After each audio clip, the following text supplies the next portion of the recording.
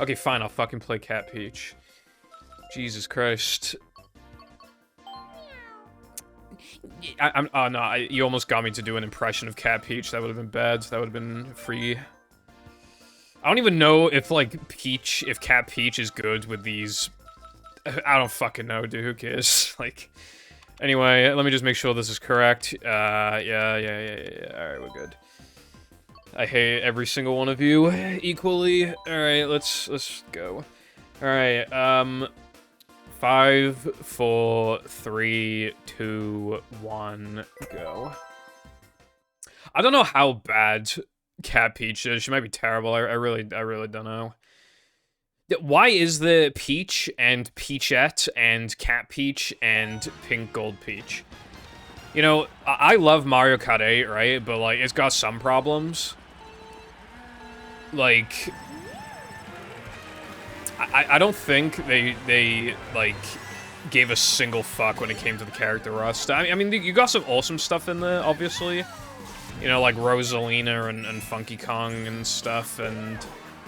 You know... And you got, you know, you got Boo. I like Boo. But, like... Yeah.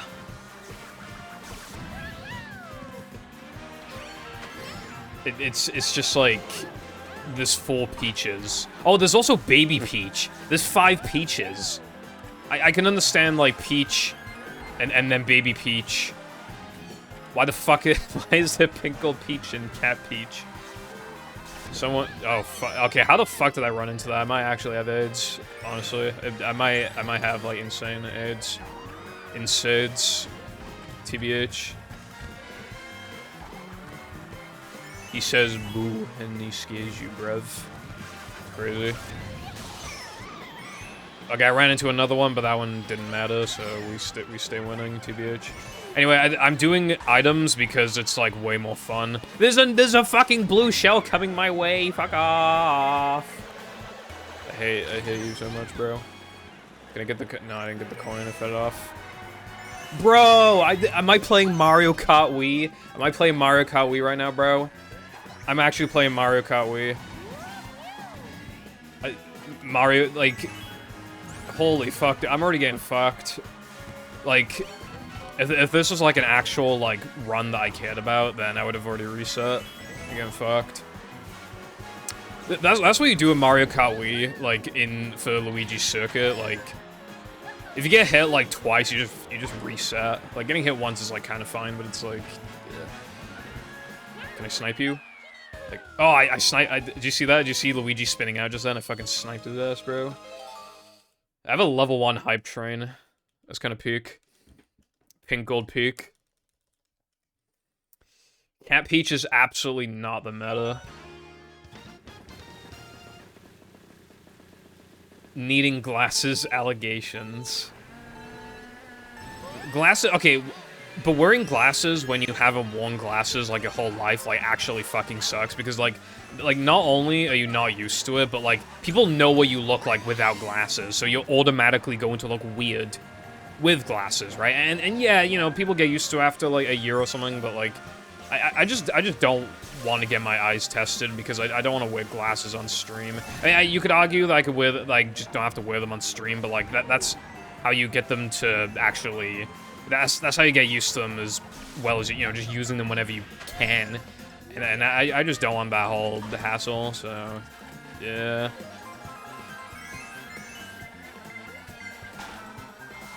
Like, if I had to get glasses, then I would have much rather have had to wear them when I was, like, 8, because then it's like, who fucking cares? You look cute with glasses. Least zesty Twitch chat.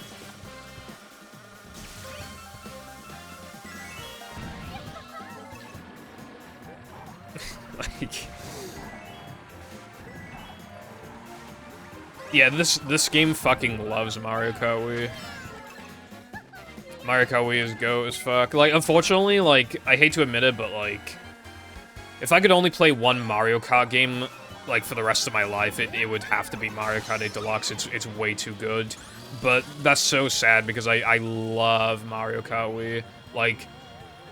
But Mario Kart Wii, I mean, it's got C2GP. I mean, this also has custom tracks now, but you have to, like, mod your Switch, and it's kind of a pain in the ass, so... It really, like, and also, Wii has, like, more custom tracks, so... You can technically get more content out of Wii, but, like, Wii is insanely unbalanced. Like...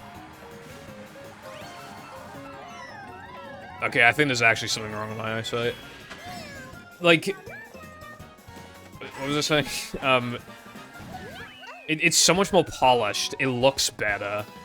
You know, bikes aren't, like, insanely overpowered. Like, there's an actual, like, of course there's going to be, like, best characters, but, like, Mario Kart Wii takes it to an absolute extreme, where it's only basically 2 characters that are actually, like, worth using, and the very, very, very occasional Toadette. Like, it's just kind of, like...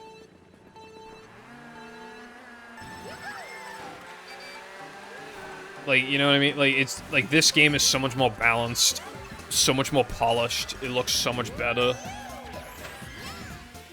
Higher quality, not insanely broken meta. Like, and it even has 200cc if you like that shit, which I fucking don't, but, you know.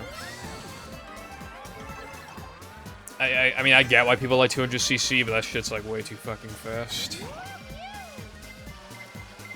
I tried playing 200cc before on, like...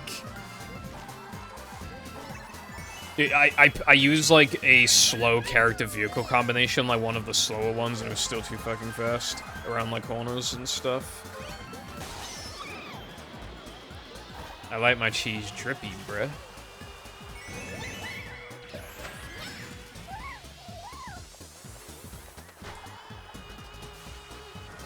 Oh yeah, so as for Mario Kart 8, by the way, I've done runs of it in the past, but when I say runs, I mean, like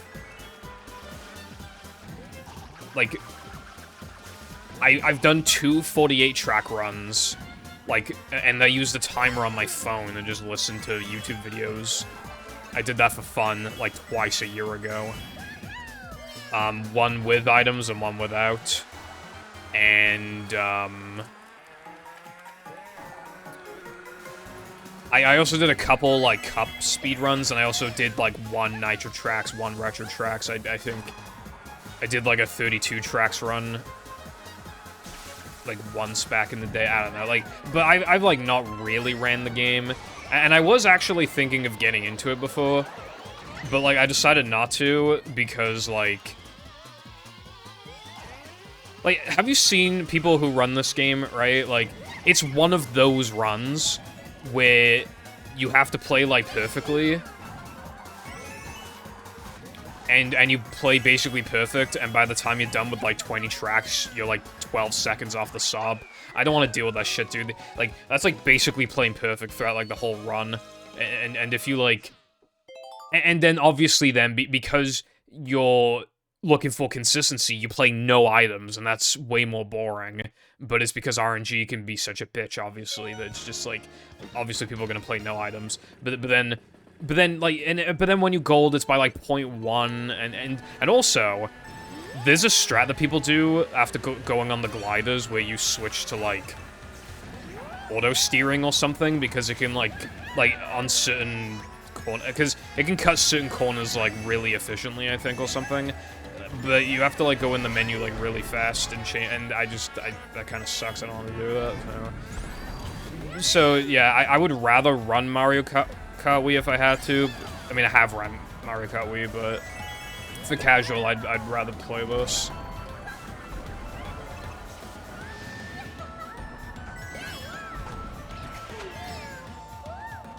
Ordered Taco Bell, Poggers.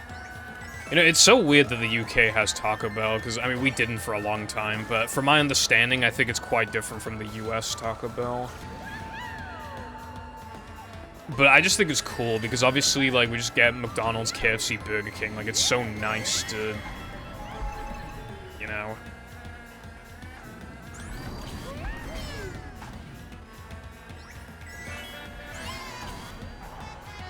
Yeah, I mean, yeah, car races are just, like, very focused on optimization, I agree, but... I don't like speed games where if you make, like, one fucking mistake in, like, 20 minutes, then then suddenly, like, it's like, oh, if I play literally perfect for the rest of the run, I can PB by 1 singular second. It's like, no, I don't want to do that, bro. That's why, I mean, I don't like runs to be too long, but I don't like them to be too short either, which is why I think about the hour mark for 3D games is really good. That's why I really like No Pause Storage. It's like a really good length that allows you to, like, make a couple mistakes. But it's also, like, it's not a complete fucking drag, and it's not, like, you know... It's not like, oh, I'm struggling to even find time in the day to finish a run of this. Like, that's not No Pause Storage, you know? That's Hundo and all tokens, but, yeah. But that's, like, why I don't like categories like Frogfish, but I like... Yeah, and don't like categories like Hundo, but I like No Pause Storage. I think No Pause Storage is, like, near perfect length. If we could just get it down to 59, I think it's, like, perfect length at that point.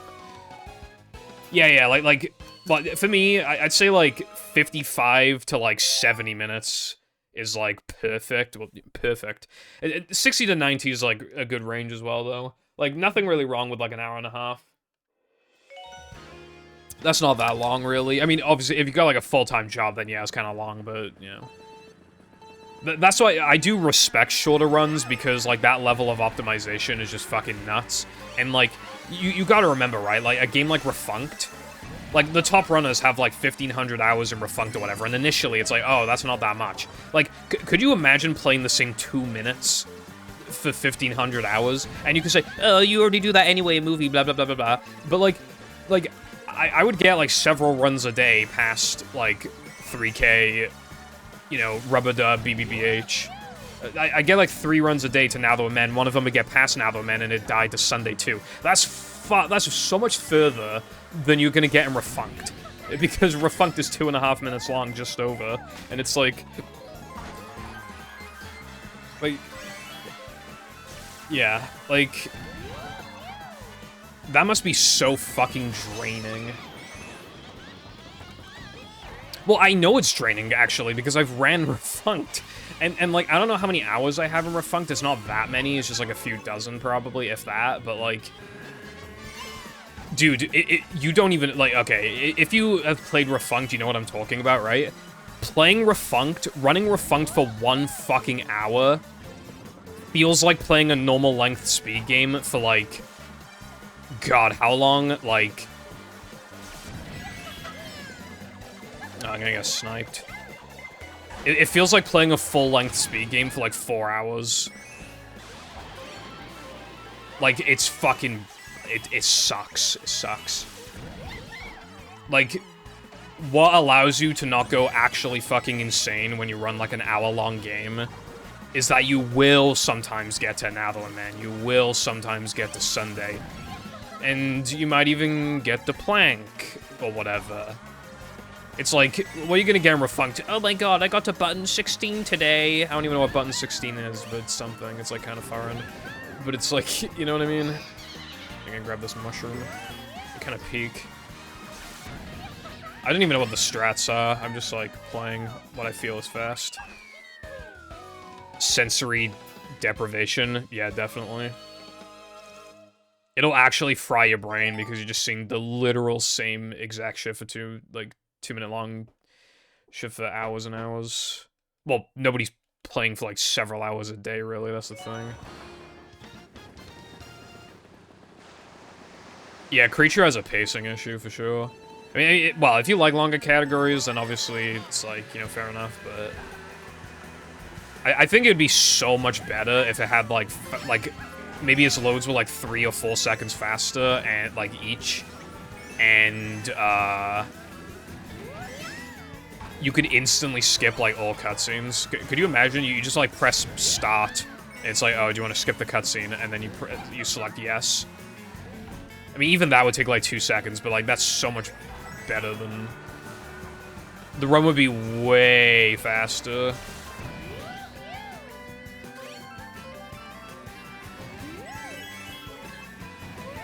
See nothing from Refunked. It's just really, really short. The entire thing is, like, movement-based. Well, I mean, obviously they got some tricks, but, like, it's all movement, really, at the end of the day. It's kind of crazy, because I think when I started, like, running Refunked, I think the record was, like, I think it was like 243 or 244 or something, and now it's like 241. And it's like, to have the run get that much faster when it's so short. And for the most part, it had already been, you know, figured out. They found a couple tiny optimizations, but like, yeah, it's kind of nuts. And it just makes me think, like, I forgot to split. Well, I guess we could do per cup. Oh, I'm fucking peak. Actually, I might as well just skip the first few splits.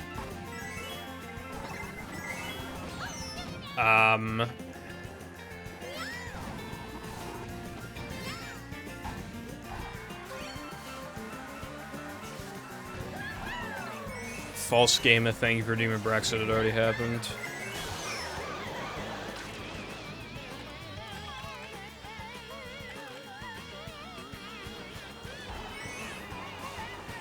I was trying to figure out for like 5-10 seconds why you said he with an asterisk. I thought I like misgendered someone or something, and then I realized. Oh, I'm not using an auto splitter. I had no time to set that up. Which track is this? Is this Toad Harbor? I think it is.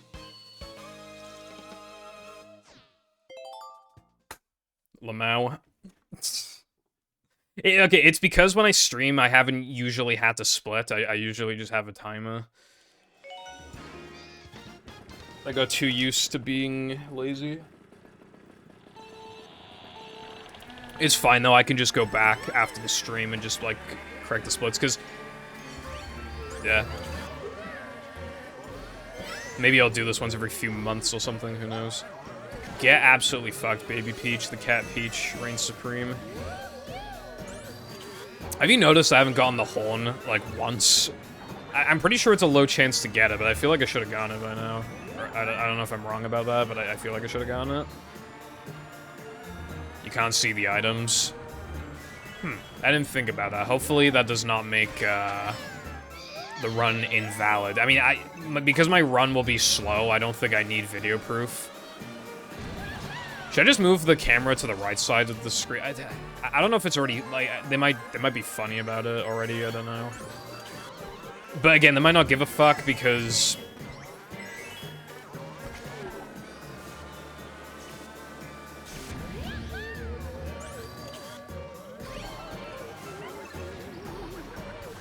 Oh yeah, well, yeah, I guess they can see what items I'm carrying anyway.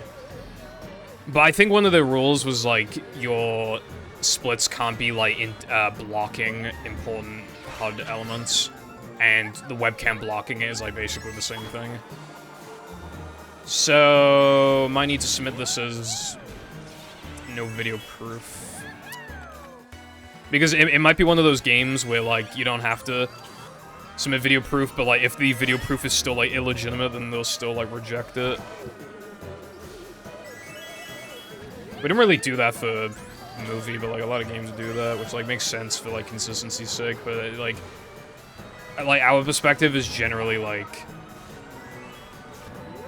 why make it harder for people to submit runs, I guess, but Mario Kart 8's, like, a popular game, like, they're probably gonna force people to abide by rules no matter how bad the times is, if they're gonna... I finally got the fucking horn thing. A bit late, though, I don't think I can use it. I am not restarting the run. I think I need to move my... But then he'll block the fucking points. Dude. Okay, hold on.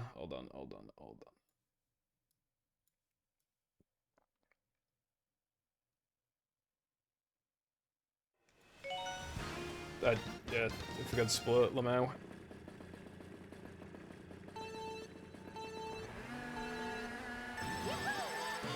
I know having it on the right... Voice crack. I know having it on the right side sucks, but, like, it's... Like, this isn't blocking anything, really, other than points. So I think it should be fine.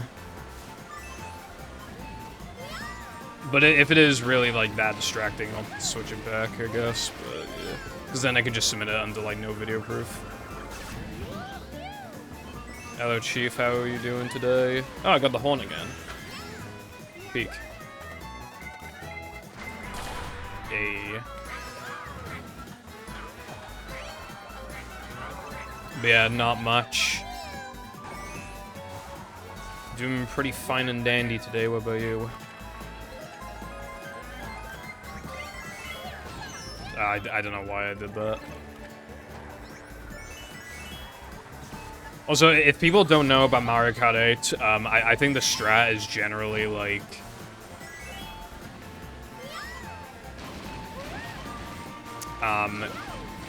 you want to get 10 coins as fast as you reasonably can, unless you have to go, like, really far out of your way for the coins. And now I'm gonna hold on to these coins, because if she decides to snipe me, I have my 2 coins. Oh my fucking god. This game is bad. Then I can use my coin item and get 2 of my coins back, because they give you a tiny speed boost. The coins did fucking hell, dude. Jesus. What's up, Judas? Indeed. The run's not actually, like, super insanely long. I think last place is, like, 4 hours and 30-something minutes. It's not actually, like, that long. So even if I assume, like, the worst-case scenario and I get last place, which I don't think I will... Because, like, I played a good amount of Mario Kart 8. I don't know how many hours I have in the game, but, like, I used to play it quite a bit in 2020 and 2021, so, like... You know, I feel like I'm not, like, a complete novice, even though I'm not, like, good at the game. I feel like I'm just, like, probably incredibly mid, which is fine. But, so even if I get last place and then, like, I'm just sitting there doing nothing for a few minutes, like... Even then, like, the stream time will probably be, like, 5 hours at most, and then...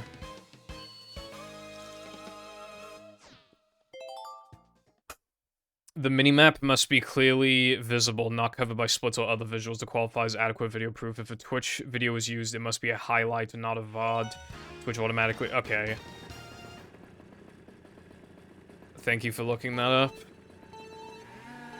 Mario Kart 8's tracks, yeah, like, Mario Kart 8's tracks have, like, a lot of cool things going on, like...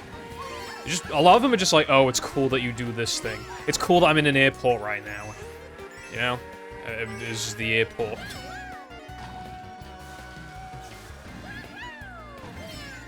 Move the splits left and keep the cam right.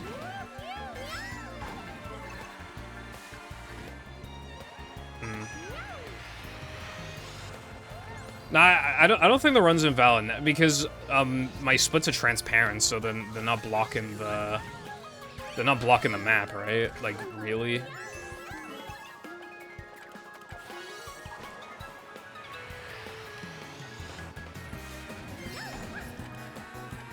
Or is my face cam blocking the... I really don't know. I'll need to look in a bit.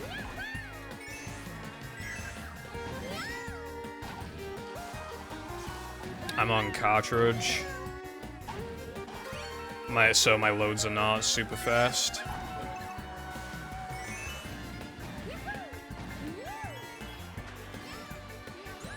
Yeah, I meant like on my splits blocking the mini map, but I think it's pretty fun. I mean, if they don't care about items, then I'll just switch it back.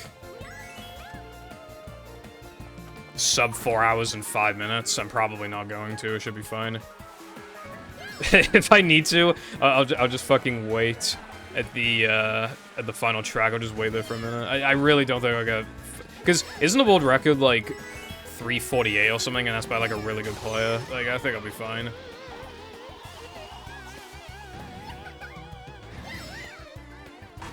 Record's held by a Japanese player, and if you know anything about Japanese Mario Kart players, it's that they're absolutely fucking cracked. Are you looking at 150cc? Yeah, 150cc with items.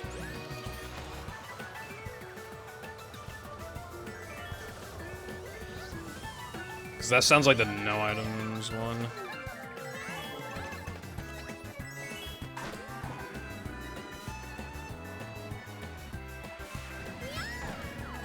I think I'll be fine. Hold on, let me... So they don't give a fuck about the items being blocked.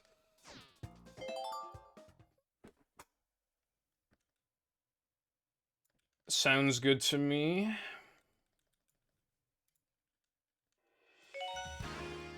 There we go, should be good.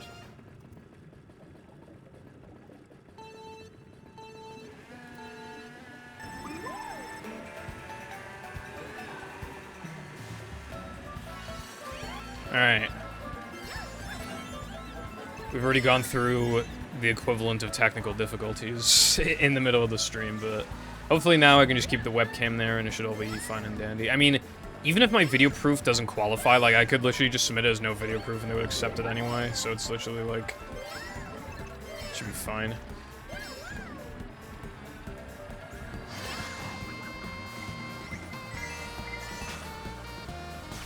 So I guess now it more depends on if you, the viewers, want to see the items, but...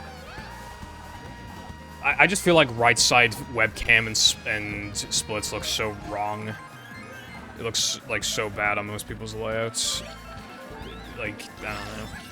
And, like, you can see what I'm currently holding, so I don't know. I think this should be fine.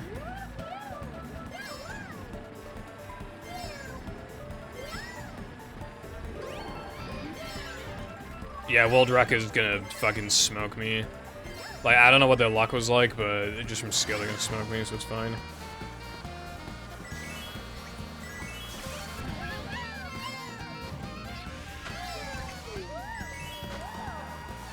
I see Christmas stuff put up in the stores before seeing Halloween stuff.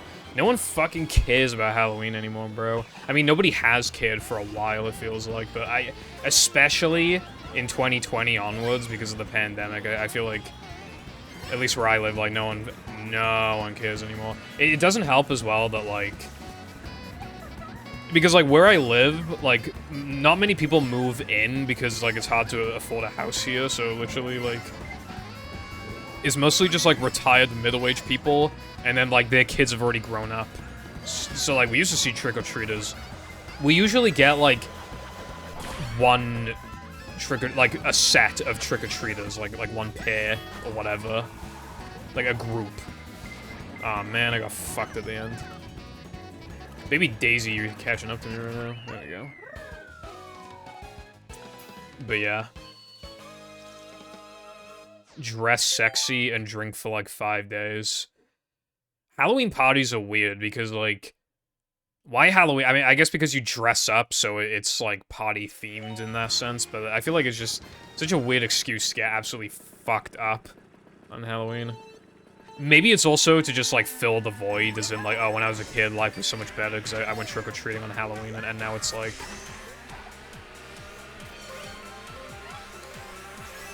Like, they want to still do something on Halloween. I was actually thinking about it recently, about, like, how much life sucks when you're not a kid anymore, because, like, well, I wasn't even a kid, but, like, you know when you experience something for the first time, and, like, it feels, like, magical? Like, when you're an adult, like, a lot of the magic wears off. I mean, you can, like... Again, I wasn't a kid, but when I got my Switch for Christmas in 2017, I was, like... 16. Yeah, I was 16. And I got Odyssey with it and Mario Kart Deluxe, and I tried Deluxe first. And, you know, it was cool. But then I booted up Odyssey, and it actually was magical. I think that was one of the last times I, like, booted up a game, and it just absolutely blew me away in the first, like, 30 minutes. And it just, like, felt like, oh my god, life is so perfect right now, like, it couldn't be going better. That was a fucking great snipe, by the way. Like, when the Switch 2 comes out and there's, like, a new big Mario game for that, I'm sure I'll be excited for it and I'll play and I'll be like, oh my god, this game is really fucking good. But, I'm not gonna be like, oh my god, like, this is the best, like, life is perfect and everything. What the fuck? Bro. Bad game.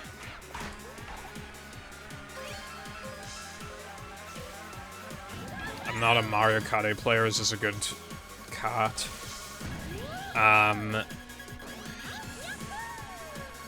Wow, people wanted me to use Cat Peach. She is not optimal. I think my vehicle choice is optimal, though.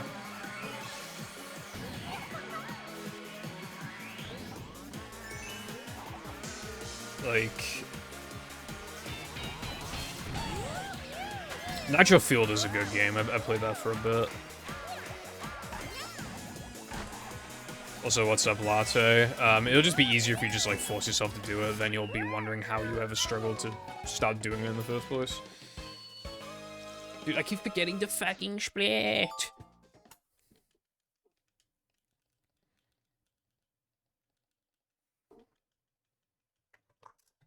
Yeah, it's like...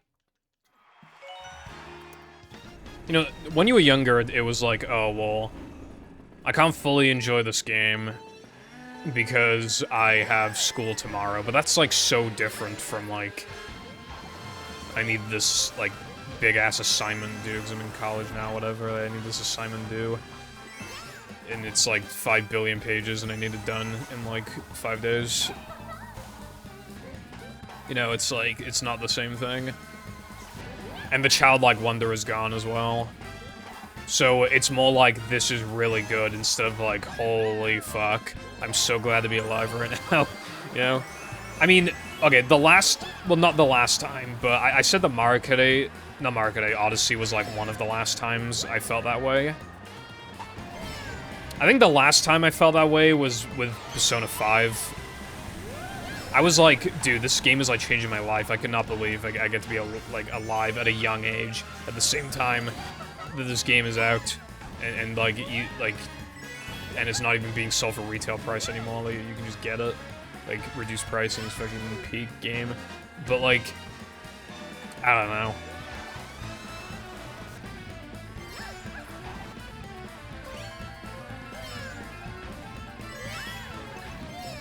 This is kind of minor as well, but like, it's also just like, when you get older as well, you need to go to like the doctors more, for example. You're more likely to have something wrong with you that could be potentially urgent to take care of. So it's kind of hard to like, just as like a niche example, to like, be like, oh my god, I can't wait for this game to come out. They're gonna play the fuck out of it, when it's like, well, I need to go to work, and I'm working overtime this week, and also, like, I need to go to the doctors tomorrow to make sure that I don't have cancer. It's just kind of like... I had to go to the doctors recently. I think I only briefly mentioned it on Discord. There's a blue shell. Can I beat the blue shell? Yeah, I'll beat the blue shell. Peek.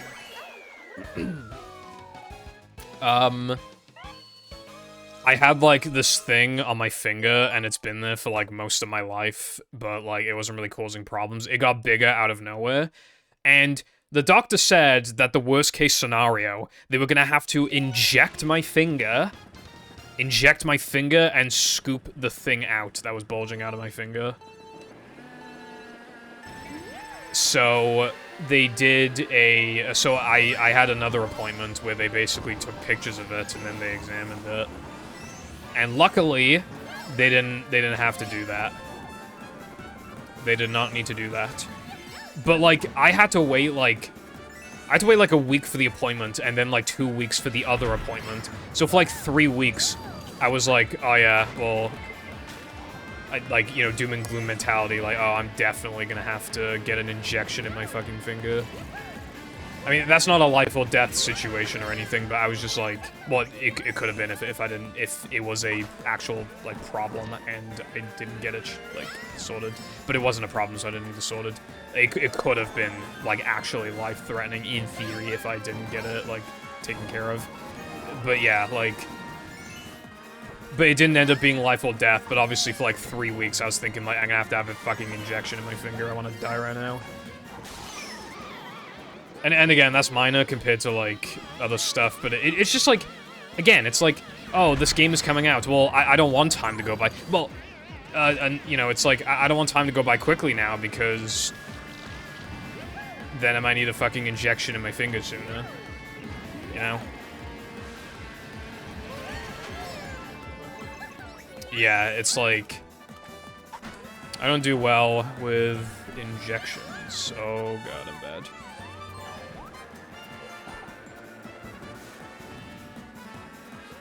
I usually don't go to the doctor, but... I don't know, I was just, like, a bit concerned because, like, this thing that was on my finger, like, my whole life got bigger. Like, I didn't look at it for a few days and it got, like, 2 or 3 times bigger. You know what I mean? Like, it just kind of... It was actually, like, kind of concerning. But I usually don't go to the second last time I went to the doctor was when I had laryngitis.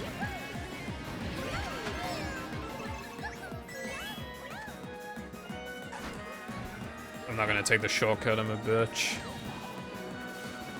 Dude, that shortcut has to save, like, almost nothing. I bet that shortcut saves, like, half a second or something.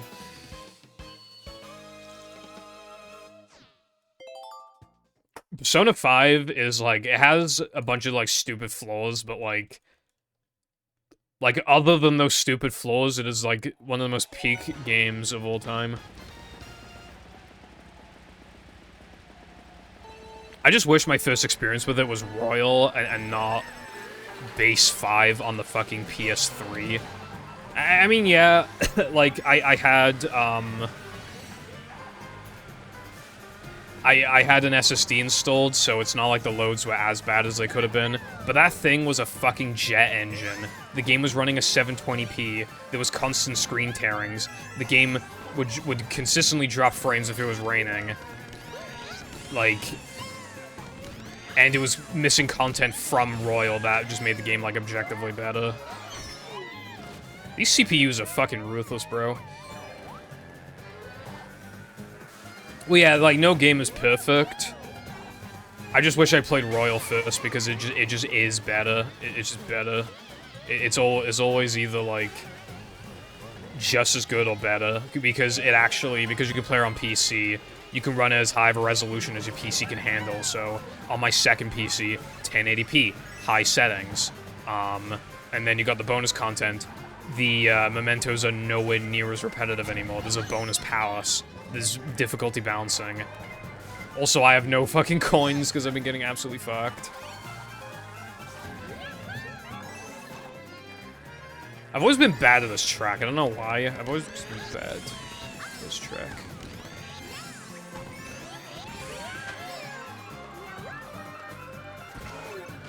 Bruh. Brothership? Is that the new one? Dude, stop fucking my ass. Dude, I'm in second place for the first time in like 500 years. Bruh! Bro. It doesn't help that I'm already bad at this track, but the fact that I'm getting actually fucked as well. This can't be happening right now, bro. Hold on, I need to lock in. There is no fucking way I'm not getting first on every track.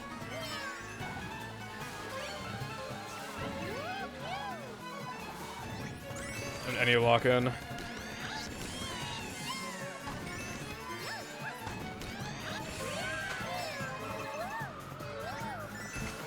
God damn it.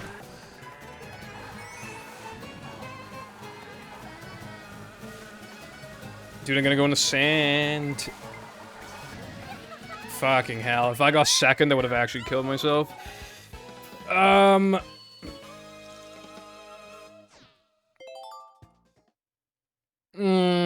wouldn't say never Persona... Well, yeah, I would say, yeah, nobody ever talks about Persona 1 and 2, but I always hear stuff about Persona 3 and 4. Persona 3 got a remake this year? Yeah, this year. I played it. When I had laryngitis and I had nothing better to do, I was playing Persona 5. And, Persona 3. That game is really good.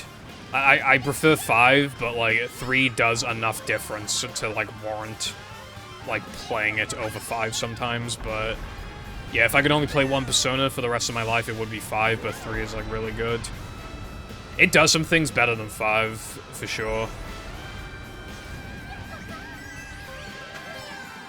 And it is, like, the most recent game, like, the remake. So it has, like, some extra quality of life stuff that is, like, really, really nice. And I love the characters, dude.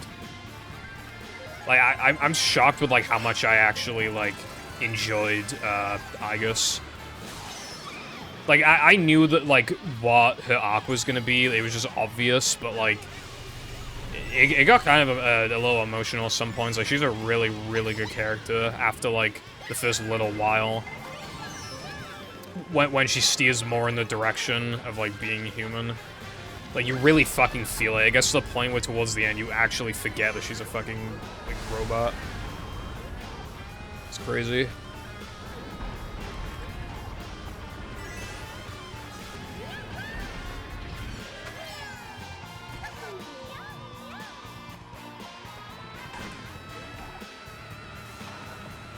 Hold on.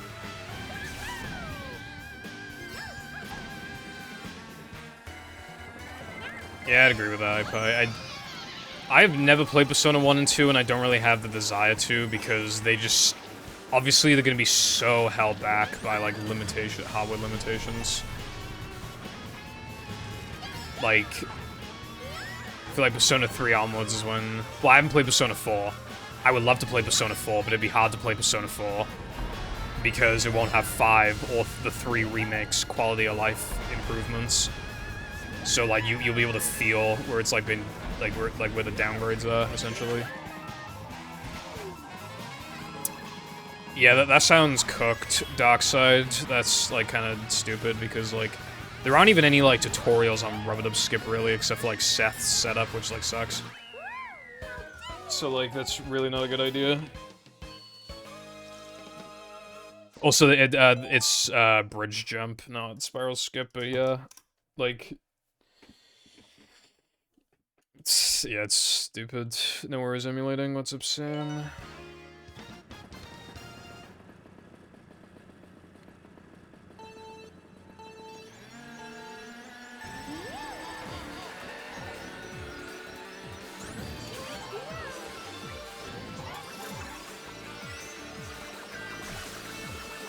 Persona 6 or GTA 6, definitely GTA 6. That's coming out late next year, right? Persona 6 hasn't even been, like... I don't think they've even said, like, oh yeah, we're working on this shit, by the way. I don't think they've ever said that. As far as I'm aware. They might have, but I don't think they did.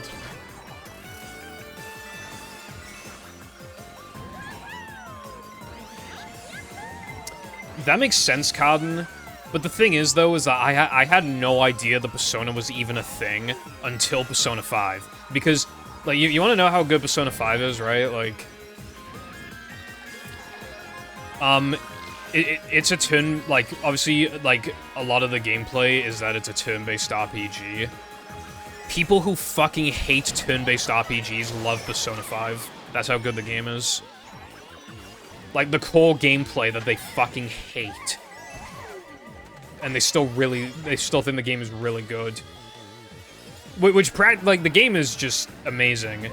Like, I feel like that in itself kind of proves it, you know, but... So yeah, I just... And Persona 4, I don't know if Persona 4 was on PS3, but yeah, I had a modded PS3, and I was just downloading stuff I accidentally pirated. Persona 5, and I was just like, well, I might as well check it out. And I watched its intro. It was the most peak thing I've ever seen in my life, and I decided to play the game. And what do you know? It was fucking peak. So yeah, that's what happened.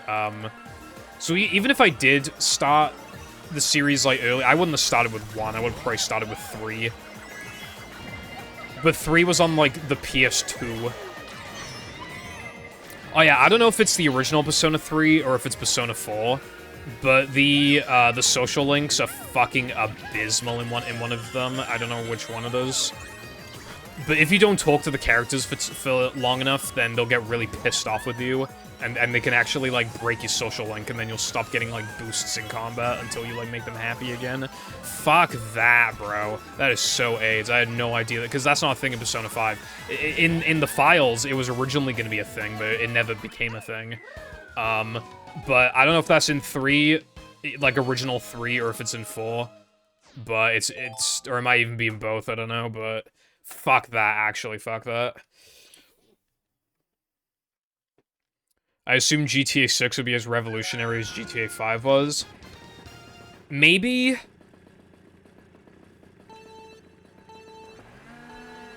I don't know if people have, like, the attention span to play insanely long games. Not us, but, like, I'm talking about, like, the Zoomers. I mean, but the Gen Alpha crowd. Or, like, the younger Zoomers. I mean, maybe. I feel like gaming was, like, different back then. I think it'll be a really, really big game, you know? I think people will be talking about it like how they talk about Elden Ring, but, like... I think people stop talking about it, you know, at least still stop being all over my timeline in probably, like, a month or something. Yeah, it's called Dumb Jump. Because it was known as, like, the Dumb Jump, because people thought it was, like, hard back in the day.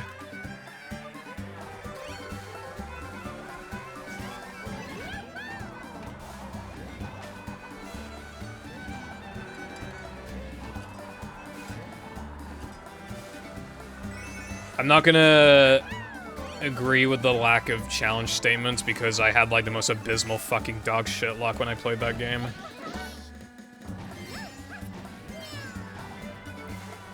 In Kamoshida's castle, his palace, my characters kept missing the zombie horses, and then they kept spawning more zombie horses. I'm incredibly unlucky. They kept spawning zombie horses because they like to do that if you don't attack the zombie horses.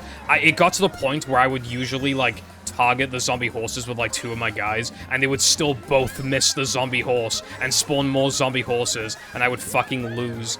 Genuinely, it kept happening so much that I actually had to switch the difficulty to easy. Just so if they spawned zombie horses, there was actually, like, a semblance of a chance that I could still, like, win.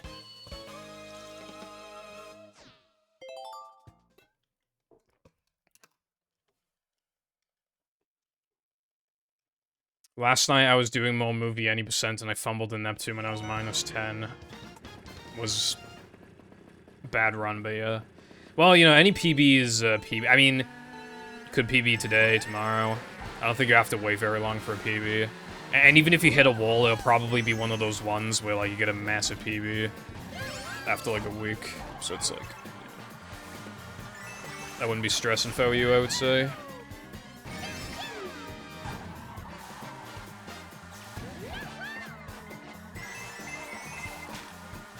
Anyway, I was having like, when I played Persona 5 Royal recently, I stopped after a few palaces in because I still have Persona fatigue.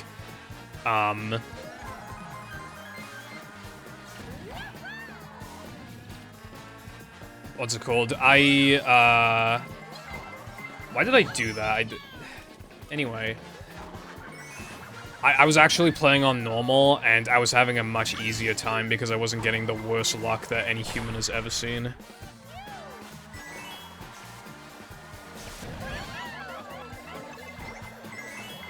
I should have kept the coin, because then I would have 9 coins right now. Luigi's in front of me. God damn it, I have to lock in again.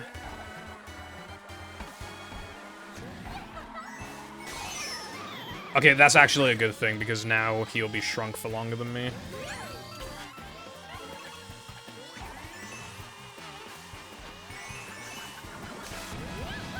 Yeah, maybe if I wasn't Cat Peach, maybe I'd have better stats. Hold on, let me lock in.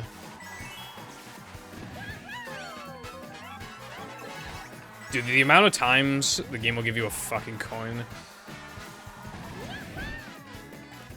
Alright, I kicked his ass, it's fine.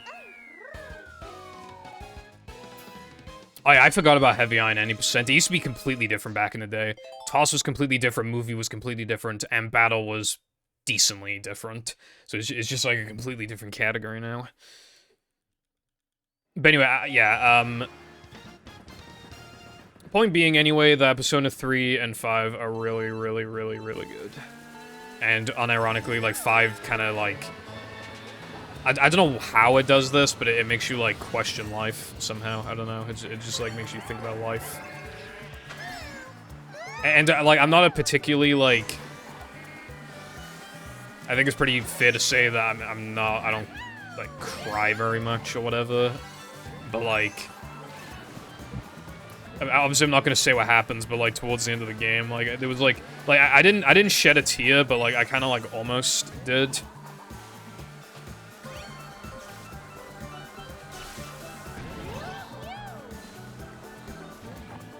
That game kind of helped me through, like, a part of my life when I was, like, really fucking depressed. I did not mean to use the horn. But yeah, all I would do all day, every day is play Persona 5. Like, I would go to bed, wake up with the PlayStation controller next to me, and then I'd hold down the PlayStation button, and then it would just turn the TV on and the console, and then I could just get back to playing Persona 5. And then after, like, an hour of that, I would actually finally get up and, like, brush my teeth and stuff and take a shower. But yeah, like, one time I pulled an all-nighter. Like, I couldn't sleep for, like, 2 hours, so I just played Persona 5. And then we went out. And then when we got home, I played Persona 5. Like, and even then, even though I did an all-nighter, I still went to bed again at, like, 1 a.m. Like, normally when I do all-nighters, I fall asleep at, like, 10 p.m. or something. But I still stayed up extra long again so that I could play Persona 5. Like, I've not really done that for any other game except for when I was, like, much younger. I don't know, it's like... I think that might be, like, the most impactful game I played in my life. When you consider that I was an adult and it still had that impact on me. I feel like Persona's a hard game to get into if you're, like, really busy, though, because, like... You're not gonna have time for that shit, bro. It takes, like, 5 million hours to get to a safe room, so you can actually save the game. Like, who has time for that if you have a fucking job and shit?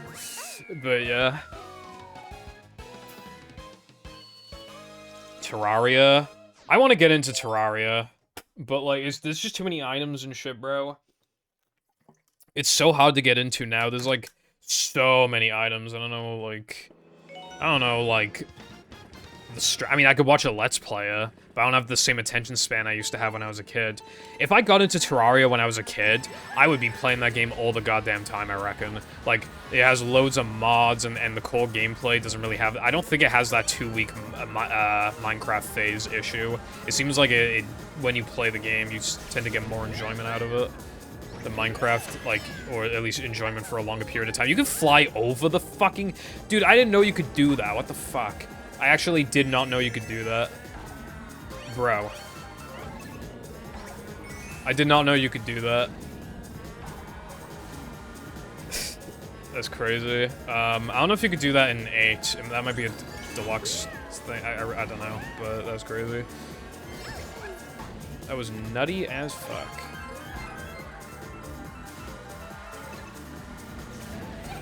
Dude, Sonic Mania is fucking good as well, but I never beat the game. I only got, like, halfway through. Because, like, when I don't like a level in Sonic Mania, I really don't like it. I fucking hate water in Sonic games. I really think they just gotta stop with that shit. It sucks.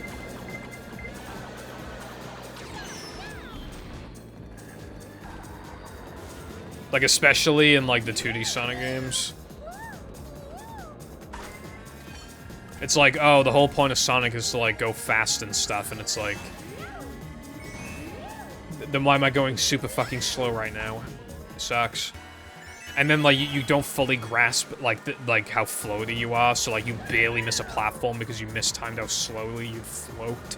And then the timer's counting down, and it's stressful, and it's just like, bruh.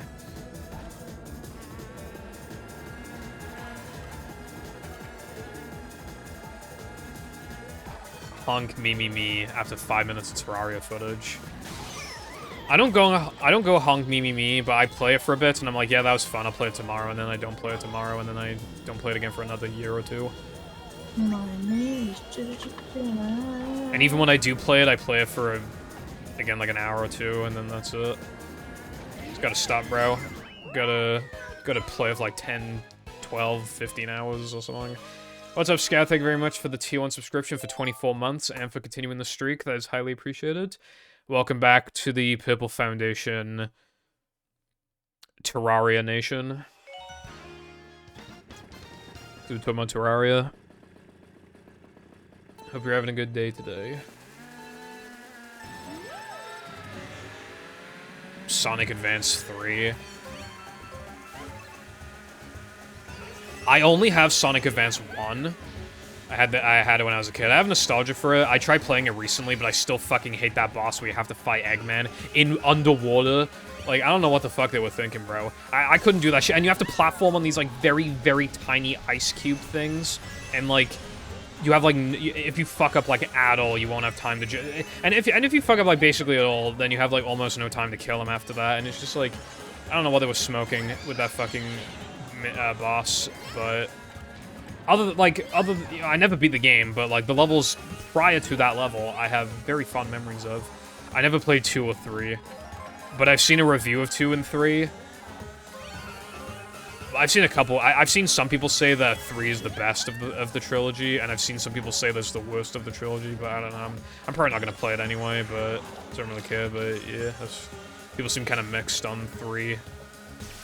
Same with 2, but I feel like generally leaning more towards like positive than negative for 2. Oh, did you see somebody's? I think somebody's like.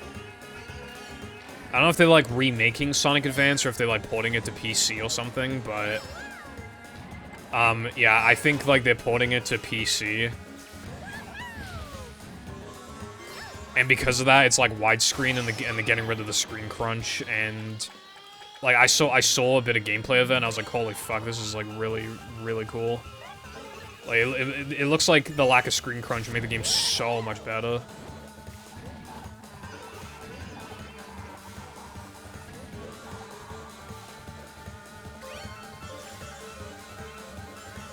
...2 to 3 hours. Maybe you should get back into it at some point.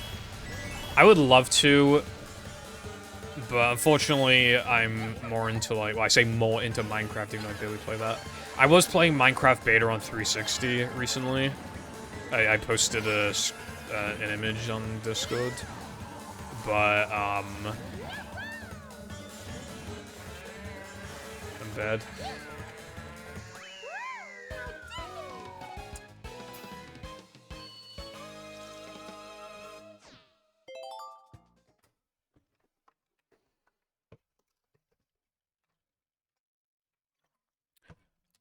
All I did, I explored a huge cave and I found diamonds. I built a house. It's the best looking house I've ever made, and it doesn't even look good. I did a couple decorative things, and I made an animal farm.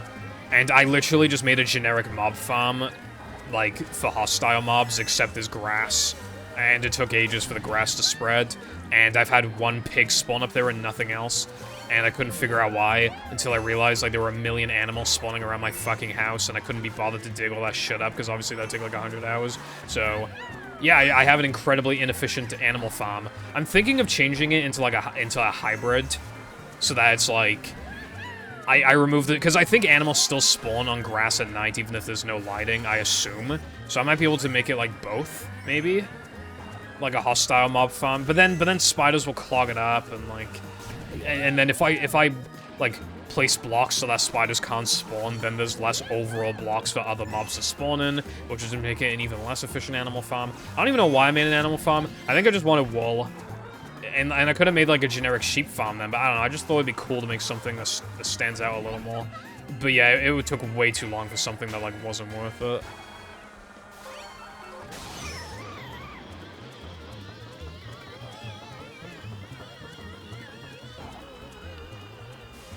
Tag action mechanics. I forgot the game had that. Oh yeah, my copy of Sonic Advance came with, okay, good. I could not lose the Baby Daisy. Hold on, I gotta lock in again. Alright, I think I should be fine. But if I get blue, that might be cooked. Nah, we're good, we're good. Fully automatic stick farm out of a skeleton spawner with the new crafter block during my 2-week phase. Nice. I haven't played it. The most recent Minecraft version I've played is 1.16. For New Year's 2021, my New Year's resolution was to play more casual games, and one of the things because I had never beaten Minecraft without cheating in some capacity. Because I'd eventually, like, die in lava and be like, oh, well, it was kind of bullshit, so I should give myself back, like, half the diamonds that I lost, and, you know, half the levels I lost, and maybe also, like, my diamond chest plate, or maybe I should compensate myself with, like, a stack of iron, you know, it was always, like, some, or I'd put on keep inventory, it was just always some form of cheating. So I played hardcore, and my mission was to just actually beat the game. Still take my time, but like beat the game without any cheats on hardcore. And I did it, and it was really fun. I really enjoyed it. My phase lasted much longer than 2 weeks. I mean, that wasn't the only map I played. I've talked a few times about that Survival Island map. That was the greatest Survival Island map of all fucking time, dude. I got so lucky with the seed. Dude, Ocean Monument, like, basically right next to the fucking island. But it wasn't so close that the Guardian guys will, like, harass you. It was far away enough to where they would never harass you. It was so close that you could easily go there if you wanted to. It was insane, right? And that's not all. I like how every single time I look at the minimap, there's always bullet bills and stars being used all the time. But anyway, you have no idea how massive that abandoned mineshaft was, dude. After I died in that world, I looked in spectator mode. There was so much I hadn't conquered. And I had done like 70% of the abandoned mineshaft. And you know what the crazy thing about that is, right?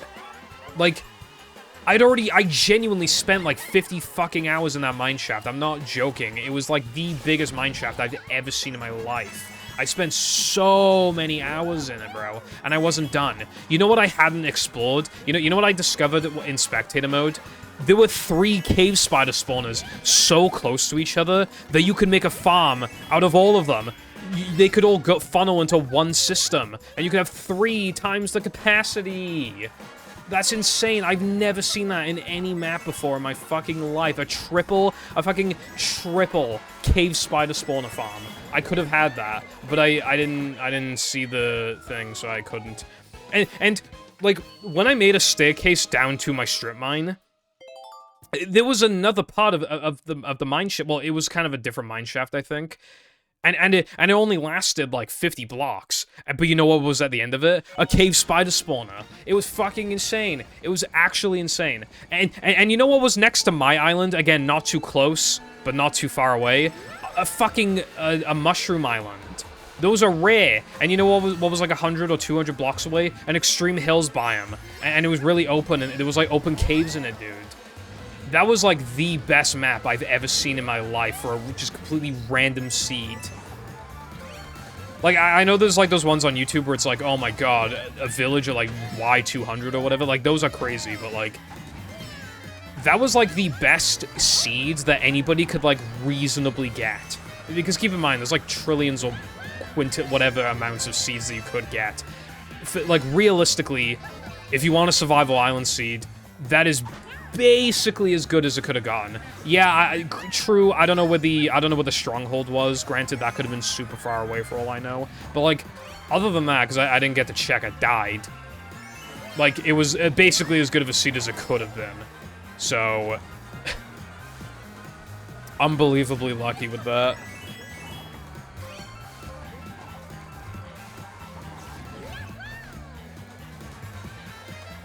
True, Cotton. Beginning looting is like such a pain in the ass, so it's just kind of like whatever. No, you know what's way worse is like getting wither skulls, dude. I did a beta, not beta, I did a release 1.2.5 hardcore world this year, and the reason why I did that was because that was the first version I ever played, so I thought it'd be fun. But then after I beat the Ender Dragon, I bumped it up to, I think, 1.4.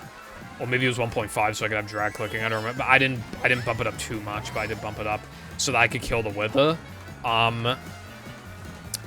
The first skull took so long. I couldn't believe it, dude. Because I think the drop is like 1 in 100 or like 1 in 50 or something. I think I counted. I think I killed like 150 fuckers for that shit. But then I think the second skull I got fairly quickly, so it's like, okay. So all in all, I think I got about average luck overall, but that first skull was killing. And at one point, I got down to half a heart. It was very terrible. And I don't know if you remember, but I posted in bullying, I think, that I died in my Minecraft world after I went AFK. And you might be wondering, like, what happened?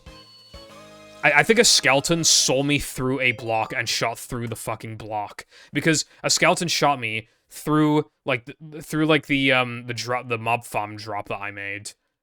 And it was only one, it was like 1 by 1, but you know, but I cut the corners. So I think he literally saw me through the block and shot me through the block because his bow was pierced through the block. Which is fucking bullshit. I don't think that can even happen in modern Minecraft. That's probably an older version thing. But, yeah. That was so fucking bullshit, bro.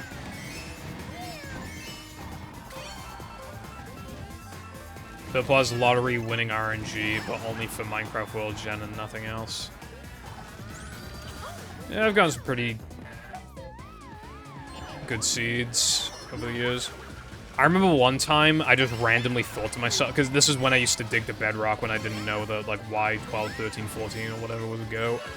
I just randomly, I think I mined some redstone or something, so I had, like, a big open area, and I was like, I bet there's diamonds above me right now, and I mined above me and it was diamonds. That was crazy.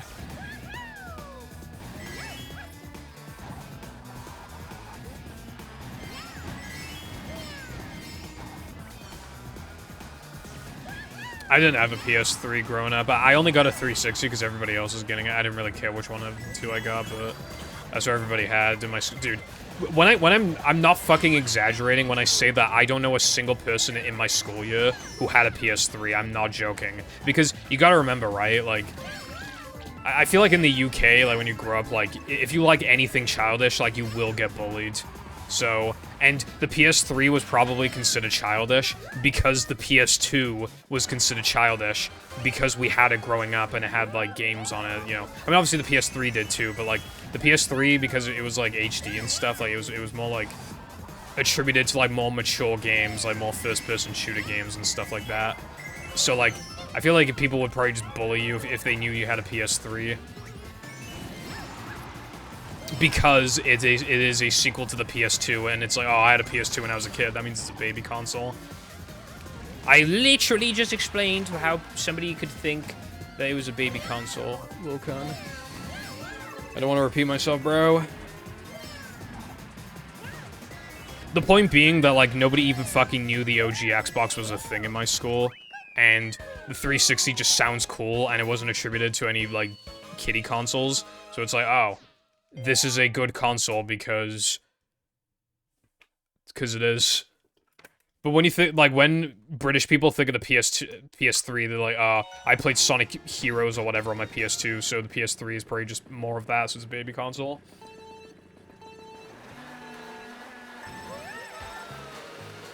The PS3 had plenty of games back in the day, and the crazy thing is, as well, is that, like, you know what's weird is, like, the PS3 isn't really, like, like, a lot of games have been remade or ported to PS4 or PS5 or PC, but there's still a few games on PS3 that never got ported or remade. But, like, they're still generally usually cheap. Like, PS3 games are weirdly cheap.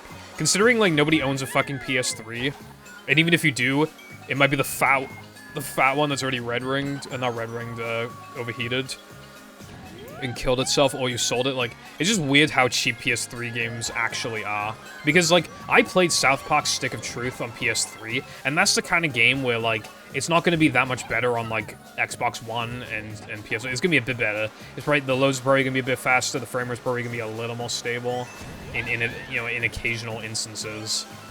And it's probably a slightly higher resolution or something, but, like, a game like that is so simple that it's bound to run almost as good on PS3.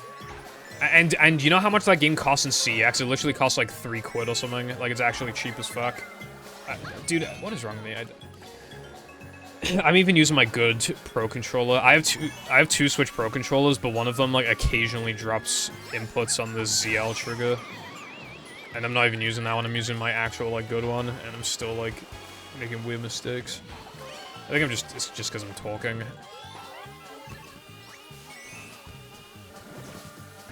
Yeah, the PS3 had free online, which was huge, but, like, I think the PS3, wasn't the PS3, like, didn't it retail? Well, I know the Fat did, but, like, even after that, I think it was more expensive than the 360. People really care about, like, initial costs. That's the problem. That's how they get you. That's how companies have not always gotten you, but, like, that's how they tend to get you, is, like, You generally, because like when you think of buying a new phone, for example, you just think of like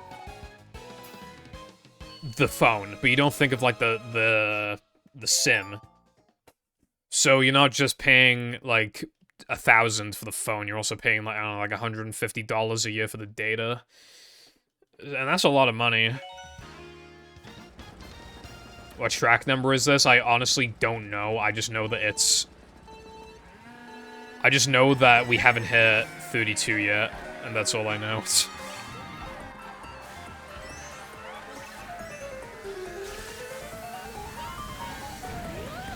I was gonna do sub-splits, but I didn't have time, so... I think we're getting towards the end of the 32 tracks. Is this the last cup, even, for the... It might be.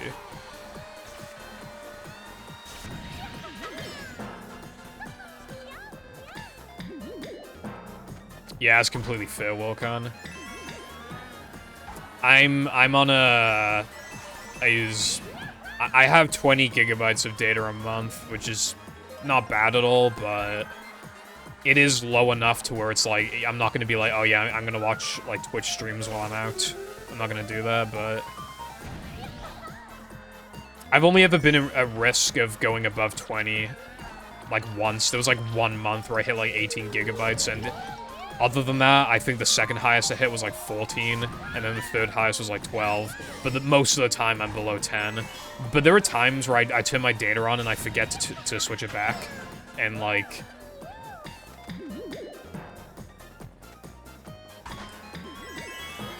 I had to make sure I timed that correctly. But yeah.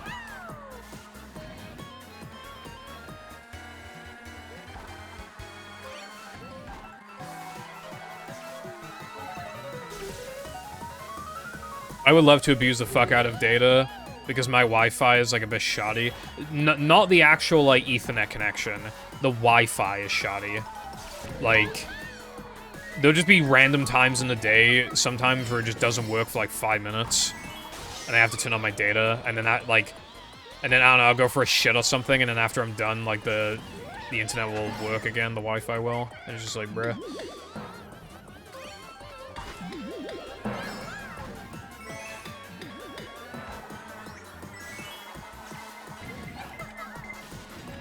Hey. I've got a lot of snipes. That's good. Oh, I called it Music Park. Dude, I took the American names, I guess. In Great Britain, we call it, what was it, like Melody Motorway or something?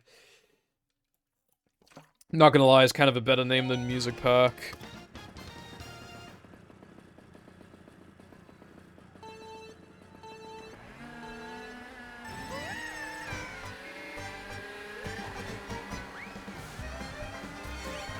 I hate that I'm probably gonna buy a new phone next year. Like, again, like, the battery keeps getting worse and worse. Comparatively, the camera's getting worse and worse. Sometimes Twitter and Discord will just fucking straight up lag for, like, 30 seconds and not do shit. Like...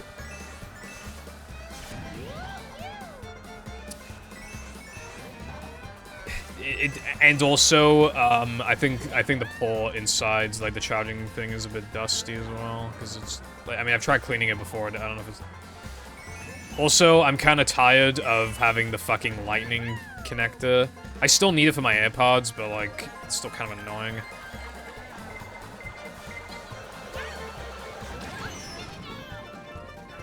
Why did she say, "Here we go," after I got absolutely destroyed by a fucking nuke?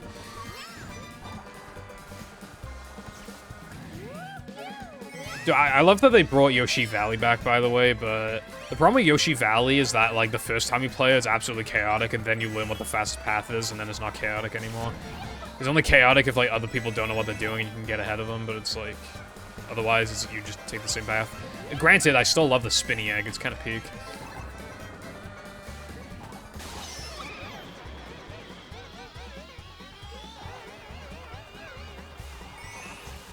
I do feel like I've seen Discord get slower, but I don't know if it was just me.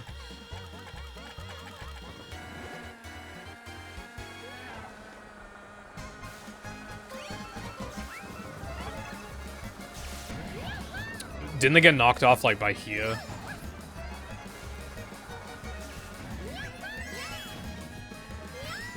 Wait, did they actually revert to fucking 10 megabytes?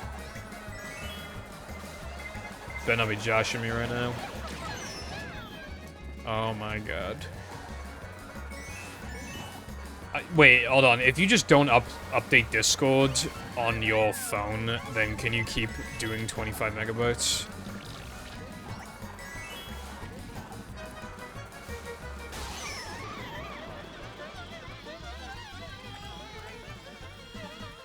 What's up, Brightside? Karting of the Mario variety. Oh man, that's so AIDS. Why is Discord so fucking... I mean, I know it happens with, like, every service, and Discord is still 50 billion times better than Twitter could ever hope to be, but, like, come on, bro. Also, I think this is the last cup of the 32 tracks. I don't fucking know. Anyway, man, shit just sucks now. Shit just sucks.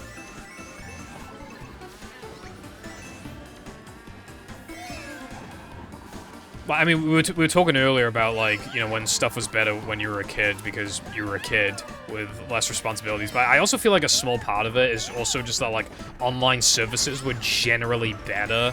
And, like, yeah, your internet was pretty bad. But, like, think about it, right? When you were, like, 14 even, not even when you were a kid, when you were, like, 14, I feel like a lot of companies, like, hadn't fully figured out how to make as much money as possible.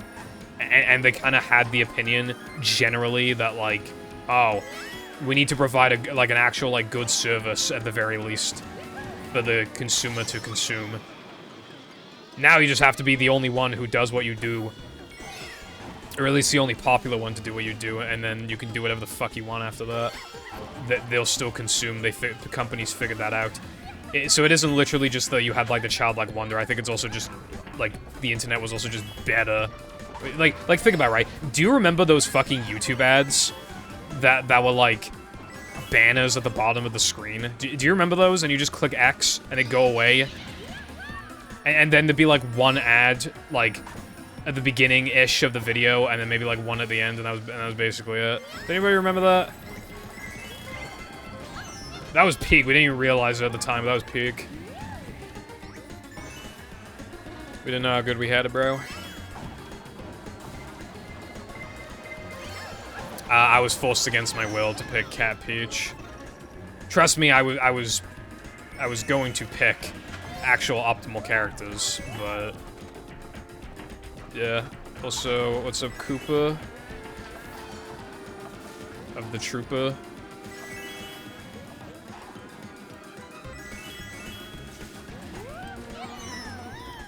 I don't even have an excuse for that one.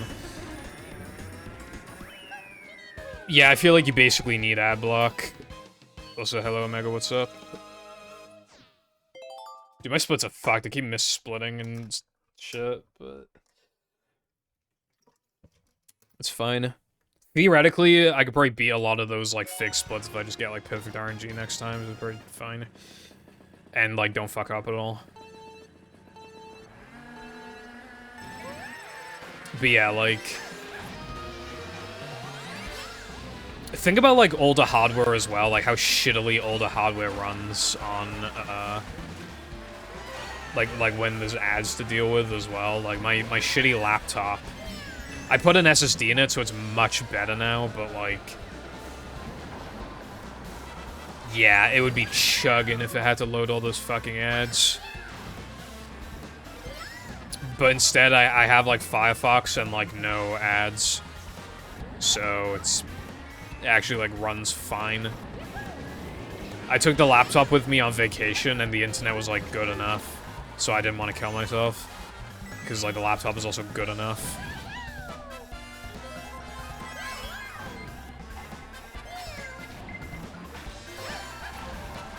Picking optimal characters is for nerds.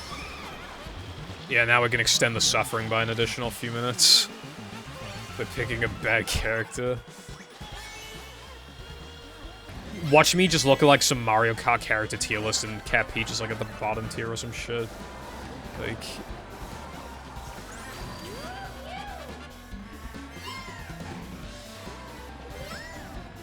I don't know who the best character is because I think it kept changing because they kept updating the game. Because, like, at one point I know Wario was, like, peak, and then I think Waluigi was peak, and then, like, I think I saw people using Pink Gold Peach. And, like, I don't know, bro. And I've seen people use Yoshi. I genuinely don't know what the meta is anymore. I literally just looked at third places because their run was, like, 2 weeks ago. So I checked third place, and I saw that they were using Yoshi with this vehicle combination as well. So I was like, okay, I guess I'm using this, and then people made me pick Cat Peach. Also, I'll be fucking damned if Luigi's gonna beat me in this race.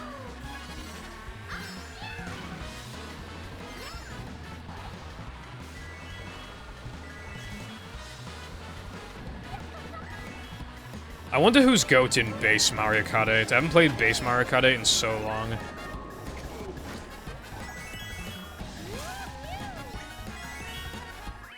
But I think it probably is, like...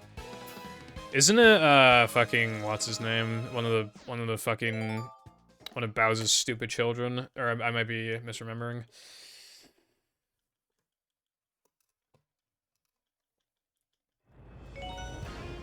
Yeah, Molten, it was an peak.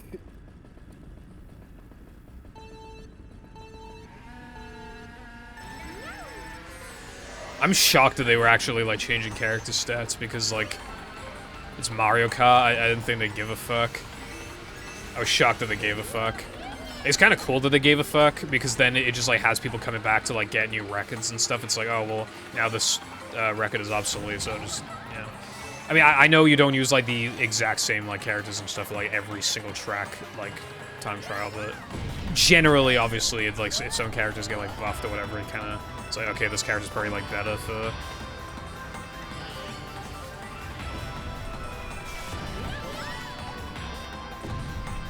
I don't really like fire hopping, but maybe that's just because I couldn't be bothered to learn it.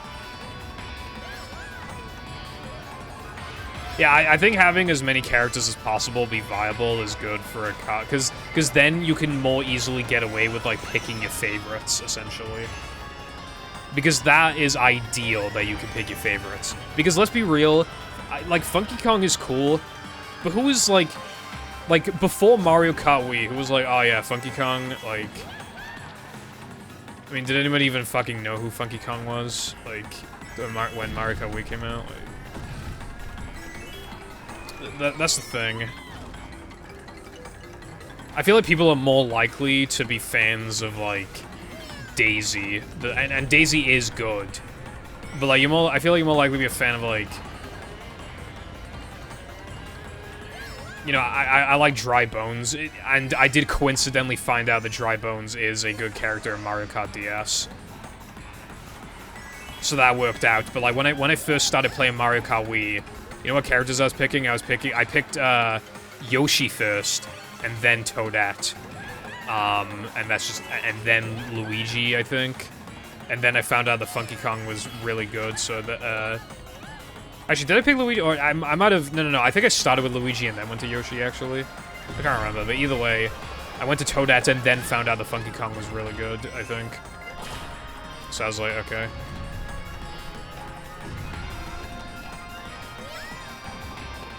But I think, like, Boo and other characters like that in Mario Kart Wii are, like, really bad. Well, I never played Donkey Kong Country, that's the thing, but yeah. Like, I'm sure people knew of Funky Kong, but I bet a lot of people who played Mario Kart Wii did not know who Funky Kong was. A lot of kids.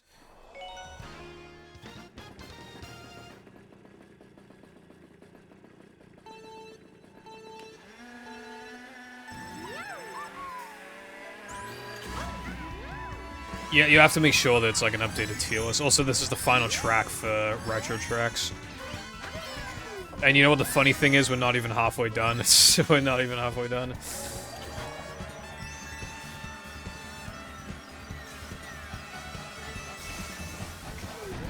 As a matter of fact, we will be a third of the way done after I, finish up this track. Fun fact, by the way, like, this track is, like, really, really long under normal circumstances. But, Because they made it one lap in this, it's actually one of the fastest tracks in the game. So it went from ungodly long to quite short. B tier? Okay, that's not that bad. B is, like, fine. B is, like, you can get away with it kind of thing. You can get away with it. Who's at the bottom? I want to know who's at the bottom. I gotta know, like, who's... It's gotta be, like, Baby Peach or some shit, right? It's probably one of the babies. Because they're lightweights. I'm pretty sure lightweights are usually, like, not that good.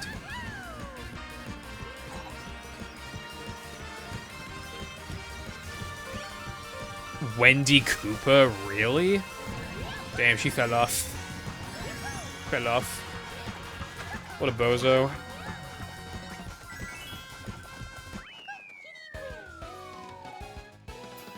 Would have preferred it to be 2 laps. Yeah, I think 2 probably would have been good. I'd rather it be 1 than 3, put it like that. If they had to pick 1 or 3, I would rather... Isn't Nintendo, like, really allergic to 2-lap tracks? I mean, I know there's Wario Coliseum, but I think that's... Isn't that, like, the only 2-lap track? Or am I misremembering? I think they generally really don't like 2-lap tracks for some reason. Oh my god, you know what track fucking sucks? N64 Wario Stadium, dude. I was thinking of getting into running Mario Kart 64 back in the day. By, obviously, you know, because I have her on N64, like, I can play. Yeah, no, I'm not doing that because...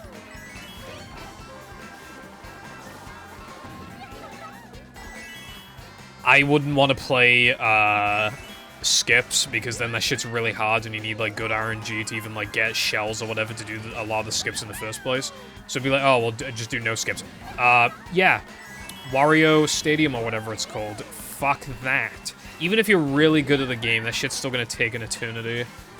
An eternity to the power of 5. No thanks. God, I'm so good. God, I'm so bad. Did you know? This track is shaped like Yoshi. That is because Yoshi is an iconic character in the Super Mario series.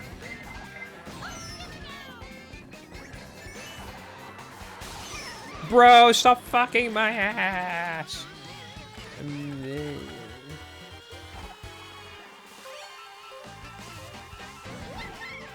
Also, I would argue this is not even the best version of this track because the GameCube version has that little tunnel shortcut. I don't know why they just, like, don't bring that shit back. That shit was peak. Yeah, I'd say some of the tracks on N64 are, like, pretty good length, honestly, but, like, there's a good chunk of them that are, like, kind of annoyingly long, but it's, like, not that bad. It's, like, individually, it's, like, hard to complain about them. And then you have, like, a few really long ones, like Rainbow Road, and it's just like, bro.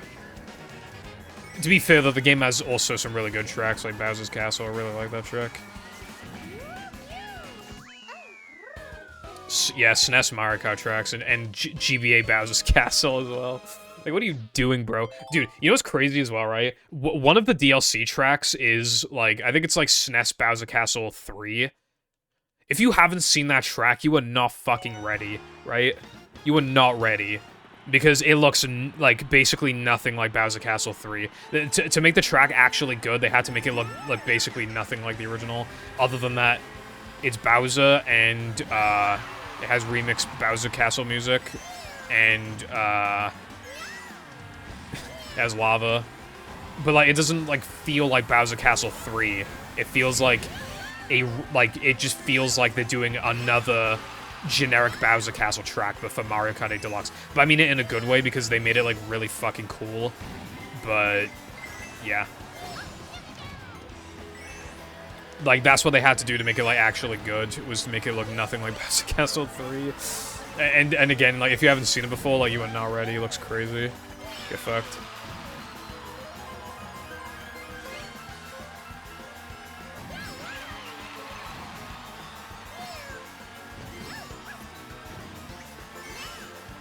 CGGP Deluxe. I downloaded one before. that wasn't CGGP, but I don't remember what it was. It might have been CGGP Deluxe, or it might, I don't know, but I didn't play it for very long. Because CGGP is just like the standard, you know, it's just like, that's what everybody's gonna be playing. Bro actually dodged the blue shell. It must be my lucky day.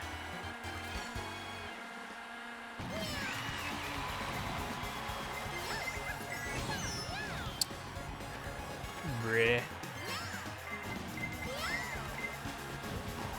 Okay. No, you are not passing me, you fucking bozo. I'm not letting you... Yeah, I don't really like Super Circuit. Like, I mean, it's better than the SNES game, but like... Yeah, I don't really like it. I feel like it's mostly a step back from N64. In my opinion.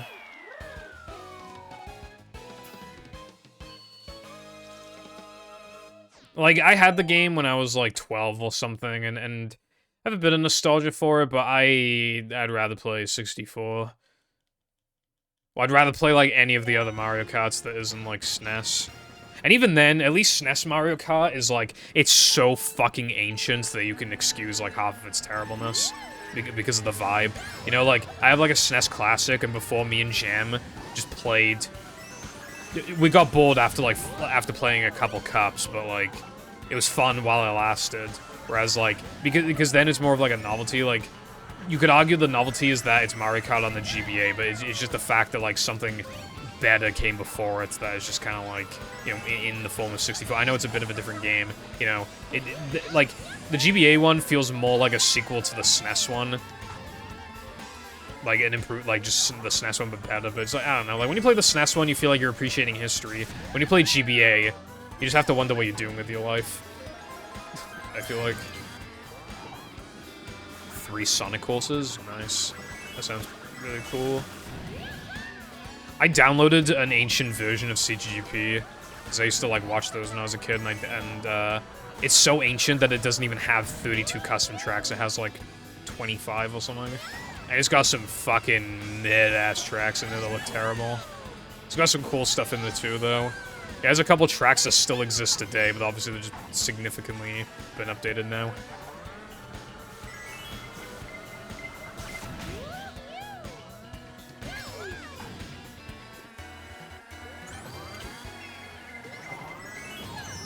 I think Super Circuit's, like, cool, but again, it's voice crack. Again, it's just, like...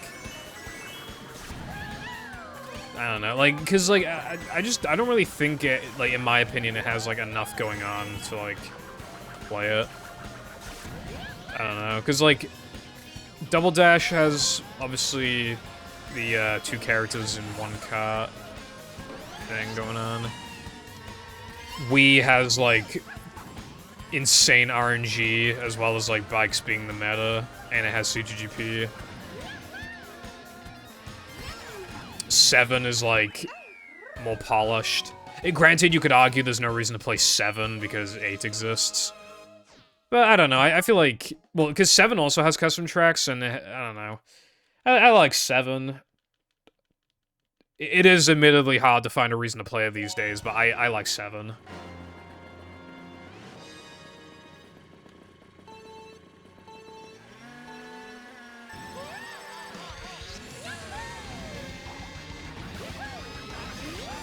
You gotta remember, like, if you go to CEX and you go to buy 7, it's like 12 quid.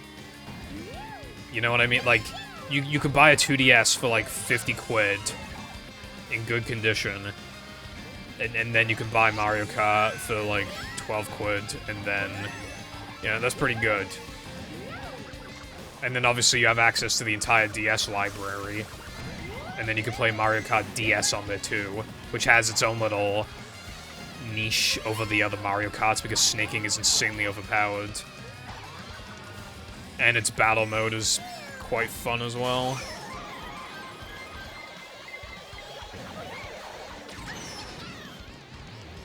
I have admittedly not played that much Double Dash. I've only played it for probably like 5 hours or something. Because I went straight from DS to Wii.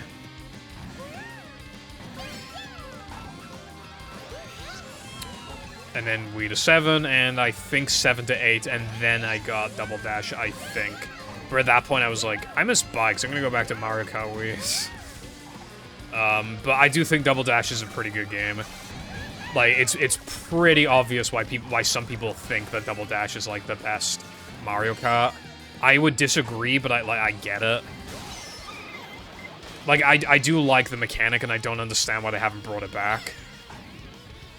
But I also don't think it's such, like, an objectively amazing mechanic that, like, Mario Kart is just, like, absolutely needs it. I think it'd basically only be a good thing if they brought it back, but Mario Kart 8 is already, like, so good that I would generally rather just play Mario Kart 8, even though I think Double Dash is really cool.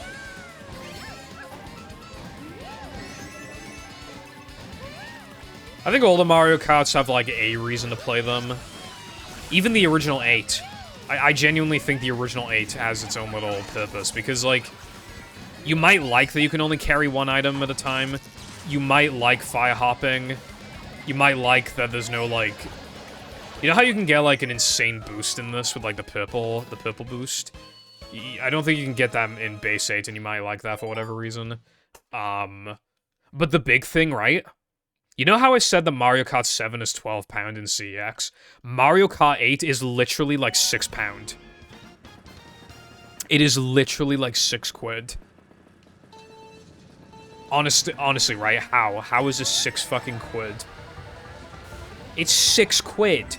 And like, okay, let's just pretend that Deluxe doesn't exist for a moment, right? And let's also assume that you're not gonna buy the DLC for base 8. What do you get for 6 quid, right? You get, like, again, we're pretending that Deluxe doesn't exist. You're getting the most polished game in the series, the best looking tracks in the series, like, pretty decent bouncing as well. With, like, the most unlockable characters as well. And also, if you mod your Wii, then you can play custom your Wii U, you can play custom tracks. And it's easier to mod your Wii U than it is to mod your Switch, because obviously with the Switch, there's a risk of getting banned, and you have to, you know... But... And also, before they shut down the online service, Wii U's online was free. So, like, if you were only playing Mario Kart 8 on the Switch, then you'd be paying, like, 20 quid a year or whatever. For online. Whereas, like, on the Wii U, like, it's free, so it stays at that £6 price. 6 fucking quid! 6 quid for what is still arguably maybe the best Mario Kart if you pretend that this version doesn't exist. It's still arguably the best. And then you play this instead, and you get 16 additional tracks, and they look even better, and there's even more polish, and balancing, and there's even more characters. It's fucking... And it's for a console that people actually play, so you can actually find people online. It's crazy, bro. Oh yeah, this is random, but... There's a cock in my pussy right now. So, you know that, at the end of the track, you can either go the left side in that kind of narrow tunnel, or you can take, like, the generic right side path. In Mario Kart Wii, they would always take the left side. As of, like, last year, they found out that taking the right side is faster if you approach it in a very specific way. If your movement is, like, very exact, it's, like, slightly faster to take the right side. Isn't that crazy, like, after all those... To be fair, I think they would have found it sooner, but they were probably so focused on, like, the shortcut record that, like, you know... But still, like... That is, like, nuts, that they found out, like, all these years later. I love when like, something is fucking ancient and they find shit for it, like, even, like, recently. I think my favorite example of that is Generation 1 and 2 of competitive Pokemon. I'll spare some details, but, like, for example, in Red, Blue, and Yellow, like, it was basically agreed before that you always had to put Tauros, Snorlax, and Chansey on every single team, or else it wasn't a serious team. People have been experimenting with no Chansey teams, and it's actually working. Because they're using hyper offense like explosion teams, and they can't have a Pokemon like Chansey slowing the game down, slowing their team down. So instead, they've just replaced Chansey with like an Exploder who can just immediately clear a path, and it's like actually working. And it's just I love when stuff like that gets discovered. And in Gen 2 as well, Alakazam and Jolteon were Bozo Pokemon, and now they've been ranked up to OU, like, genuinely good. And in the past few years, Golem and Jinx went from, like, never used ever to, like, they actually get used a lot. Like, Rhydon, it has, like, the objectively better stats, but Golem literally has Rapid Spin and Explosion, so it's just used. So now Rhydon is actually the one, like, suffering, and it's struggling to get used. Like, it's just, I love stuff like that. It's just, like, how do people, like, find this shit so many years later, you know? It's, like, so crazy. I love that stuff. Like, you get used to that stuff happening in, like, ancient games when it comes to, like, speed games, but, like, when it comes to something, like, actually popular, like, competitive Pokemon, it's like, how did this take so long to get found? While also being like, oh my god, it's so cool that this got found in the first place. You know what I mean?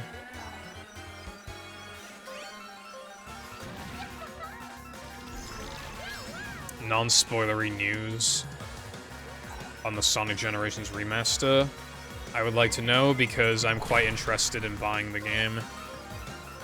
I already have the base game on 360, and I can play it on my Series X because then it gets rid of all the lag and everything. It fucks, graphically it's fucked, but other than that, it's like a really good way to play the game, and I have her on PC. But, am I gonna get second?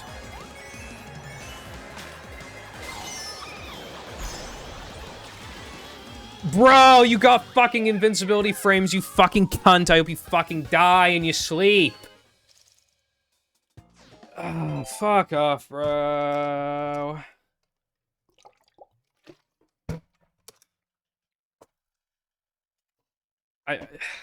Bro, what am I supposed to fucking say to that shit? You don't have to get first in every race, for the record, but bro. What's up, Rod? Fucking hell. Alright, let me read you a message, Scooper. I didn't know there was a leaked copy going around.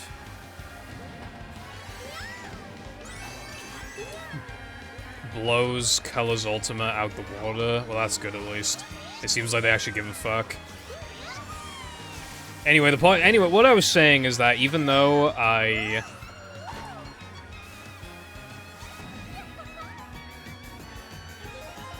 already own Generations, I'm probably gonna get Shadow Generations because it looks good. And yeah, it's basically it. It looks like a good game. I mean, you just take a game that's already good and, like, you just make it better. Like, yeah. Why not?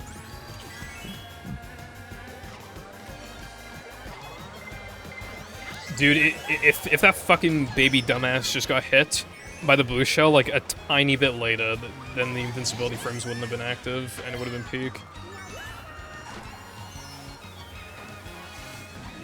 Yeah, I don't know why they called it that. That was... You would have thought that Sega would have been well aware of the kind of fan base that they have, but apparently not.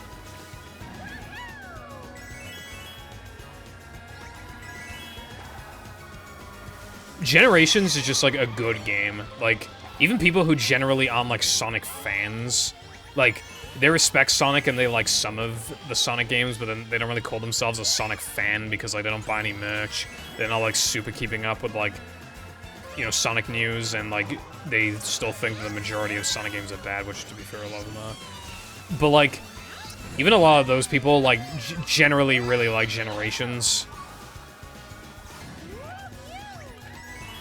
Isn't Sonic X Shadow Generations, aren't they getting rid of the 2D sections? Aren't they just doing the,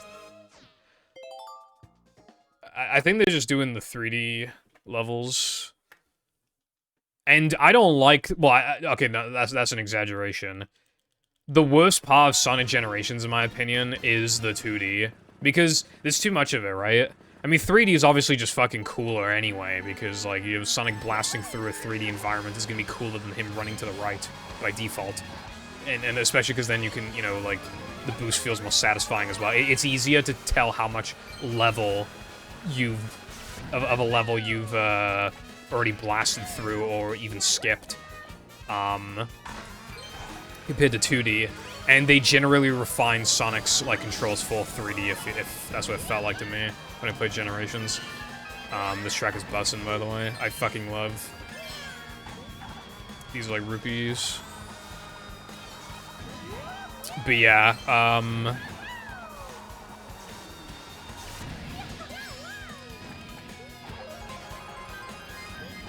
the thing is, as well, like the 3D stages still have like a good chunk of 2D. They're still like 40% 2D. So why would you have like a fully 2D stage and then have like a 3D stage that's like 40% 2D? At that point, like 70, 65, whatever % of the game is 2D. And it's just like, alright guys, you're kind of inflating it a little bit for a game that's already short. Also, I do not like the final boss. I have actually never beaten the game because I couldn't beat it when I was younger and then I never tried to do it again.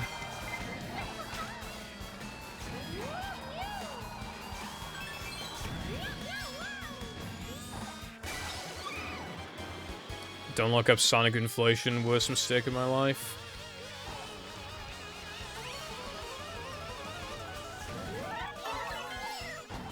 Sonic X Shadow Generations releases in 5 days. I've been good with my money recently, but I'm probably gonna buy the game. I mean, I don't think that's me being bad with my money. I mean, even though I already do own the original, but it could just be a good excuse to actually play, because the game is good anyway, so it could just be a good excuse to play it anyway while also having, like, this new content. And, you know, being actually optimized for PC. Because I'm pretty sure the Sonic Generations on PC, I'm pretty sure it, like, I've heard that it, like, can drop frames after a while and stuff, so they just have, like, a more optimized version of the game. I think that'd be nice.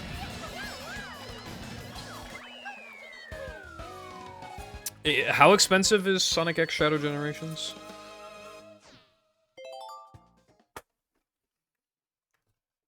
$50? That is kind of expensive. At least it's not 60, but that is kind of expensive. A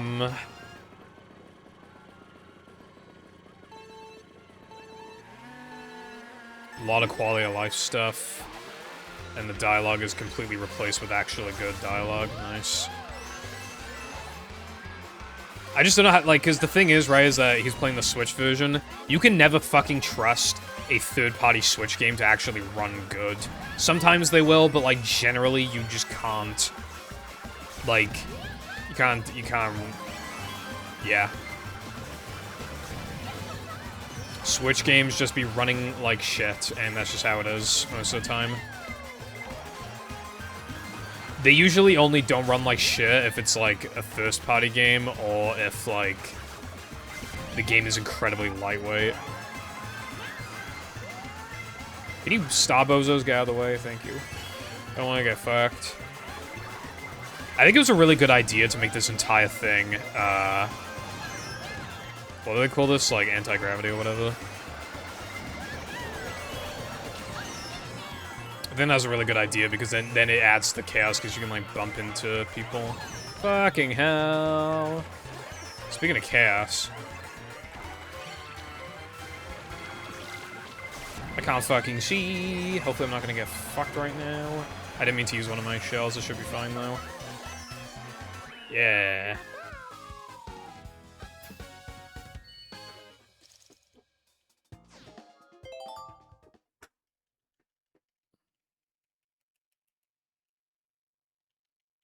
$40 if you buy standard. What's the difference?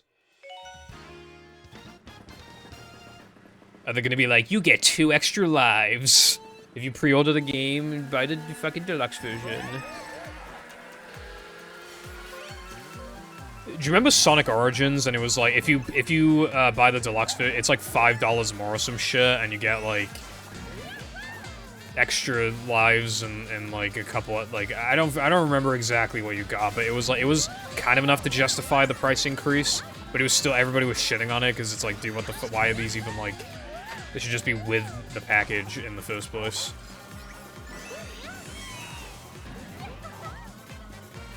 But it was an extra like $5 or something.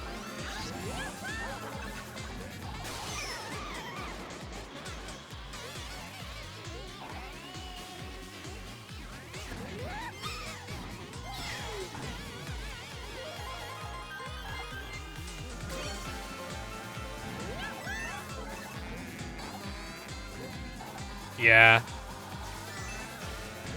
I don't think it basically resembles the track like fucking at all, but that's fine. I don't really give a fuck as long as the track is good.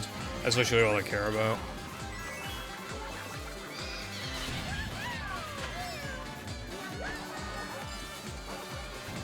I'll take a mushroom for my troubles. Never mind, no I won't, apparently. My name's Jeff, apparently.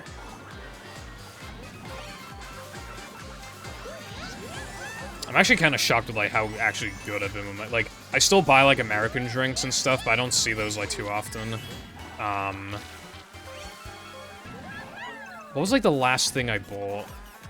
It wasn't, like, American drinks. I think it was when I went to... Yeah.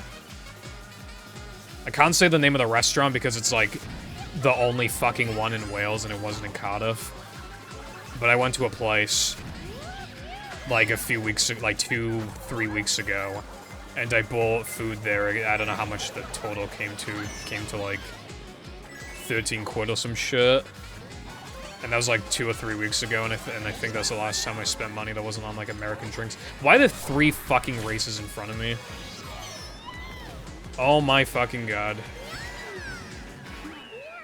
Was that really my fault? Because I feel like okay, is it just me, or did, like, 3 characters, like, take a shortcut? Or, like, get a bullet bill or something? I don't know what happened. But I think they all took a shortcut or something.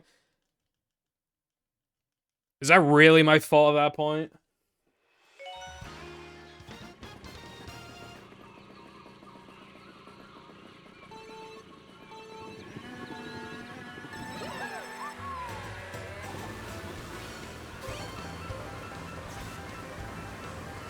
I don't know, bro. Just more time saved for the next run, I'll probably never do.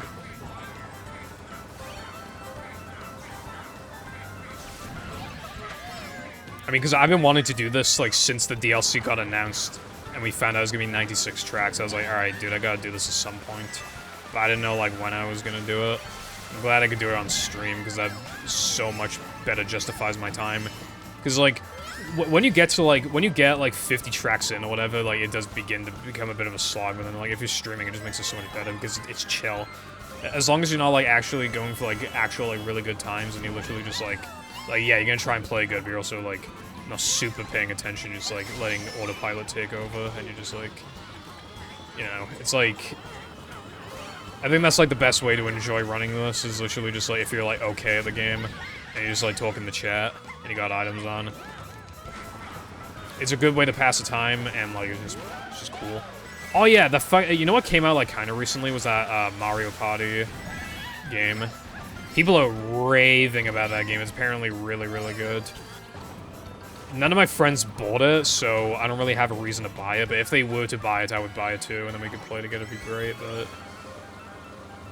Apparently, it's really good, because, like, the last Mario Party game that came out, apparently that one was really good, but it had a severe lack of boards, right? So, but this one just has, like, a bunch of boards, so it just fixes, like, the one big problem that that game had.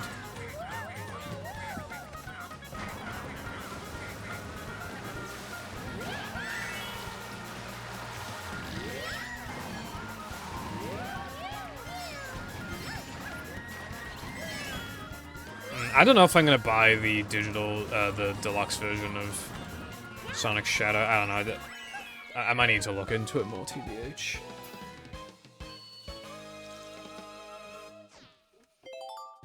I might actually, like, look at my phone and see my purchases, just to see if I'm actually telling the truth. With, like, hardly spending any money.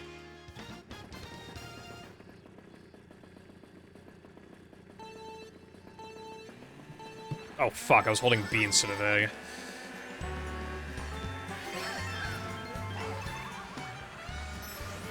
What's wrong with your mouse?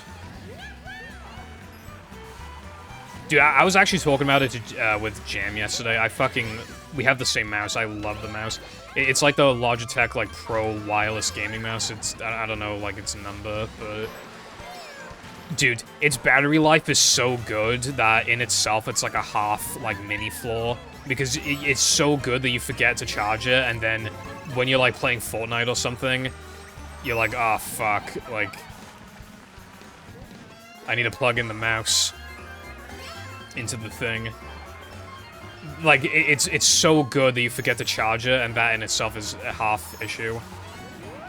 Like, it's so responsive, it's so, like, it feels nice. I just wish it were, like, 10% bigger. Like, this mouse is, like, a little smaller than the old one I had, and it did take a bit to get used to, but obviously I'm used to it now. But I'd still like it to be a little bigger, but, like, for... Dude, considering I got it for fairly cheap on a Black Friday sale, it's so good. I've had no double-clicking issues or anything. It's just incredibly responsive, amazing battery life even 3 years later. I have absolutely no intentions of switching mice. The only thing, I was thinking of getting a charging mat. A wireless charging mat. Because then you never need to think about charging, but they're expensive. Those are not a good purchase unless you have a bunch of money.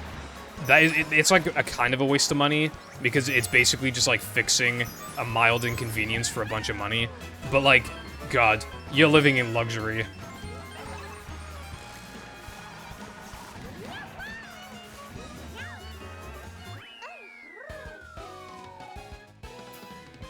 The switches are starting to double-click, which is apparently a common issue with this model, and of course they discontinue my mouse, so I can't just get a new one. Could it be, like, the springs inside? Like, I would imagine you don't want to disassemble the mouse, but theoretically, could you, like, open it up and just kind of, like, blow air into it and, like, fix the springs or something? Just don't get a wireless mouse. Shut up, bruv. You have no idea how bussin' it is to not use a wired mouse, dude, when it's, like, getting dragged across, like, the end of the desk. You do not know how peak it is to not have to wear... Like, you just have, like, infinite control over your mouse. Like, it's so... You're so in control. It just makes you, like, better at the games that you're playing.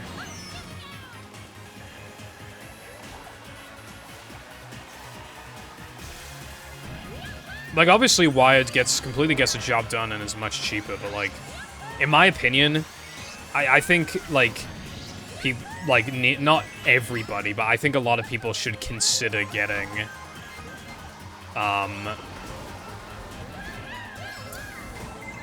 wireless mouse that's, like, good price, you know, like, on a Black Friday. Black Friday's next month, so, yeah, I'm just saying.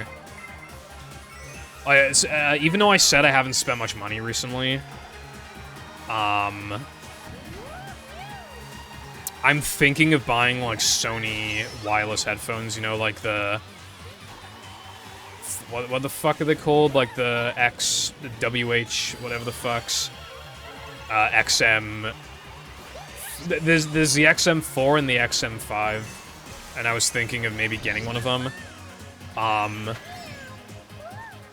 The 5 is more expensive. It doesn't fold up as easily, so it's harder to take around with you.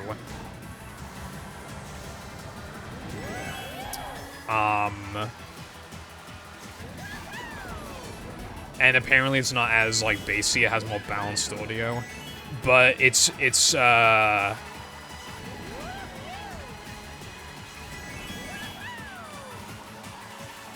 you know, like the touch controls on, like, on the ear cups, apparently those are better. Its noise cancelling is even better because it uses even more microphones. I think that's basically it.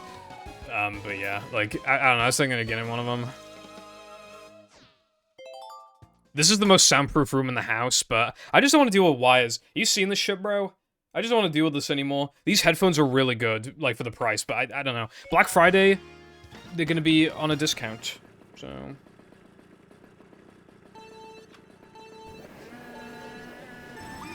Why did I split?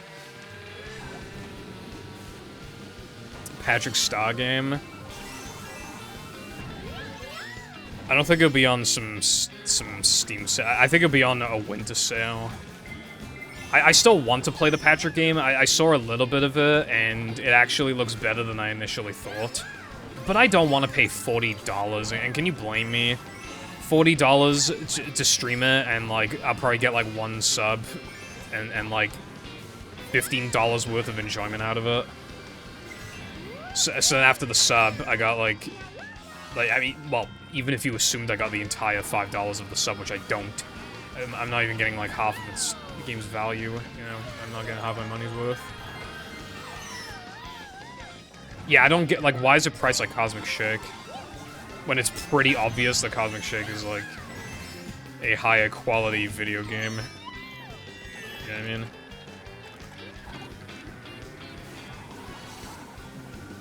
Subgoal, maybe. I'm kind of at the point, though, where I'm not really going to be meeting sub-goals anymore, probably, because I don't stream often enough. That's the problem. I was kind of shocked to see that I only lost like 2 or 3 sub points between 2 weeks ago to now. I was shocked by that, but yeah, like it's obviously it's just gonna like keep slowly dwindling, or it might even be more rapid than I think. But either way, it's just gonna keep going. So how am I supposed to like meet goals when it's actually gonna be decreasing? I mean, I would like to be doing stuff like this every day. If I were like some big streamer, then of course I would absolutely love to do that. If I was even getting like part-time money from streaming, I could like very easily get away with it because I live with my parents, so I just have to pay like bozo rent. I get the family discount. So like, I'd easily be able to even make like part-time pay equivalent work, complete like 20 hours a week, but like with like minimum wage shit, like that would easily work. But like, average streamer get like a sub, which I'm very appreciative of course, but I'm just saying, like,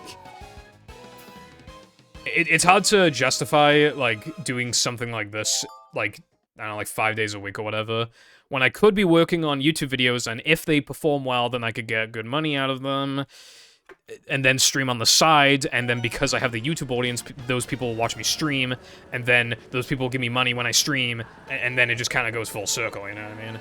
And then I could have a second channel to upload stream VODs, which gets me even more money. Like, you know what I mean? Like, it just, like... It just... Yeah. And that reminds me... Dude, I don't know how I haven't run out of shit to say. I mean, I guess it's because it's been 2 weeks, but... The movie tutorial is nearly done. I have been working on it kind of slowly because it just... Like, you know when you really don't want to do something and you're, like, slouching in your chair? You just have that, like... That, like, heavy weight feeling on you of, like, I don't want to do this, I'm wasting the day away, Like...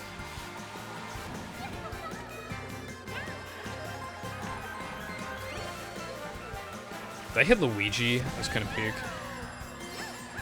It's just, like, it's so boring, and, like, Premiere lags constantly, and, like, you know how, and the fucking, the audio is all over the place, so I literally have to, like, something is way too loud, so I decrease it by, like, 3 decibels, and I go to play it back, and then it lags so hard that it skips the part I was trying to check, and then I have to click back, and then it takes, like, 2 seconds to register that I'm even pausing the fucking playback and then clicking on the thing the second time, and then I press play, and then it finally works, and it's still not enough, so I need to decrease it by another decibel, and then I have to do it all over again. Every, like, 2 times I press play, it just fucking lags, like, really hard, and it's so fucking infuriating. It makes it so much slower, and it's happening because I have over 4 hours of edited footage, so no wonder it's doing that. But yeah, like... The other reason why it's happening as well is because even though I have Premiere on SSD, the actual files are on my hard drive. And that's another thing. For Black Friday, I'm thinking of buying a 2TB SSD.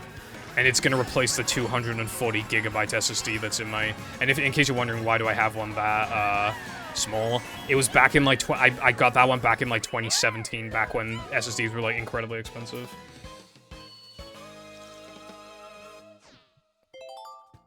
But, yeah, like... I do have, like, 180GB of shit on there. And then when you factor the 2TB isn't actually 2TB, and it's actually, like...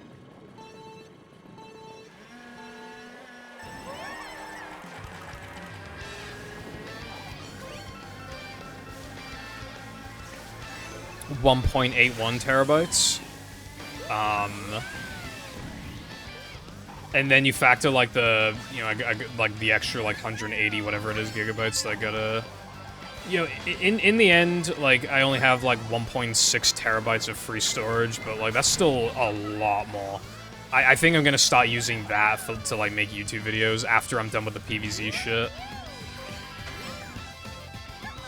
That should make it run better. And I'm also thinking of upgrading my RAM.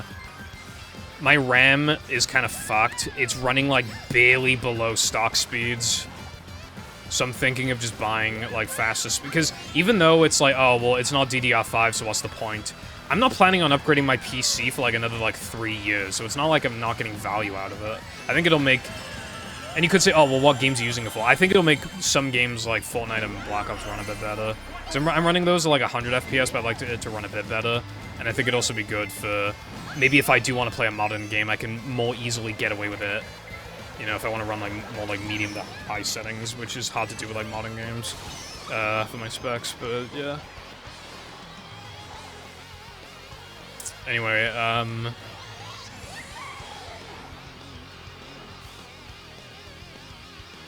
well, 1.6 terabytes isn't that much when you factor in like the kind of file sizes we're talking about, but yeah, it probably does sound silly, yeah. But yeah, I'm probably gonna buy a 2 terabyte SSD. I'd love it to be an M.2, but I don't have the spare slots. What's the thing for the good luck, Dolce? I feel like I've missed some messages, but it's like how to...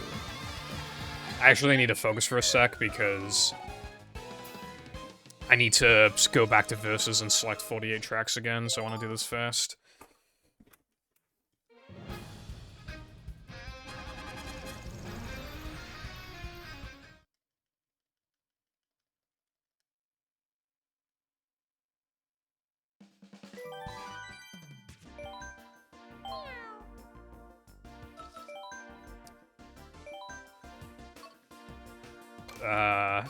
Okay, this is the booster shit, okay. Maybe I should have split here. Yeah, I'll split here, actually. Are the booster pass tracks that long? Because this is the last track of the first half. Very close to needing video proof. I feel like the remaining 48 tracks aren't, like, as optimized because they haven't existed for as long. And maybe some good players aren't even going to buy it just because they need to spend money in the first place, and then they can't even play the category. These runs are generally going to be less up, because less people are going to run this because people don't want to buy it, or like the run's too long, or whatever. I think some of the tracks are fairly long. I'm probably going to get lost a few times, by the way, because there's a bunch of tour tracks now. And what tour tracks like to do is kind of like loop a little bit. Like, on lap 2, they'll have you slightly deviate on a path, but then you go back to the regular path on, like, lap 3 or whatever. It's kind of confusing, and half the time, the only way you know how to go somewhere is literally just because of arrows. So, I'll still try and, like, talk a bunch, but it's gonna be a bit hard now.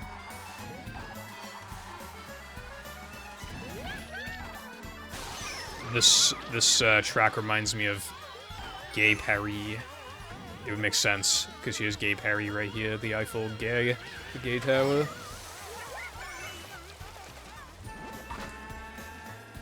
Yeah, I don't mind if a game's, like, short, if it's, like, peak, but...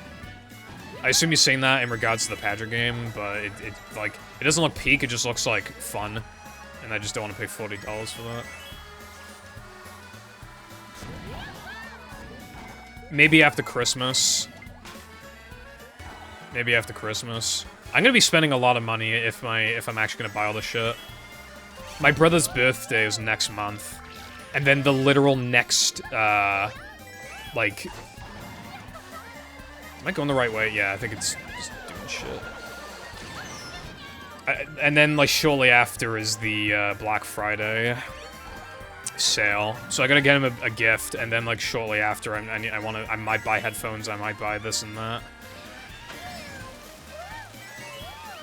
SSD. I'm almost definitely gonna buy an SSD. Not like definitely, but like 95% I'm gonna buy an SSD. And there's like a 60% chance I'm gonna buy headphones, and maybe like a 10% chance that I buy the wireless mat. Also, when the Samsung S25 Ultra comes out, I'm planning on buying that, even though it's like 1300 or some shit. So, yeah, I'm planning on spending a bunch of money. So I know I said I've been good with my money recently, because it's the truth. It won't be the truth shortly.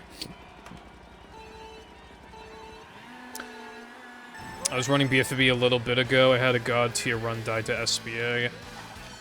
It was supposed to be 140 ahead of my 54-24 route PB.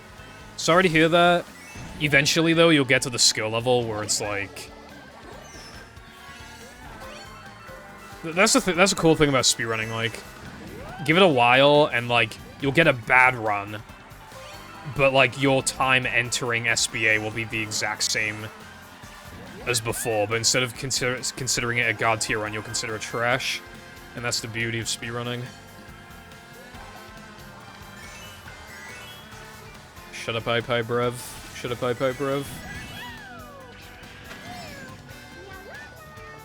Oh, I haven't even looked into a card and I forgot. I didn't fully finish what I was talking about with the tutorial. I'm gonna have, like, a separate video unlisted where it's gonna go over a couple other things that are just, like, too niche to talk about in the video for stuff that people aren't gonna do and or take too long to explain. So, fence setup and fast sandwich out of bounds are gonna be, like, unlisted. As well as probably, bungee ball, and I was also thinking of maybe block boost. And also, a couple little, you know, like the 3K reroute where you 2 from the bounce token. I was thinking of doing that. I don't think anybody should do that, but maybe I'll go over it if I could be asked.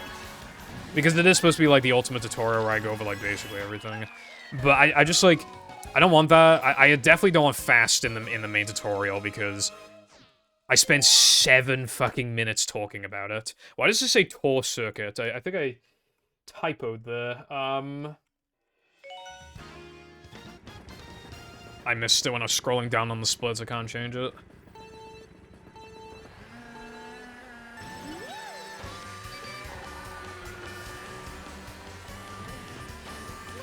When exactly is the 20th anniversary?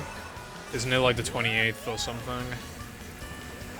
What's up, GDP? Do I miss movie? Yeah, but it's probably for the best. I mean, like, speedrunning just, like, you don't really, like, speedrunning fucking sucks. You don't really, like, realize it, like, when you're speedrunning, but, like, it fucking...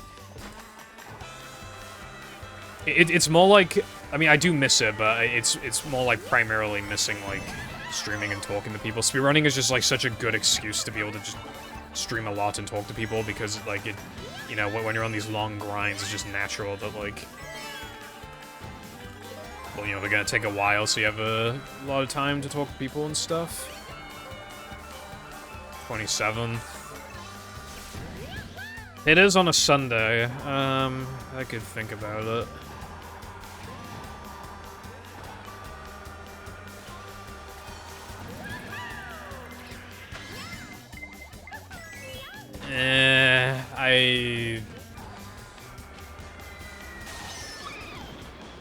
I know this is variety, but it's more like a bit more wacky. Like,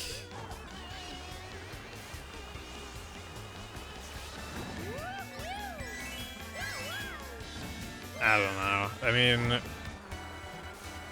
obviously, since I stopped playing movie, the stats have dropped. And what did I stream last? Yeah, what did I stream last, actually? Battle First Person, and Pit of 100 Trials, and one of the Rap Proto Hacks. I think that might have been the lowest my stats have been. I only checked them once, and it was like right after stream, but I believe they were the lowest I've had so far. And keep in mind, that was Battle as well. It wasn't even like Revenge of the Flying Dutchman GBA or some bozo shit like that. It was actually like... And I know it isn't all about the stats or whatever, but like... It's natural you're gonna think about it when... You know, because originally the excuse was like, I was gonna speedrun anyway, so I might as well stream it, but now it's like, okay, well, what is the justification for streaming? You know what I mean? Yeah, I like doing the first-person one. Blind mashup run would be cool. Mashups are kind of, like, if you're not going for, like... Because, you don't really need to dedicate yourself. I like casual runs, because you don't really... Again, like this, because I don't need to, like, dedicate. It's not like, oh... Because, if you remember, I got bad RNG on the first track. On the literal first track, I got bad RNG, but it's literally just, like... Whatever, like, okay, because, like... It's just a casual run. I mean, I kind of made fun of, like, variety speedrunning streamers before, but, like... It's more like making fun of them because it's just so easy in comparison. And you're not really doing it for the, like, the passion, you're just doing it because it's, like...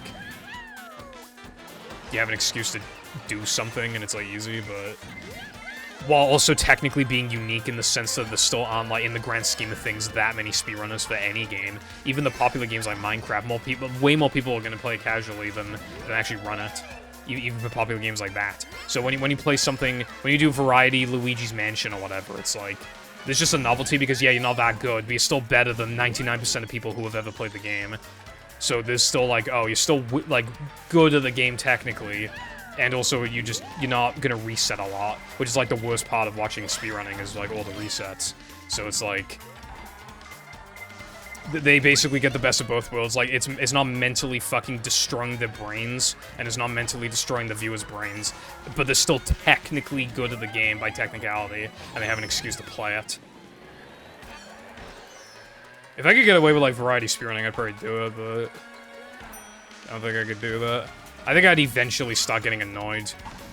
You know, after playing Sunshine for, like, the 20th time, I'd probably actually would start getting annoyed finally by, like, bad RNG or whatever. Or, like, a game crash, or I don't know how often Sunshine crashes or whatever, but just like, as an example.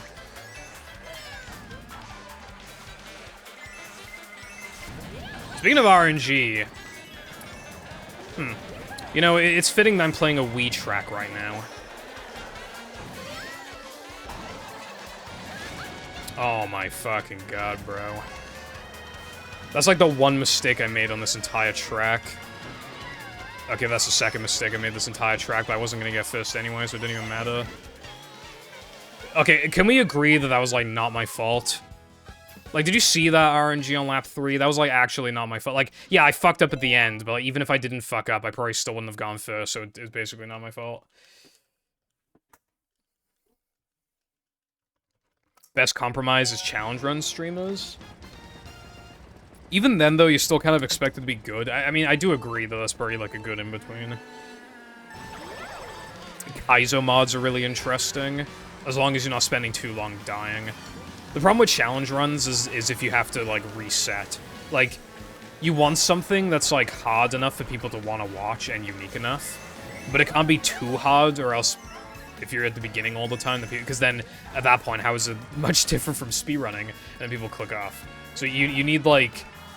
hard, but it still needs to be, like, doable within, like, a couple streams.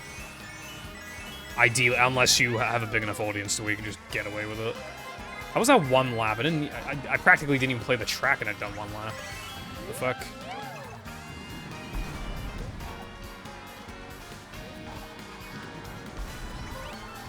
Boxes. I boxed your mum last night.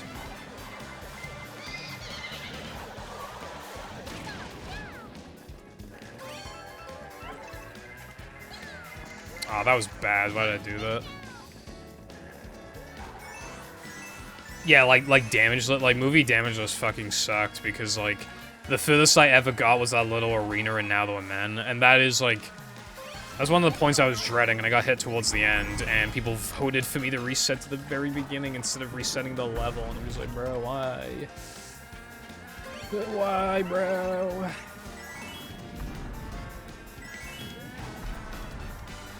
Maybe I could do movie damage list for the 20th anniversary. How about that? Does that sound good?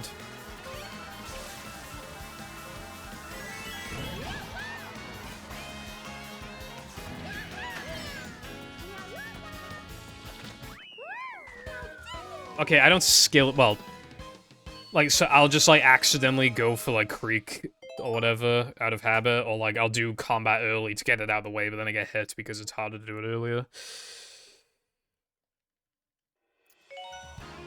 One thing you gotta learn about movie tournaments is that they basically never finish. It'll get to, like, round 2 and people will already stop forfeiting because it can't be asked to play, and then by round 3 it's already over. Nobody can be fucked.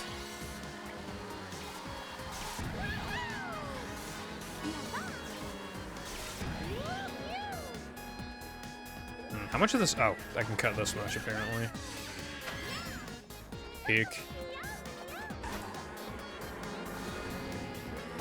I have no coins, though. I need coins. But yeah, trust me, like the most, like, ideally, I would love to just, like, stream literally, like, whatever, just whatever game I feel like. And then, like, people pay me enough to where it's, like, justifiable. Again, even, like, minimum wage part-time would probably be enough. I mean, that wouldn't be good financially in the long term, but I'd probably be stupid enough to just do it anyway, because the job is just, at that point, is too peak. Can't pass that up. But, yeah, like, I just, like...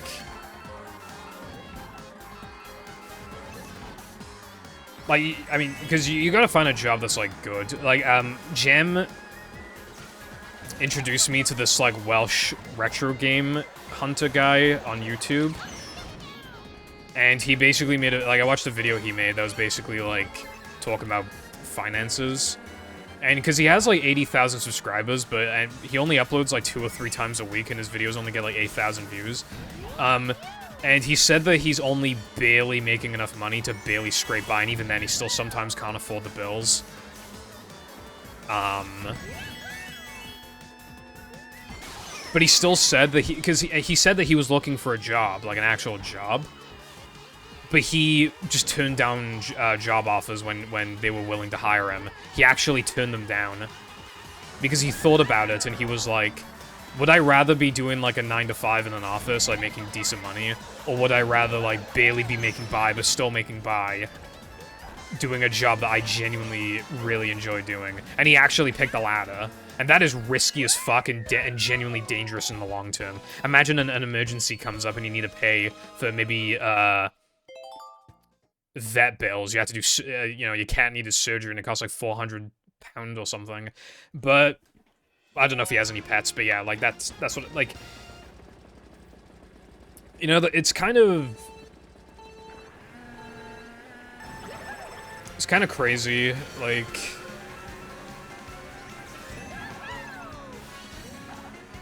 just what random financial, like, things could, I mean, even just, like, I don't know, your mouse breaking and you need to buy a new mouse. Even something like that is, like, you own so many things that something's bound to break, like, once a year at least, like, you know what I mean? So you need, like, extra money, and he's barely scraping by. It's not a smart financial decision, but I think it's... I can't, like, blame him at all, because it's just... Like, it really is important to, like, actually have a job that you enjoy doing. As long as as long as you're making enough. That is all it needs to do. It does not need to... As long as it's enough. So I don't blame him at all, and honestly, I'd probably do the same thing. I think I would do the same thing. And of course, making a hobby, making, like, a creative thing a job is automatically gonna make it worse than if it was just, like, a hobby and you didn't make any money from it. Or if you did make money from it, but you weren't, like, dependent on it by any stretch of the imagination. It would, like, obviously, by making the hobby your job, it's automatically worse because it's your job. But you still have a good job compared to having a bad job. So, you know. And then you can work from home, you don't need to, like, pay for gas to even get to the job. You're not gonna have, like, fucking dickhead co-workers or bosses who can just, like, fuck with you with a moment's notice. Like... Bro, can these blue shells stop? Holy shit. I don't think I'm gonna make it in time. Actually, I might? Yeah, no, I'm gonna make it. Peek. Streaming something is better than not streaming at all.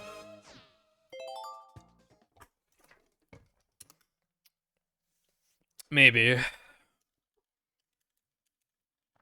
The problem is, though, is, like, that time you spent streaming could have been spent on making YouTube content. Like, do you know what I'd be doing right now if I wasn't doing this? I'd be working on the movie tutorial. And now it's effectively gonna come out, like, whenever it comes out, it's gonna come out, like, a day or, like, yeah, like, probably, like, a day later now. Also, this is unironically one of the best tracks in all of Mario Kart. I don't know if, like, how many of you have seen this track. It's an original track, it's not like a tour track or whatever, it's completely original.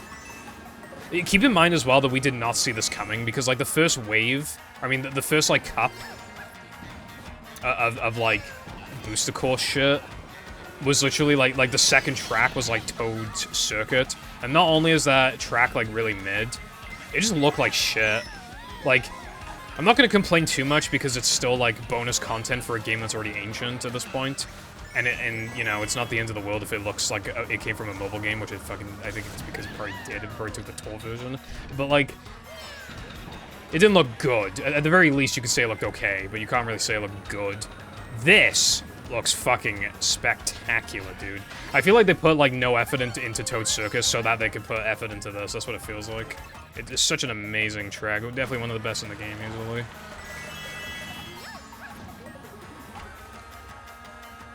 Yeah, like, I feel like the strat cardin is to, like, blow up on YouTube. But, like, blow up not because of one specific thing.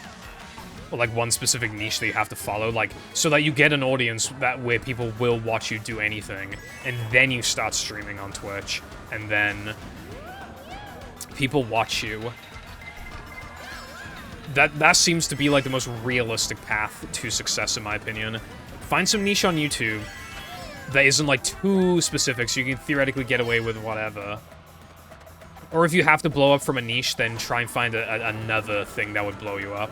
So that at least then it's cemented in people's brains that you are worth watching, even if you're not making one form of content. And then you can start streaming. There's this guy I watch on YouTube, and he uploads, like, a couple times a week, maybe on average, like 1 to 2 times a week. And all of his videos get easily above 100k. Like, they'll usually fluctuate between, like, maybe, like, 120k to, like, 250k. And he gets a sponsor, like, every other video, right? He streams, like, a few times a week. And I don't know what the game he's playing is, but he's a Pokemon YouTuber. He's a PokeTuber. Whatever he's playing is not Pokemon. And do you know how many viewers he gets on average? Like 15 to 20. You know how many he was getting when he streams Pokemon? Like 80 to 100. And that's still, like, not that good relative to, like, getting 100,000 views on YouTube. But that's still, like, partner stats. That's still, like, not bad. That's still, like, oh, yeah. If I don't feel like working on a YouTube video today, like, if I wasn't going to work on a YouTube video today anyway, then I could stream and I'd still get, like, some money from, you know, still get a right amount of money. And, just pass the time. Maybe you could even stream content that then gets edited and uploaded to YouTube. So that you just, like, yeah, like, if you're streaming, you'll probably do the thing a little slower, but, like, that's still basically free money, and you pass the time. But, yeah. I feel like going from YouTube to Twitch is a lot easier than going from Twitch to YouTube, because even popular streamers, right? You know those streamers that get, like, 1,500 viewers, right?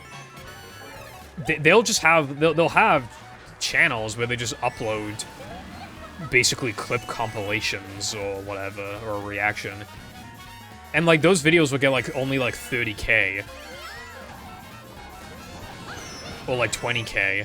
And that's still good enough, because the content doesn't really need to be edited. It's low effort enough to where it's still worth doing. You don't need to hire an editor or whatever, but, like, I also feel like this positioning was not my fault, but, you know, that's worth it, but it's like, you're not really going to grow like that on YouTube. You're not really going to grow. You could grow on Twitch, but you're not really going to grow on YouTube. I feel like you can grow on YouTube and Twitch, because you grow on YouTube, then you stream the content on Twitch, And then you can kind of advertise it through that, like, oh, I stream this, and then because you can literally pull reactions from an actual edited YouTube video because you're used to editing YouTube videos. So it's like, oh, you're doing a challenge run or whatever, and you upload it to YouTube, but like obviously it's edited, you're showing all the failed attempts and all the funny parts, and then that's the part you can cut to the funny parts. But then you could be like, this happened on my stream, which you should totally check. It's like harder to advertise yourself. Because like Twitch streamers usually don't do, like, they'll have cuts, but they won't usually do like scripted content. They'll actually just upload like cuts of the clips and nothing else to YouTube, if that makes sense. People generally expect lower quality content when it comes to like Twitch streamers uploading on YouTube. And of course you're gonna get lower quality content if you go from YouTube to Twitch, but like that's literally like expected. That's the difference.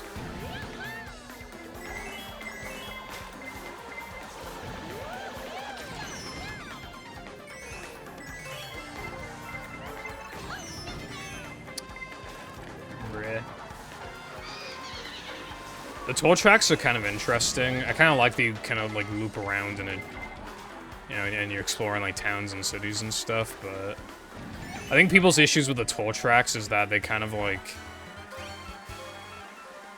can be a bit confusing and usually look kind of the same, but I don't know. I like them, but I'm not like a massive fan. I'm just like, yeah, these are cool. Some of them are kind of boring, but a lot of them are good. Get fucked.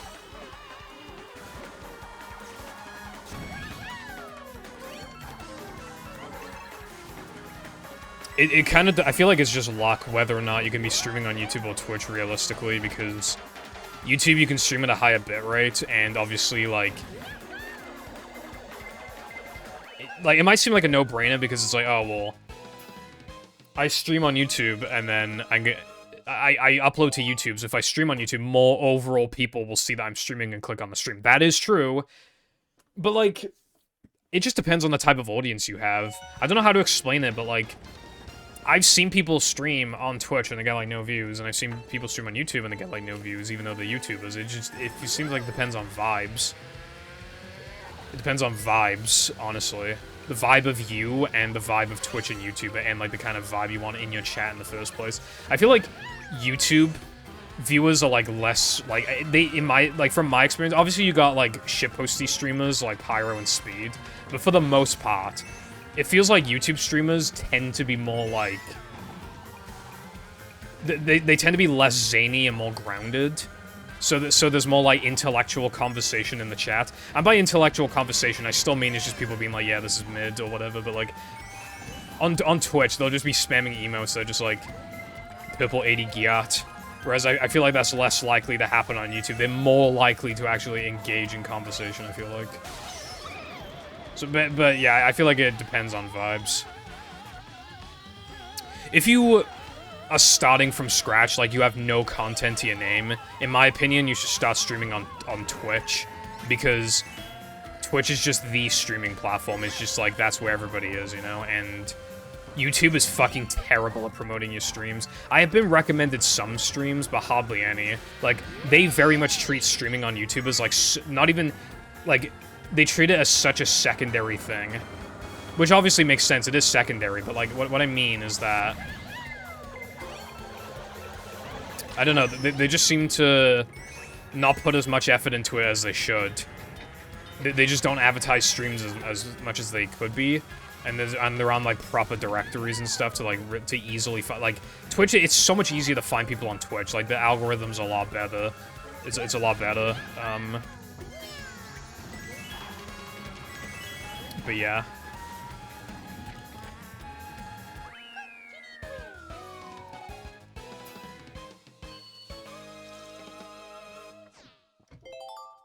Yeah, when I started streaming back in the day, I streamed on Twitch because as far as I was concerned back then, YouTube... Because back then, YouTube really didn't give a fuck about live streaming. They kind of give a fuck now. They didn't give a singular fuck back then, dude. You were not streaming on fucking YouTube. No one was doing that shit.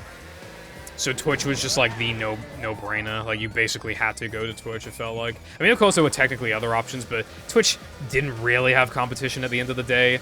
Like, they would just... And now they actually do have competition with not just YouTube, but also Kick. But Twitch is still supreme. It has the best community. That's basically it. It just has the best community, and I feel like it has the most potential for growth. Well, arguably, Kick has the most potential for growth, but it's also fucking Kick. So, yeah, no.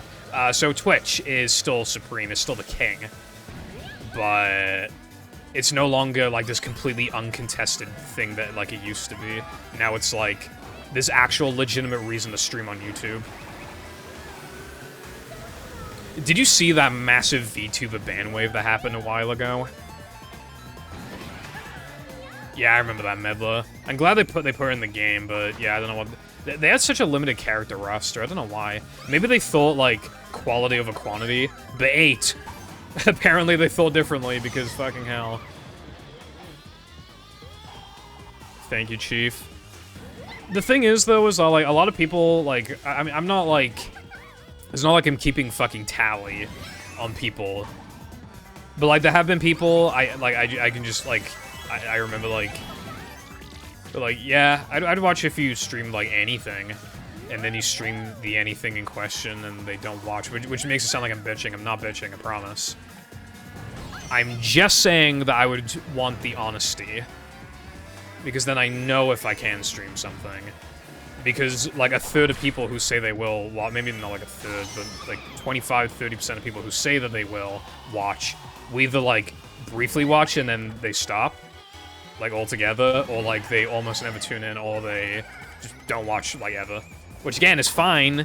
They did watch me for a specific reason, it's because I was the movie world record holder. It's fine, but again, I'd rather know that going in, so that I'm not given, like, this kind of, like, false hope, I guess.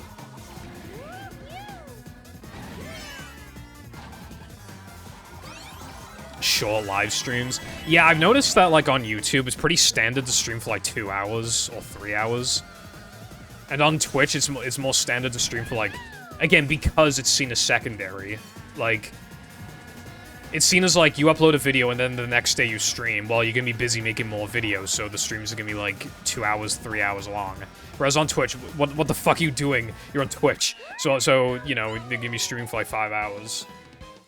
There are exceptions. The big streamers can still stream for, like, 2 hours because the big streamers, but I do, like, YouTube streams have thumbnails, which is very bizarre.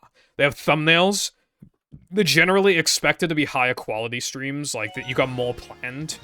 And they're meant to be more of an event. They're meant to be more occasional. You watch the stream, not really because it's, like, the most insanely high quality thing ever, but it's more like...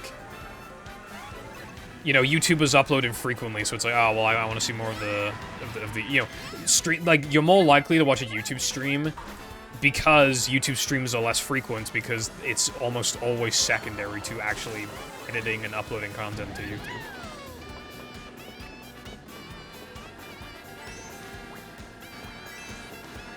Also, when it comes to multi-streaming, like, I have thought about it, but in my opinion, it just creates, like, a bit of a disconnect. Like, more power to people if they want to do that, but, like...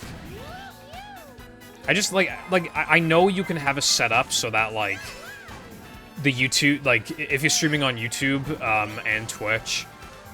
Let's say the Twitch chat is, like, the more popular one. You can make it so that the YouTube messages still appear on screen. But it's, like, the individual chatters, like, can't...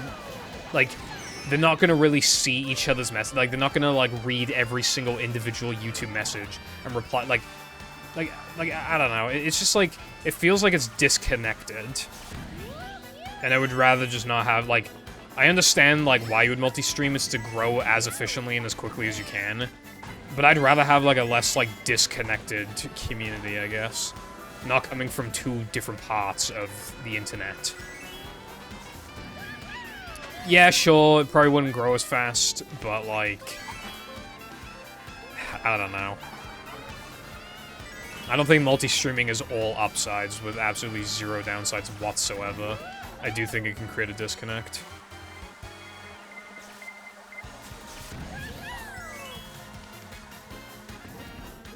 So it's just, I don't know.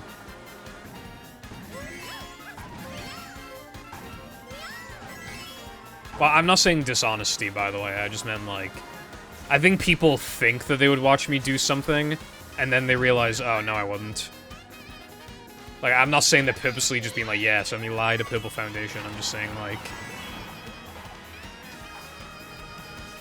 Like, you know when you say that you're gonna, like... I don't know, I'm gonna lock into... I'm gonna set an alarm for, like, 7 a.m. or 8 a.m., and I'm gonna lock in tomorrow. I'm gonna get up, get out of bed immediately, and I'm gonna immediately, like, start working or whatever. And then you turn the alarm off, and you wake up at 11, stay in bed for an hour. And then you don't lock in at all. Yeah. Like, when you hear something, you're like, oh yeah, that sounds cool, I'd tune in, but then it's like, you actually see that I'm live, see that I'm doing the thing, and you're just like, but like, this other guy is streaming, and I just, like, I want to watch him instead. And then it just, like, that's the thing with, like, Twitch streaming, is that, like, I feel like, I think I've said in the past that I think Twitch viewers are more loyal, but I actually don't really agree with that anymore. I feel like YouTube viewers are more loyal, because they'll still watch even though you're streaming frequently. With Twitch streamers, I feel like it's easier to start a domino effect, where, like, you don't watch someone for, like, a week, and then, bam, you don't watch them, like, fucking ever again, or, like, you never consistently watch them again, or you don't watch them for months. Whereas on YouTube, I feel like, again, because it's more of an event, because it's more infrequent, it's like, oh, I gotta tune in for the stream. You're less likely to get burnt out on watching the streams, because you've seen less streaming content from them in the first place. Actual premise to it, yeah.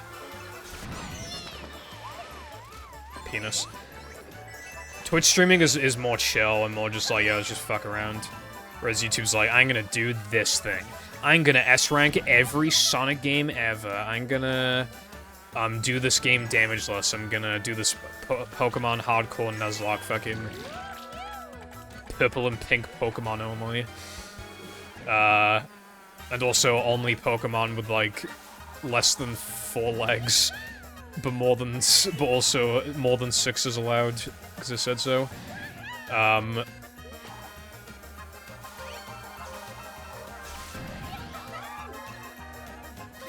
Yeah. I think I've been repeating some of my points, but I would like to try out YouTube streaming. Like, if I actually, like, get some sort of audience on YouTube, I think I'd like to try out YouTube streaming. The problem is that I would kind of be alienating the Twitch audience I already have. I think most of my viewers that I currently have would not watch me on YouTube. And you could argue that's fine. If I stream on Twitch with a YouTube audience, and I have the current viewer base, and then I get those guys, and I have like 80 viewers. Whereas if I just stream exclusively on YouTube, maybe I could get 120 viewers. That is better, but I don't know. I have such a connection with, like, the audience I already have because I've been such a little guy for such a long period of time. You know, it's kind of funny. I see, like, VTubers or whatever complain, like, I've dedicated, like, 3 years of my life streaming on Twitch, and I'm still don't even have partners. Like, bro, I've been around the block for a while now, and I still have never even come, like, halfway there to partner. I've never even been halfway there. And it's like, you know, I know the fucking struggle, right? And I'm sure other people here know too. If you've tried a lot streaming for long periods of time or for like years and years, like. But the advantage of that is that you see the same faces like most of the time. And by the time somebody leaves, you probably had a couple other people join, so it still feels mostly the same. You know, there's people that you see for so long. I don't know which path is faster, by the way, for us, so I'm just going this way. I like this path because I like the glider. Jesus Christ. Alright, I thought I was gonna kill my glider. I was about to complain that I'm never going on the glider ever again. But yeah. Calculating how big is Mario's penis based on items in Mario Kart. Yeah, videos like that do exist on YouTube, like really shitposty videos. I think somebody ranked, like, I remember what it was, but I think it was, like, movies based off of, like, the water or something. The water. And they were pretty shitposty YouTuber in the first place, so it's kind of expected, I guess, but it's just, like, I feel like that's a new one. Oh, fuck, am I gonna, nah, we're good. They made it easier than in Mario Kart Wii. So we are Gucci.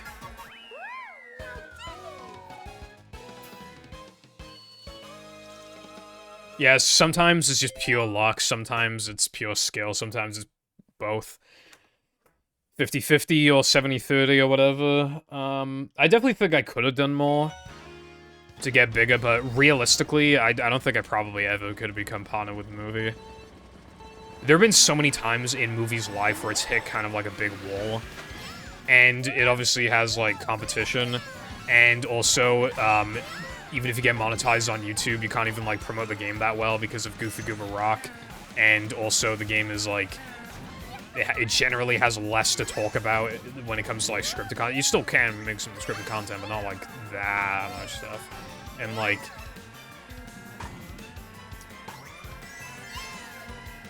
I don't know. It's like...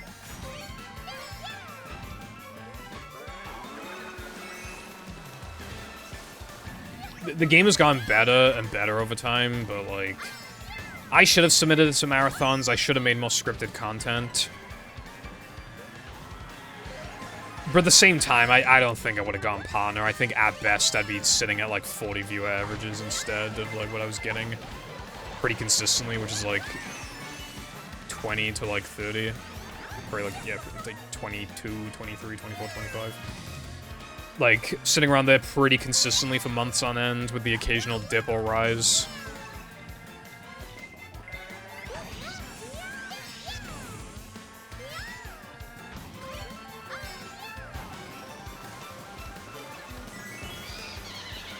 I also could have made more connections. If you remember in, like, 2020, I was actually, like, I was consistently hosting people. But I feel like hosting just doesn't do that much these days anymore, unless, like... I don't know. It definitely can, especially if you, like, feature each other on each other's channels, like... Maybe you play Mario Party or whatever together, and, like, one of you is, like, particularly big, and it can, like, help grow the rest, and you kind of all low-key help each other grow, though, and it's, like... But, like, for speedrunning, speedrunning is more, like, single-player, like, singular... You don't really collab streaming, you kind of, like... You can make friends, you can partner up with, like, big streamers and communities in the speedrunning community, but it's harder to, compared to, like, other niche communities, because speedrunning is inherently single-player competitive shit. Where you wouldn't co-stream or whatever in the first place.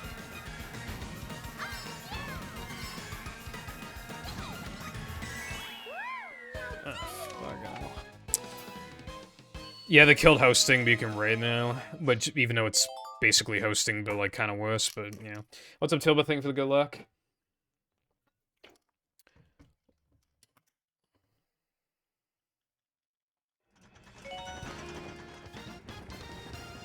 Yeah, sometimes a niche game can, like, blow up. But, obviously, with each passing, like, not even year, like, bi-yearly, you're just kind of, like...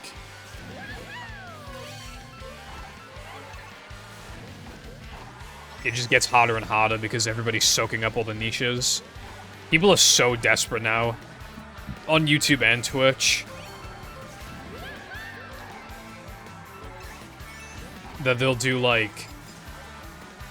Can I beat every SpongeBob game, except, like, both my hands are tied behind my back, and also I have Ligma, and I'm, like, half blind, and, I'm using crowd control, and I have, like, 10 frames of delay.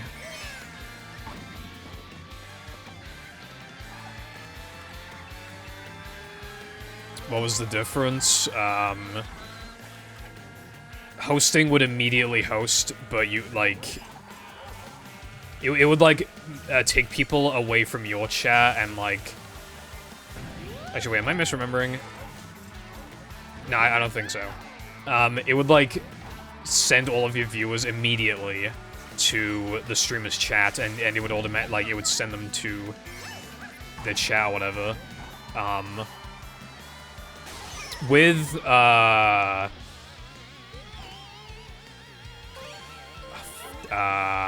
what's it called? Shit, okay, this might sound bad, I literally forgot what it's called. Raid. Shadow Legends. That's how infrequently I raid people, I literally forgot the name. Holy fuck, bro. Should have actually played Mario Kart Wii instead.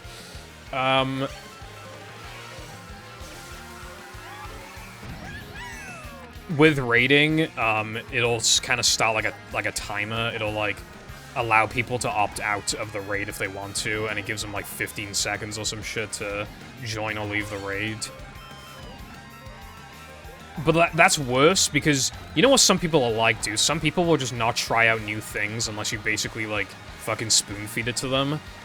So like, why would you give somebody the opportunity to opt out when average Twitch viewer like is like a baby and like they won't actually like watch new shit themselves and like, and I'm calling myself a baby too for the record because I just watch like speedrunning streams.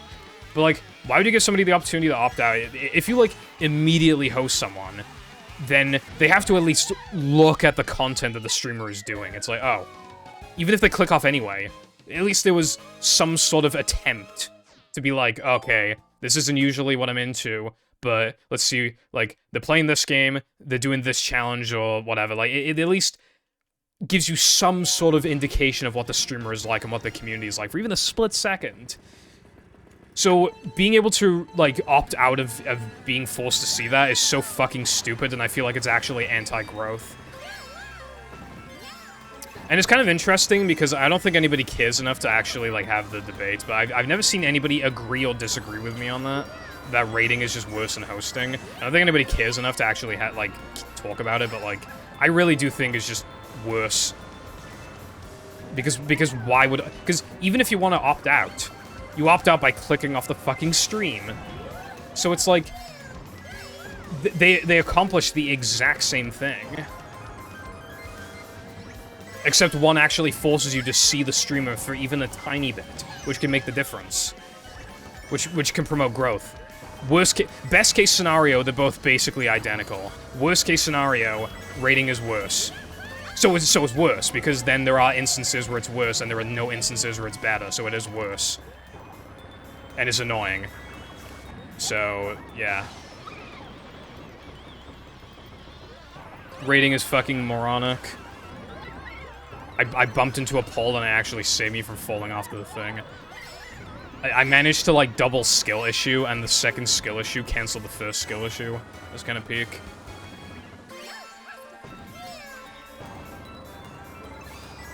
I tried to grab the mushroom, that was not worth it. Even if I grabbed that, I don't think it would have been worth it. I'll hit a dab in a sec.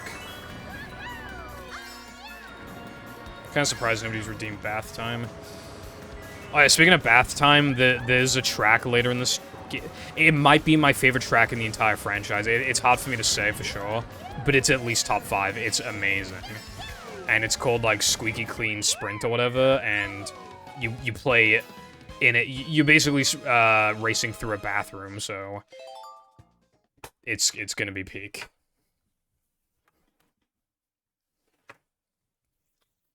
Beating Revenge of the Flying Dutchman with a strap on. I might ban you for that. Well, there we go. Somebody redeemed bath time with Chris. Thank you. How did I... Okay, I meant to do a high-pitched voice, but not that high with the voice crack. Fucking hell. Thank you for your patronage.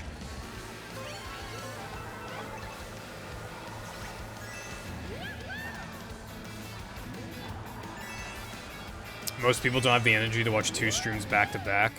Yeah, to be fair, you might watch somebody, though, when there's, like, 10 minutes left, but I get what you're saying.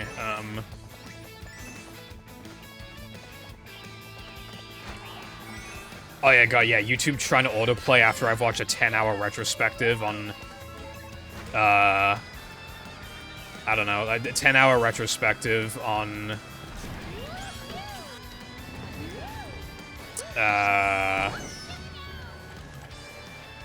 every rock that has ever existed near a Walmart. Oh my god, that just reminded me of something. I don't know if this is true. I don't know if it's like just one state or just one Walmart or whatever. Apparently, Walmart is trying to make you pay a yearly fee to use self-checkout. They're trying to make you pay like $100 a year to use self-checkout. If that is true, we've actually hit rock fucking bottom, if that's actually true. Like, the fucking machines, don't, like, they're cheaper to operate than actual workers. So why do we have to pay to use the thing that's costing you less money? And this is what I mean, right? Like, they absolutely don't need to do that. They just realized they could because they'd most likely make more money out of it than how much they lose from people getting pissed off and not going to Walmart anymore. So, like, it's not worth it. Like, it's not worth, like, switching stores usually, so you're just like, fuck it, dude. It's so stupid.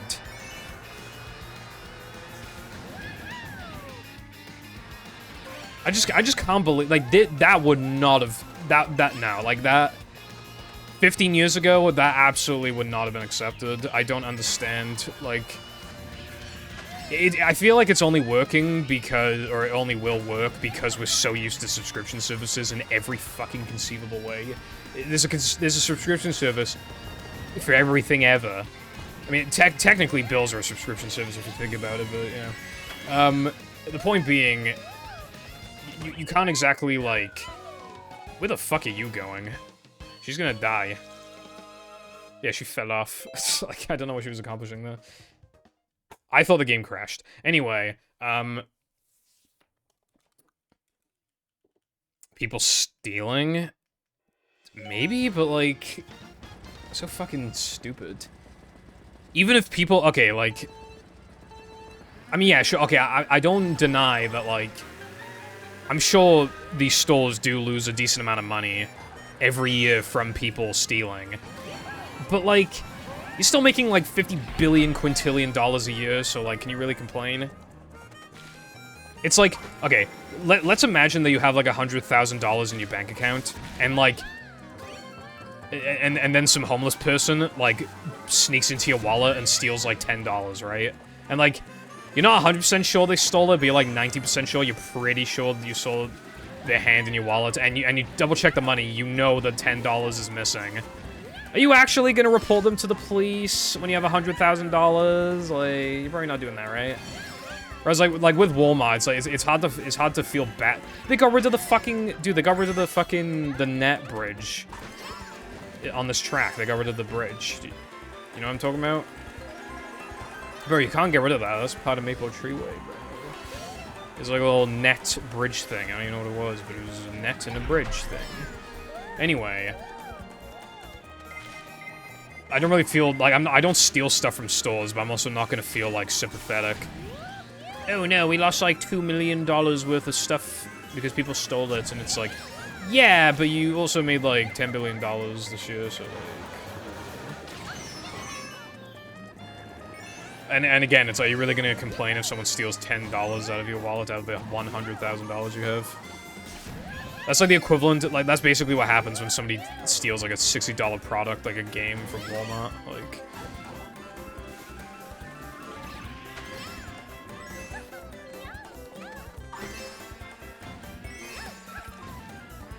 And I'll try and cut it a little short before I go on the like full-on political rants or whatever, but like...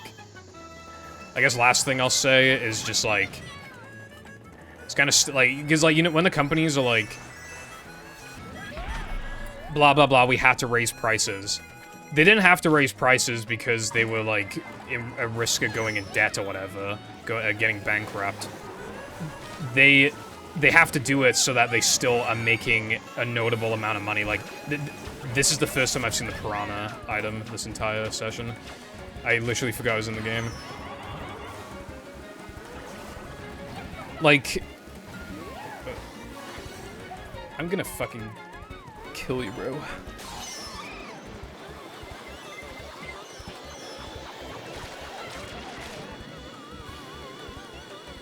I low-key forgot what I was saying, TBH. Oh yeah, like, they're not increasing prices because, like, they literally need to. They're increasing prices because last year, they beat their record profits by 10%, and now this year they want to beat their record profits by 15%. Getting second place there was not my fault. I don't give a fuck what anybody says, that was not my fault. They're not doing it because, you know, they want to make more money than last year. That is the reason. They don't want to make the same amount of money as last year. They want to make more money than last year. They have to increase their prices to make more money than last year. Not to make money, not to be at any sort of danger of being bankrupt or anything like that. They purely want to make more money than last year, and to do that, they do need to raise the prices to guarantee that they'll make more than last year. And not just barely, because then it might as well be 0% increase. They want to increase about like 5-10%. And they will be successful in doing that this year, I'm sure of it. And next year, and next year, and next year. Dude, if even one superstore could, like, take a step back and just be like, alright, let's, like, freeze our prices for, like, a year. Because then, like, everybody's gonna go to our store and it's gonna be, like... I don't know, like, I feel like if even, like, one fucking company could, like, consistently have, like, the cheapest stuff, but also still be, like, a big store, so that like, they have a lot of inventory. Because, like, there are stores that sell stuff for cheaper, but they're kind of, like, there aren't that many of them in existence, or, like, they're kind of, like, out of the way from where you live. If a store that could, like, you know, like, Target or whatever, that could actually compete with Walmart, or, like... I mean, I know Costco keeps prices low, but yeah, you know what I mean, though. If a store more like Walmart, like, take a store like Walmart and then literally just make it, like, objectively better by making every single item just, like, a bit cheaper. Like, you're willing to take a small hit for, like, 1 or 2 years, but you still make money. Or at least, yeah, well, yeah, of course, you know, still make money. And then, like, everybody's like, holy shit, like, this store is fucking awesome, bro. We gotta go to this store instead. And then, if you jack up your prices, as long as it's not the same as Walmart's prices, you can get away with it. It's, like, fine. But you can still have your cake and eat it, too. And I feel like you'll have a more loyal customer base in the long term. I don't know. I thought I was on the final lap!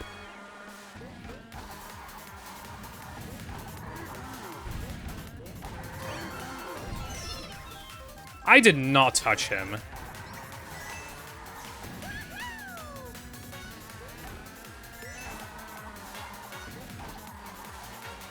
They have competition, but I don't think anything's, like, as big as Walmart, right? I assume that's, like, the #1 store.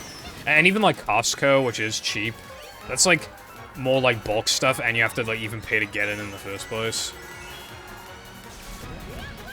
So that's also different. Dude, I want to go to a Costco. It's pretty peak. I think we have them, but, like, hardly any. I want the good shit. Go to America, fucking go to Costco, bro.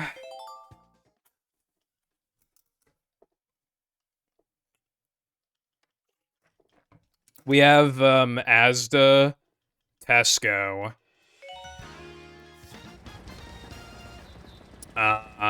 Morrison's, Lidl, Aldi, Sainsbury, dude, what? Oh yeah, Marks and Spencer's,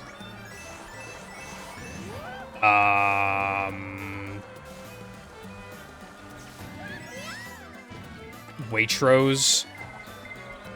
Marks and Spencer's fucking sucks. It is actually, like, Grannyville. It's just a bunch of grannies.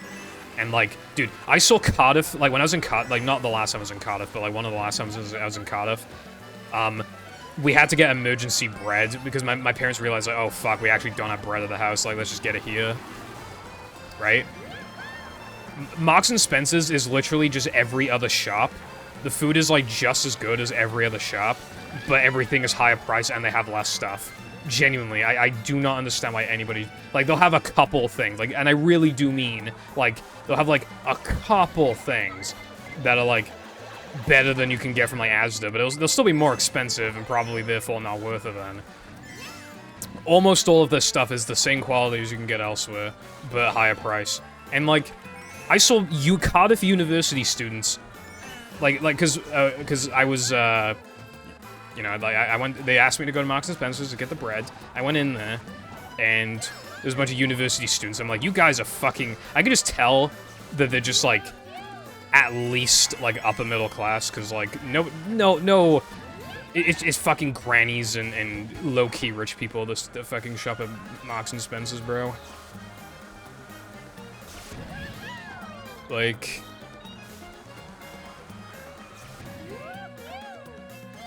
Even Waitrose is better because they actually have like actual higher quality. They have the same problem where it's like they have less stuff and it's more expensive, and some of the stuff is still like the same quality shit.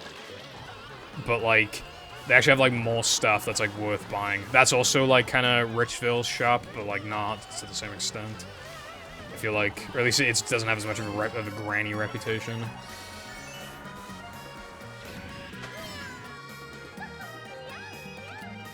Anyway, we have a fair amount of shops, but like the really big ones are just like Asda and Tesco. Those are like the massive. Oh yeah, there's also Co-op.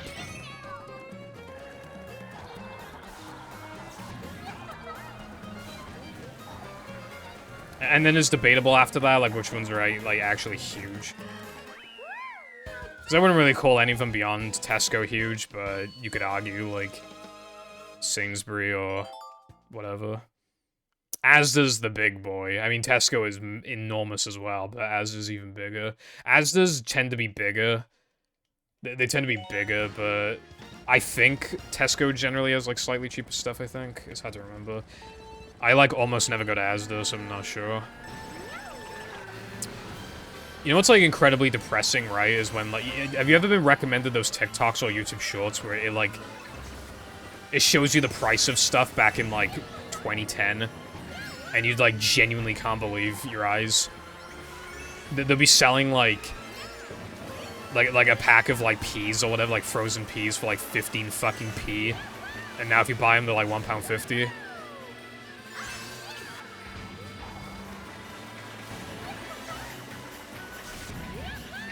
Inflation hit us really hard, like, since 2020 as well. And I didn't realize just how hard it was hitting us until I watched some TikToks that were like that were going over like price increases from like 2022 to 2023 or 2024. And it was literally just like, this used to be £1.50, now it's £2. And it's like, oh, I didn't even fucking notice. I did not even notice.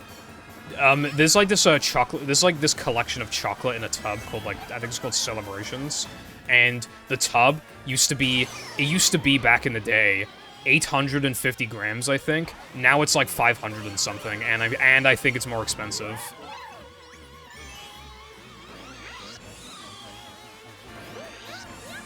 Like, pack of Haribos hasn't gone up too much. You know, it's gone from like £1 to like, occasionally on offer as well, to like basically always being 125, or in the occasional shop like 150 if it's more of a rip-off shop. Hardly ever being on sale. Occasionally be on sale for £1, but like pretty rarely.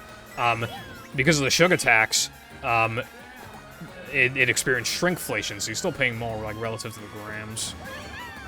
You know what actually suffered kind of from, well, not really suffered, but Pepsi used to have way more sugar in it. I think American Pepsi has like 40 grams in it or something, or like 38 grams. That used to be the case here. It used to have like 35 grams. Now it has like 15. Like they drain the sugar out of it. Coke is still the same. Believe it or not, our Coke is still like full of shit. It's still like 35 grams. It's crazy. And you can taste it too. It tastes good. But Pepsi, it still tastes like nearly as good, so it's like fine. But I'd rather have Pepsi Max anyway. But yeah, they gutted the fuck out of regular Pepsi. But Pepsi itself didn't really take much of a hit, like, financially from that, because everybody just buys Pepsi Max anyway, so it's like... I'm on the 24th race, this shit's never ending. Luckily, we're on the best Rainbow Road, and if anybody disagrees with me, then you are wrong, and I hate you. This is the best Rainbow Road. Anyway...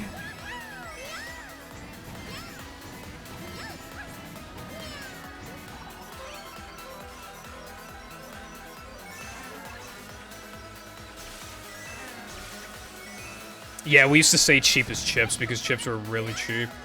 You get like this fucking big ass bag of chips, like a large chips back in my day. Back in my day, large chips would be like £1.60 or £1.50 or something, and it was fucking enormous. It was great. And then the fish large cod would be like £4.50 or something. So it'd be like £6 for like large fish and chips, maybe like £7. And if you were eating at a more like luxury chip shop, more like a tourist place, it'd be like £8. Now, dude, I remember when my local chip shop, right? They increased their chips to £1.65, and at the time, that was absolutely unheard of. That was unbelievable, right? That was so expensive. And their portions weren't even particularly big anyway, because there was a chip shop very close by that was selling small chips for £1.20, and you got more. You got like 50% more chips. I'm not even exaggerating. They fucking filled you to the brim with chips. Fucking... What was it, Hansel and Gretel or something, with like the witch like feeds the kid like chocolate until he's like fat as fuck? That was me at the Chippy, right? So £1.65 was like absolutely unheard of, unless we're talking like tourist places, right? You want to know the funny thing? Because that was back in like 2018 or 2017. You want to know the funny thing about that? If I had to say what the average price of small chips is in 2024, I would estimate it's probably about £2.80. Oh, that's crazy, Purple. That's like double the price. Yeah. Yeah. It is double the price, you're right. What about the cards? Oh, you know, not a big deal. They're just like 8 quid now. They're just like 8, 9, 10 quid, like, consistently. They cost about as much or more than fish and chips used to cost combined. Dude, there's this one chip shop that we never go to because it's kind of, like, out of the way and it's expensive, but, like, it's so peak, right? They do, like, some of the best fish and chips I've had.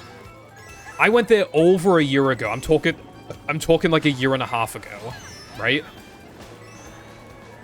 A year and a half ago. How much were the fish and chips? For a small chips and I think a large fish, £14.50. And that was a year ago. I guarantee you now there's no way they haven't spiked it up to like 16. Dude, when I was on vacation, I couldn't believe it, dude. I don't remember where we went exactly, but there was like this food market and they were doing fish and chips, like a proper fish and chips, right? They were selling food for incredibly cheap, dude. You would not believe how cheap it was, right? They gave me a fucking massive... I had a small fish and chips, fucking massive portion. It was £5.50. It was £5.50, and it was bigger than some large fish and chips I have for like £12. It was unbelievable. It's like, wow, Purple, it's like you went through a fucking time portal, bro. Went back to like 2009, and I'm like, damn right I did. I don't know what happened, but they were just selling this shit for so cheap. And it tasted so good. It was so good. Honestly, that was the best fish and chips I've ever had. It wasn't the best tasting. It was really good though. It tasted really good. But it wasn't the best tasting I've had. But it was the best chippy, just for being the cheapest that you could. That is the cheapest. I guarantee you that is like, that has to be like the cheapest you could find in the entire country. It actually has to be. I don't even know how they're making a profit. I'm gonna be real. I have no idea how they're making a profit. But yeah, that market was crazy. By the way, it was like a retro game shop. There was like a bunch of Asian shops that we got like noodles and stuff like really cheap. Oh, it was great, dude. And that same town had a fucking... Dude, you know what I bought from not CEX, from Cashies, right? Have you ever seen the red metallic base 3DS? I got it boxed for 80 quid. How much does it sell for in CEX? 120. And there's nothing wrong with it. Actual bargain of the fucking century, bro. Oh, and then there was a Cashies right next door. Dude, they had Space Invaders. Like, they had a Space Invaders arcade machine.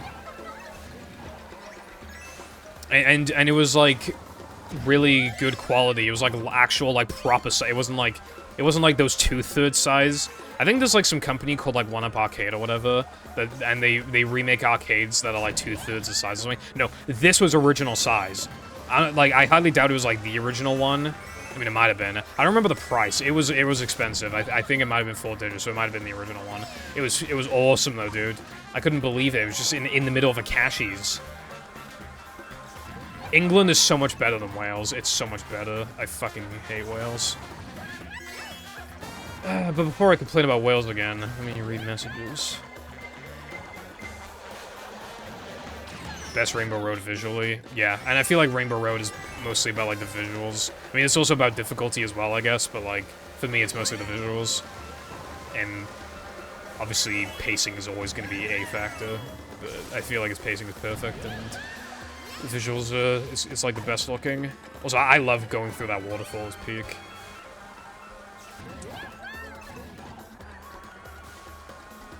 I think Mario Kart 7 tracks are generally pretty good. I struggle to name them off the top of my head because it's like one of my least played Mario Karts, but like, you know, because I played Wii and I did put dozens of hours into 7, but then I kind of just went back to Wii again until 8 came out, and I played 8, and then after I was done with 8, I went back to Wii again, because then I had CGGP. I mean, I went back to Wii because I had CGGP. I think I said that right the first time.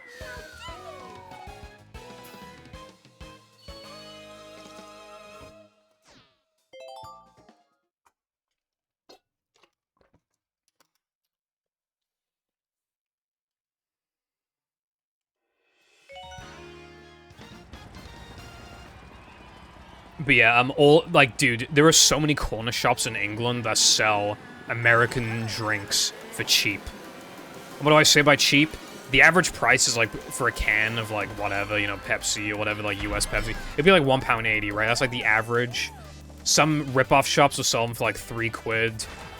Sometimes they'll be past their expiry date, so they'll sell them for, like, 70p or whatever. But generally, I'd say the average is, like, £1.80. £1.80, you can't really complain with that price, because it's the average, right? A lot of these corner shops had American drink. Granted, I didn't buy most of them because I already had most of them.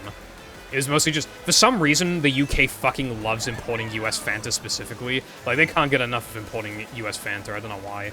But, still, I would check the prices anyway, and most of the time, they'll sell them for, like, between, like, £1.50 to £1.80. A lot of the time, like, £1.60, and that's really cheap. And in Wales, yeah, if anything, I've seen an increase of shops having import drinks. Not just American, even like some other stuff as well, but mostly, you know, like Polish or whatever, but mostly American. But in England, dude, it's literally like 80% of them have import drinks. Whereas in Wales, it's like 25%, which isn't that bad. I know which shops do them, so I still go to them.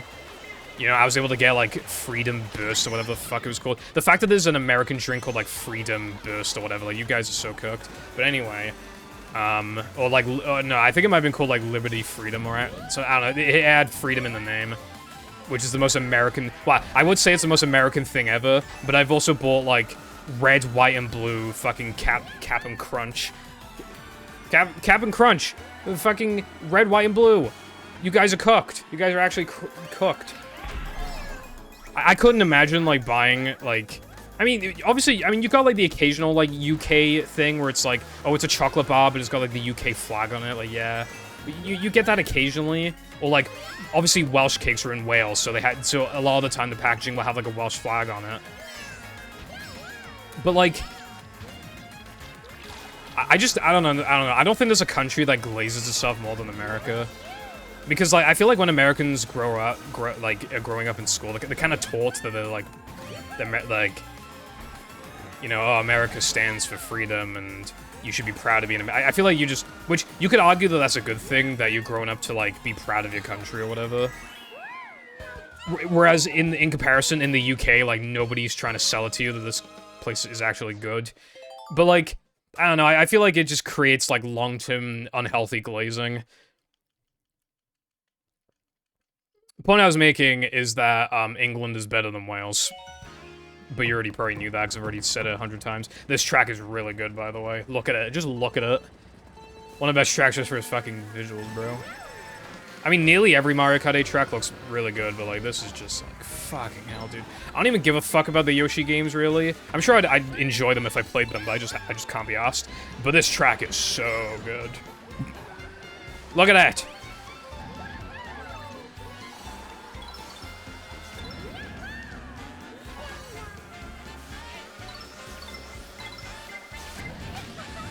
Yeah, they really brought out the big boys towards the end.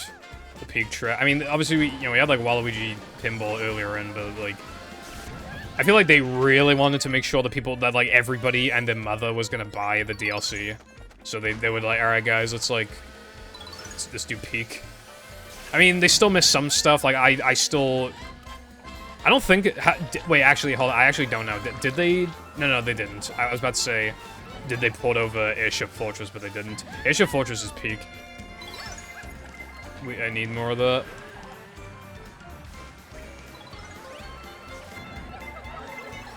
But for the most part, like, I feel like the selection, that's like the first cup is like generally really good tracks.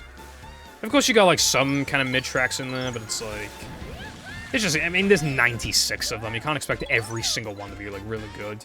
No track is like, I have to play this. No track is like that. No track is like that. Like, what are like the worst tracks in this game? Like, honestly, I don't even know if I could tell you. Like, maybe like. There was, like, some candy track I played in the DLC course earlier, where it was, like, basically entirely vertical. That one's a bit boring, I guess, because it's entirely vertical. And some of the tour tracks, again, are kind of, like, hard to tell where you're going or whatever, but, like, they're not even, again, like, there's no bad tracks. The worst they ever get is, like, in my opinion, is, like, 7 out of 10. The worst they get is just, like, yeah, this is, like, kind of good, I guess. And even that's rare. I feel like the average track in this game is, like, 8 out of 10. And again, this is why if I have to only play one Mario Kart for the rest of my life, it's gonna have to be 8. And eventually 9 will come out, and 9 will probably be peak. But until then, we got this. They're gonna get fucked.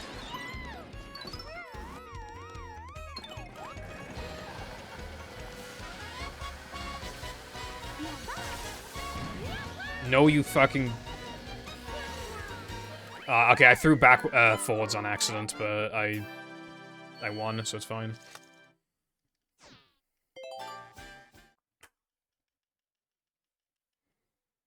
Game journalists when they say the Switch can't produce good graphics. Yeah, it's basically, I mean, it's not just Nintendo that's producing the good graphics, but it's like, it is primarily Nintendo, to be fair.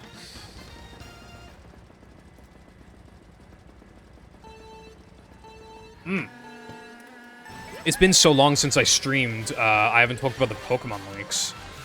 The 1 terabyte of Pokemon leaks.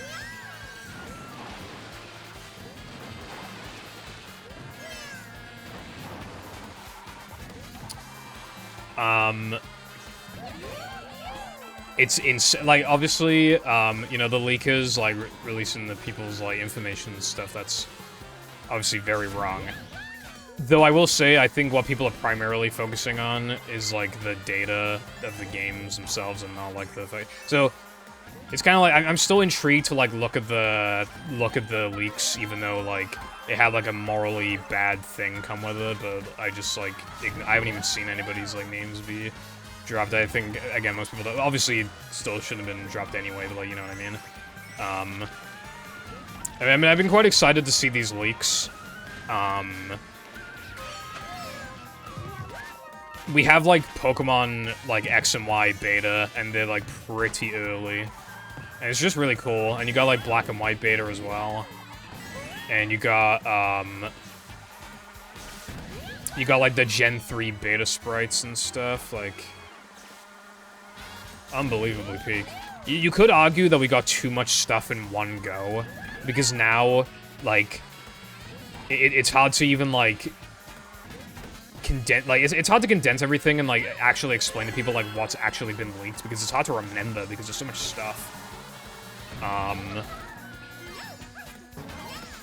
This track is really cool, by the way. It's probably one of the best tour tracks, I know.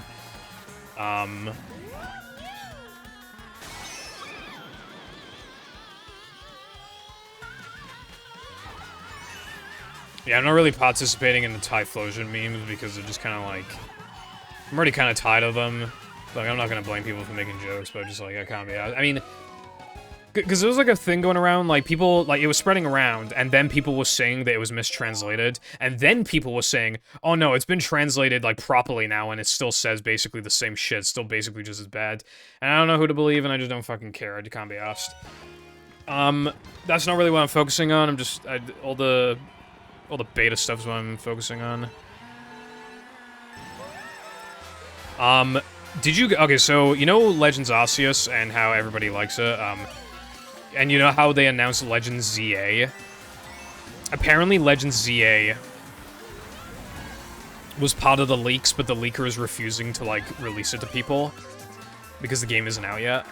I don't know why he's fine with, like, releasing people's, workers' information, but not willing to release a game. Not willing to release a game in Italy, but anyway, I do understand, individually, I understand the reason why you wouldn't want to, like, really, because that might cause Game Freak to just be like, alright, fuck you, bro, we're not, like, releasing this game, or, like, okay, we need to, like, massively overhaul this game so that we still surprise players on their first playthrough, or, like, we need to, like, delay the game a ton so people forget about the leaks, or just, like, whatever. I could imagine, like, it going to shit if it got leaked. But, yeah, the guy who, is playing Legend ZA, he said that the main game is basically complete, and that it's been mostly translated into English, and he said that the side quest stuff is about 50% complete, and he also said, and I roughly quote, that the game is really good. I believe he said the words really good, so that's exciting. I'm probably gonna buy the game, but, also, we know... Also, a really good sign as well. He knows from looking at the data, the game was meant to release in 2024. But it got delayed. So, I mean, that's a great sign, a Pokemon game getting delayed. Holy. In the holy year of 2024, never thought I'd fucking see the day, right? But apparently it's true, so that's crazy.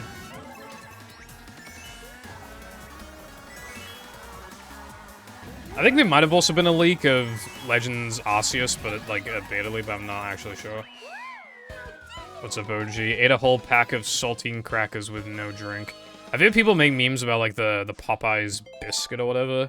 It's kind of dry, but like I feel like a lot of biscuits over here are kind of dry anyway, so it's like I didn't really I don't know. Maybe it's a different recipe in the UK, but like I did try the Popeyes biscuit once and I thought it was mid. I don't know. I wouldn't really have it again. Oh yeah. When I was in England, I went to Sun Chickens, and because that was the crazy Pipple Foundation and Jam collab. Do you guys remember that? Jam didn't go on vacation with us, but we met at a halfway point. So we drove for an hour and he drove for an hour, and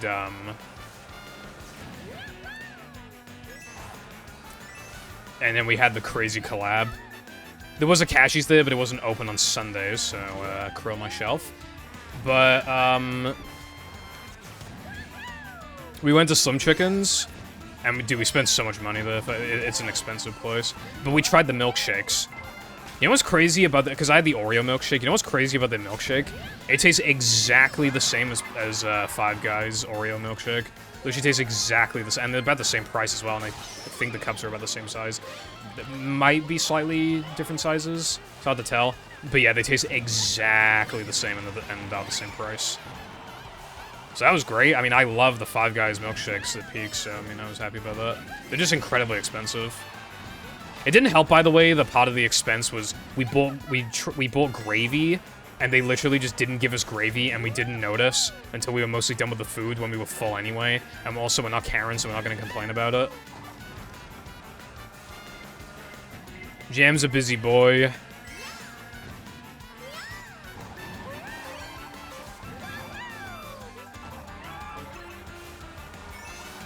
Because like, he has his own house now. I mean, even when he's available on the weekends, he's probably doing stuff with his girlfriend or whatever, or like walking the dog, or like he wants to like play a game, or whatever. Like,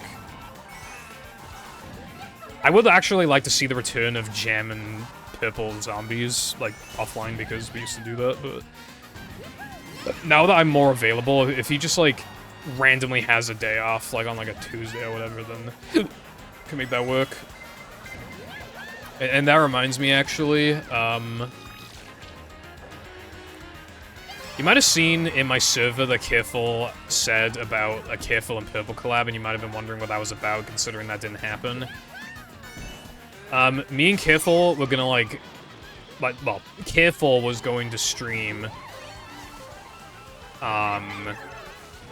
zombies and maybe also campaign for World at War, and I would, you know, so when he said co-stream, he meant, like, I'd be in the stream with him on his stream, and we were gonna do World at War. But last session, I asked him, like, are you gonna stream? And he was like, no, I can't be asked, and I was like, okay. So, yeah, sorry about that. However, hashtag not my fault, because that was his decision.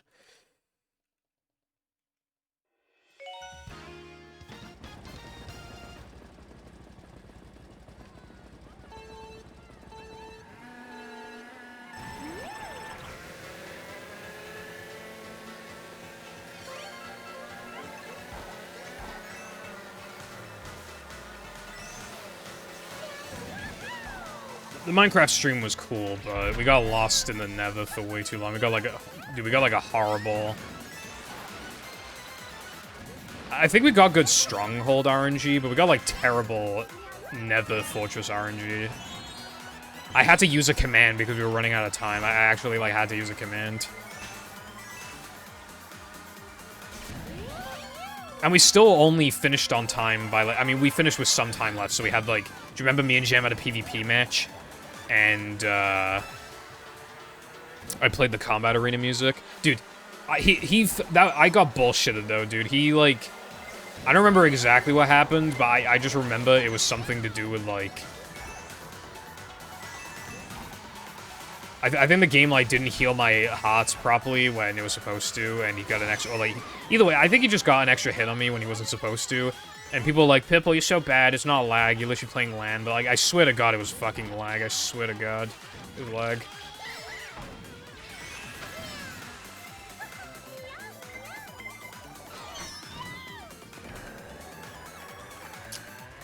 Yeah, I probably wouldn't stream that on my channel, but if he wants to stream it on his channel, he can.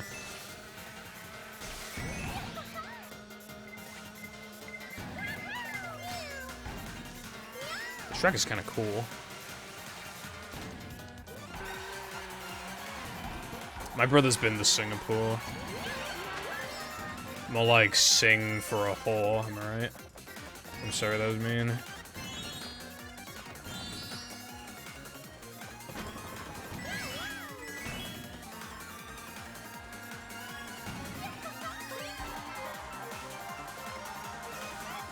I probably should stream more often, just because I know streaming more would delay the videos, but I still don't plan to release the PvZ video for a while.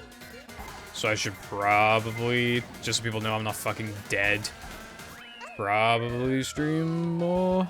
I mean, if BFB Deluxe were out, I'd be playing the fuck out of that. I'd maybe even do a run of it, but it's not out. Dude, I literally had to slam my foot on that thing like 8 times until I actually split. I'll be able to answer that for you right now.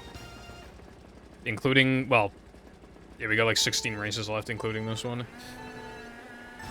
I mean, 15, yeah.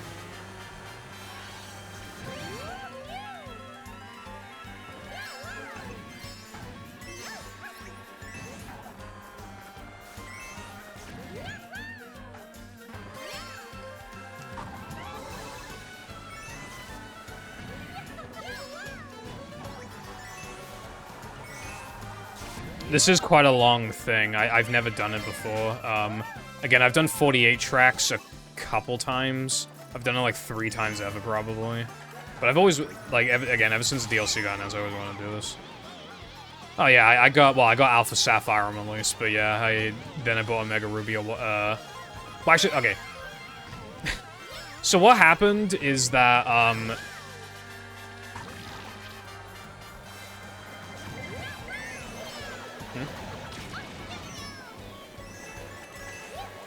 yeah, like, okay,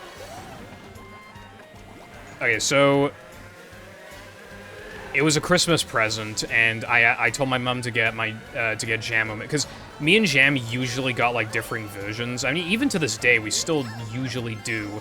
I think he got Pokemon Scarlet, and I got Violet. But it's just kind of always been like that, like... Not always, but, like... You know, he got Pokemon Y, I got Pokemon X. He got Pokemon Omega Ruby, I got Alpha Sapphire. He got Pokemon Sun, I got Pokemon Moon. That's generally how we did things. So I told my mom to get him Omega Ruby for Christmas, right? Little did I know that he had actually just already bought the game. And They were like, okay, well, if you want this Omega Ruby copy, then you're gonna have to, like, pay for it. So I paid for it. So I had Omega Ruby and Alpha Sapphire, but then I lost my copy of Omega Ruby, like, 2 weeks later. To this day, I have no clue where it went, because I know where I was sitting at the desk. I remember I was in the town, like, Peterburg, Peterburg City or whatever, where, like, where the 5th gym is, but you don't actually enter it yet. Well, I mean, you do for the catching tutorial. I was sitting at my desk. That was where I saved, because I got that shiny, Beldum that you got if you had the game within the first, like, month or two or whatever. Like, I literally, so, I got it. I like, saved the game in front of the Poké Center. I remember vividly, I saved in front of the, not in it, or the Pokemart or whatever, it was in front of the Poké Center, I remember it vividly. Never saw the game again. Have zero clue. Like, it must have, like, fell off the desk and then it got hoovered up or something, because, like, if that's not what happened, I genuinely don't know what happened. No clue what happened if that's not what happened. But that's the only idea that I have of what might have happened. But yeah,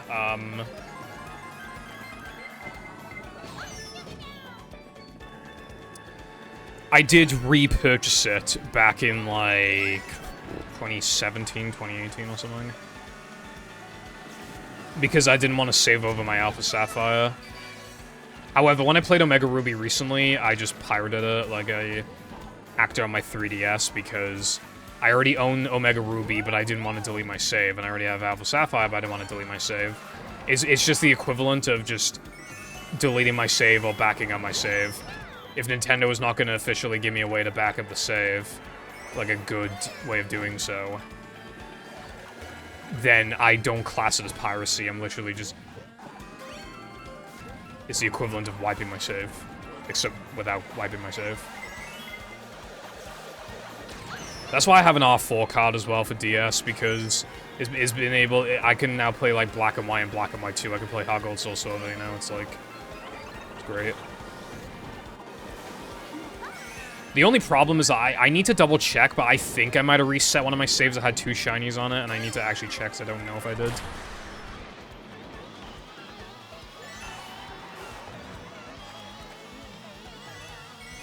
I'm gonna lose to this Splatoon character, and it's not even my fault, bro. I literally got pushed into the water in the last time.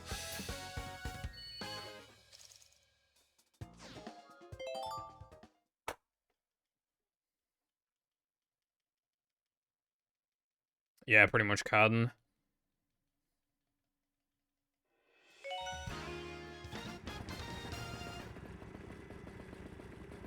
Or the classic, I know for a fact the last time I used this insert thing here, I put it in this specific drawer, and then when you finally find it after like 2 hours, it was in a different drawer.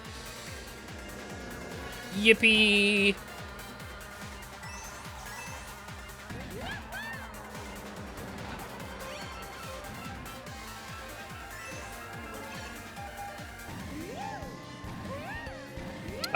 Bad RNG, mostly.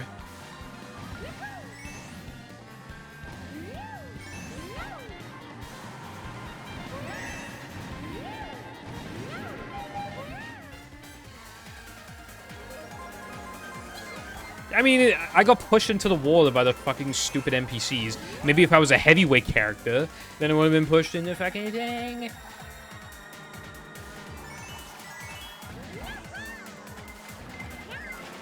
Which is also not my fault because the chat made me do it.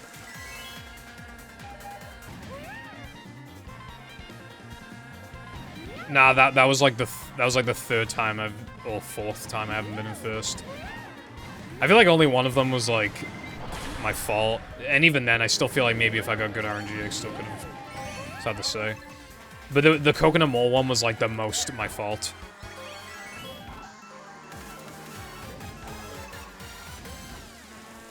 Speaking of yapping, I'm gonna be making a 2nd channel video like fairly soon, but it's kind of a slow process.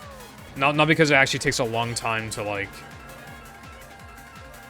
It's more of like gathering stuff. So it's that process because I'm letting it flow naturally. I'm adding to it naturally, instead of going out of my way to think about it. It's gonna take a while to, No. No.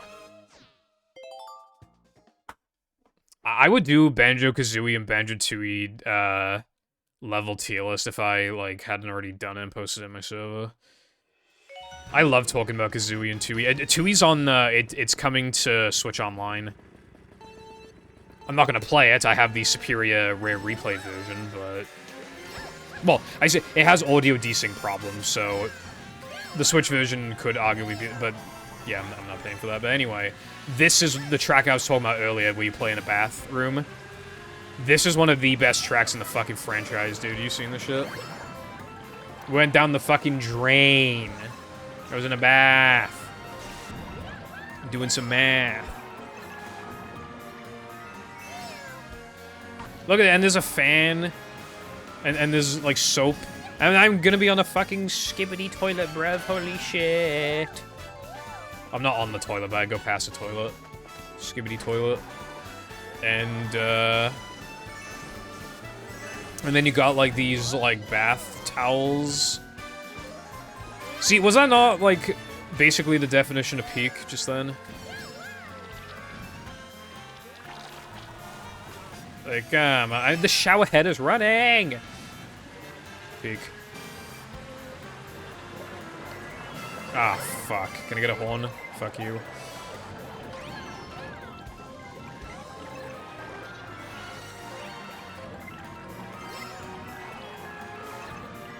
It's the average slop streamer.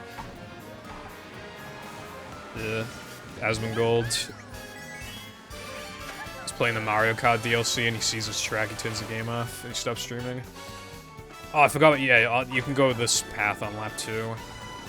I thought that was tampons for a sec, luckily it was bandages. And look, the fucking sink has been filled up now. It's so peak. I wasn't planning on making a Mario Kart track tier list, but this would be S tier, yeah. There's basically nothing wrong with it. I can't think of anything wrong with it.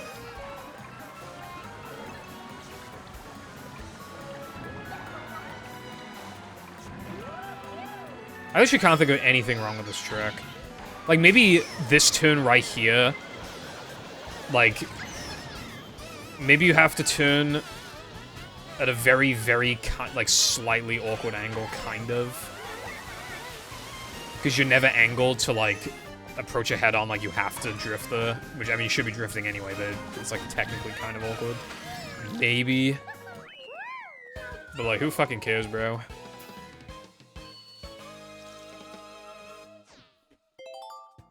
Bro has Minecraft Dropper on the brain.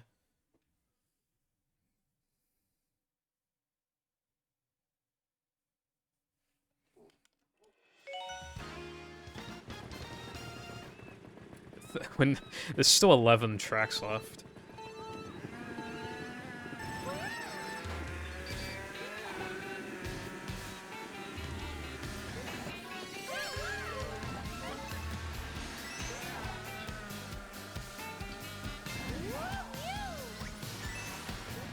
I did actually want to make, like, every Mario Kart, because, I'm not gonna lie, like, after making a Plants vs. Zombies video, and then making a Sha video, and then maybe also doing, like, Battle or whatever, like, maybe.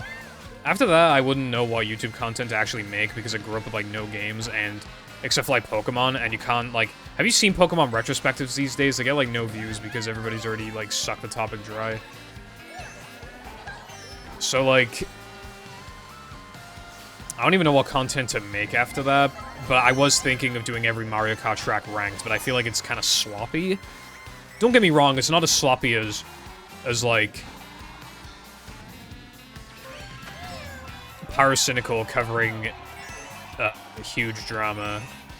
Huge furry farting drama. In case you don't know what furry farting is, 20 minutes later. Now we can finally move on to the topic. Keemstar. Keemstar is fucking fat and bald. And he vapes. Okay, thanks for watching, bye. He's not even that fat anymore, I don't think, but yeah. Do you remember the Scarce is fat meme? It's kind of funny because, like, Keemstar and Scarce were gonna have, like, a competition to see who could lose weight. And like, they initially weighed themselves. Scarce lost his weight. But I just want to point out that, like, Scarce weighed less than Keemstar, and yet the meme was that Scarce is fat. Am I going the wrong way? Where the fuck am I? Dude. Wow, is that actually the first time in human history a blooper has actually, like, done its job? Oh my god. That might actually be first time in history. Give me something good, bro.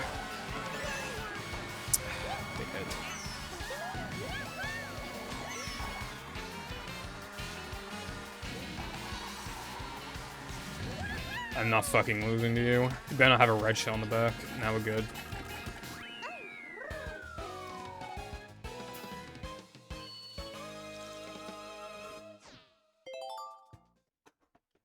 I actually forgot what I was talking about.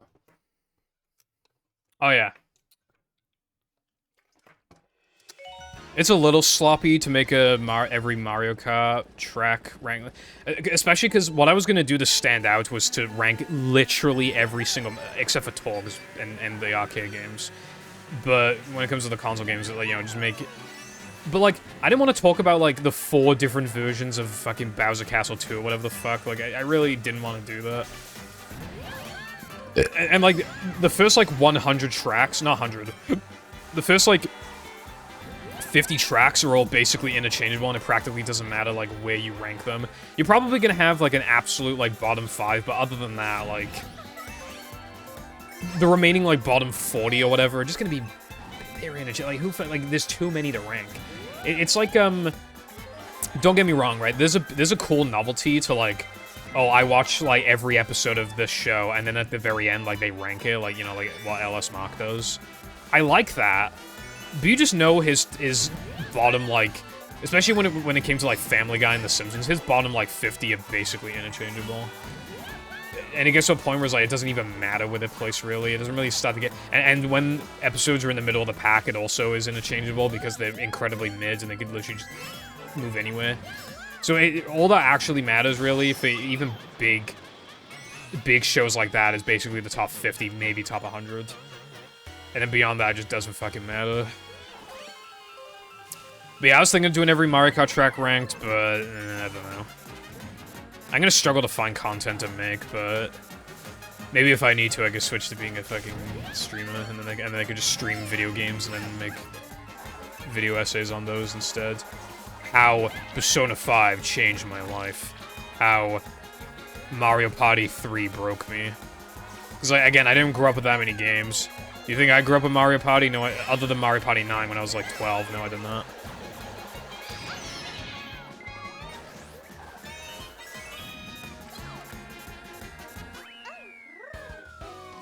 Oh, I know, there's a honk in this, isn't it? Wait, what's the honk button in this?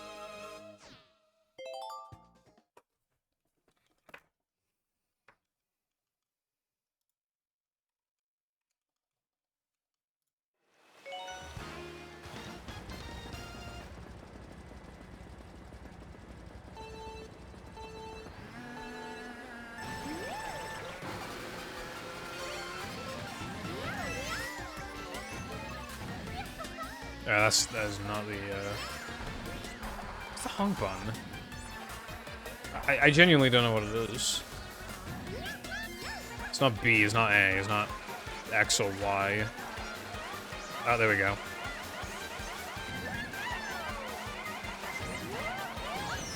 That's another pet peeve, when you can't figure out, like, what button something is, and then when you finally figure it out, it's basically always, like, either the last button or the second last button on the controller. Like, is it just me, or is that, like, the most relatable fucking thing ever? Try to remember, like, what a controller's on, like, what button prompt it is, and then it's, like, it's basically always, like, the last thing or the second last thing that you pick. Like, you have to press, like, every single fucking button, and then it's, like, the one that you didn't press. So thanks, bro. Yeah. Dude, making that a skit in the Vine days, that would have made me pop off. Also, that was rare.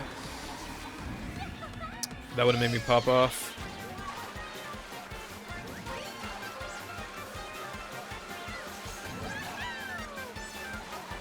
Not my fault, Cotton. I mean, not always, bro. I mean, what about Incredibles? I don't think there's a honking Incredibles, bro. I'm still shocked by how completely fine of a game ROTU was. I thought it was gonna be miserable. I really thought it was gonna be horrible, because, like, I just, all I had heard is that it's bad, and I was like, oh, dude, it's gonna be, like, a sequel to Incredibles, but, like, they fucked it up somehow. It's gonna suck. They probably made it, like, too hard or whatever, but, no, it's literally just, it's a very different game. It's repetitive, but it's so much shorter, honestly. I had a better time playing ROTU than I did the original Incredibles, because the original Incredibles has, like, a lot more unique content, is a lot less repetitive, but, like, it still is kind of repetitive in some ways with, like, the enemies, and it just kind of overstayed. Like, Incredibles is, like, one of those games where it's, like, it's definitely gonna be better on repeat playthroughs because you know how to deal with the fucking bullshit, whereas, like, ROTU was just so short, you can't even get mad at the game. There was, like, one level that kind of annoyed me, but I did it, like, third try, and the level's, like, 3 minutes long. Welcome back. What is record? I don't know exactly. I think it's over 4 hours, but...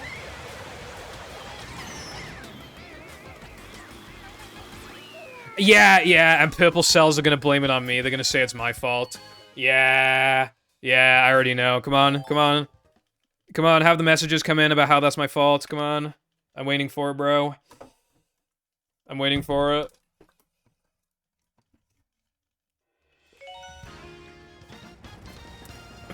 Like... Yeah, if I just drove faster. You know, Pipple, if you played like Task, that wouldn't have happened. I got sniped by a blue shell when there was like 1 nanosecond left of the track, and then I lost by a nanosecond. To fucking Koopa Troopa. Like, I was right next to the finish line, and then he barely passed me.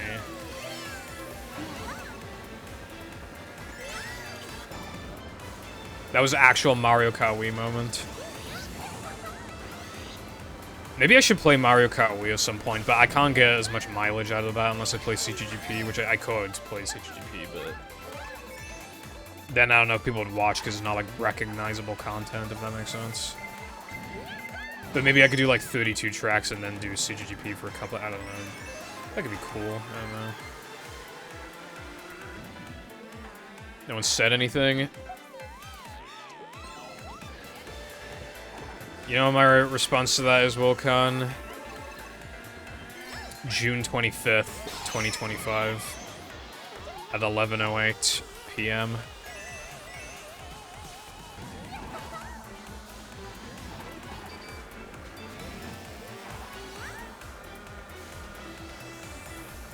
Ooh, the music is kind of busting on this, I just realized.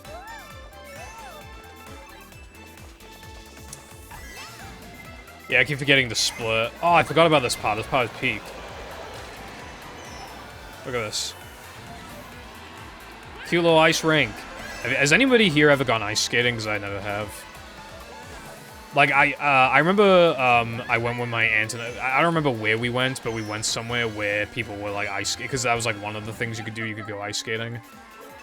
And, it looked too embarrassing for me to, and by that I mean I would fall and I just didn't want to get embarrassed. Like, did you ever just not want to do something in like a public setting, like even if other people are doing it, because you felt like it could be seen as embarrassing? Like, I don't know, like when I was on the France trip, we were on like a boat.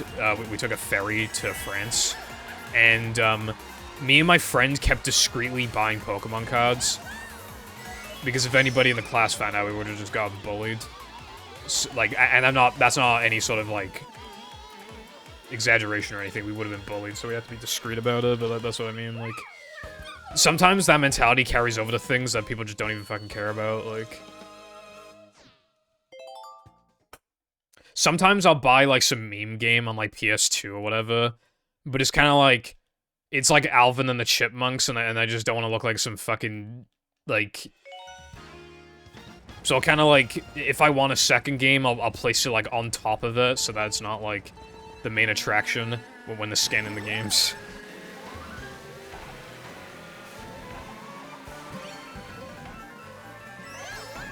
Yeah, I know, Latte. And like, I think ice skating's cool, but it's one of those ones where my parents think it's fucking stupid, so I'm never going there ever because I don't have a car. Like I've said before, I was hoping that wasn't off-road, but it makes sense it's off-road. Like I said before, my parents like never took me to the cinema or bowling because they thought it was stupid and a waste of money. And I had like not that many friends, and I didn't leave the house that much. It was like, bruh. Like, if I had to guess like the number of times I've been bowling in my entire life, let me think. I think it's unironically like 4 or 5 times. I'm leaning more towards 4. And the number of times I've been to the cinema is like 5 times or 6 times. Let's think, right? The Mario movie, both It movies. So that's 3. Some Alien movies, so that's 4. Some Transformers movie, that's 5. Mission Impossible when I was a kid, that's 6. A My Hero movie, that's 7. And Dunkirk, that's 8. Okay, more than I thought. I've been to 8 movies, but like, I think like 4 of them, or no, 6 of them were with, 5 of them were with friends. 2 of them were with my dad because he actually wanted to watch the It movies because he likes them, and 1 time with Jam for the Mario movie. He was gonna watch, my dad was gonna watch Oppenheimer, but he didn't watch it in the end. Or I think he watched it on TV. He was gonna watch it in the cinema, but he didn't. It's Family Guy 25.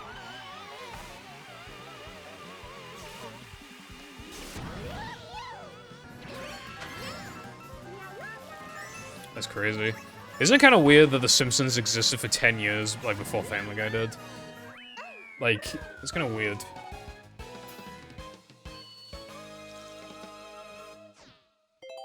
Again, there's just no point in me getting a dry... I'm gonna buy an expensive phone next year, and I'm gonna buy, like, stuff on Black Friday this year, and, like...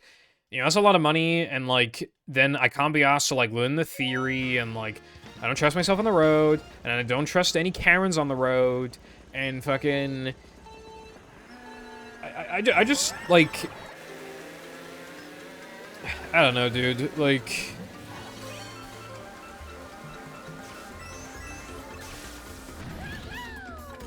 Where am I gonna go? What IRL friends do I have? You know what I mean? It's kind of low-key a waste of money, because I'm not gonna really go anywhere. And you could say, oh, well, it's preparation for when you do want to go places. Like, you already have the license, so, like, by the time you actually want to start doing stuff. It's like, yeah, but, like... You know, like, I don't know, bro, I mean... Ideally, my wife drives me everywhere, because I tell her to, and she does, because I make the YouTube money, so... She's the designated driver. Now that's peak. Wife, I wish to go to Cardiff to go to Popeyes, and I want to go to Cashies. And she's like, okay.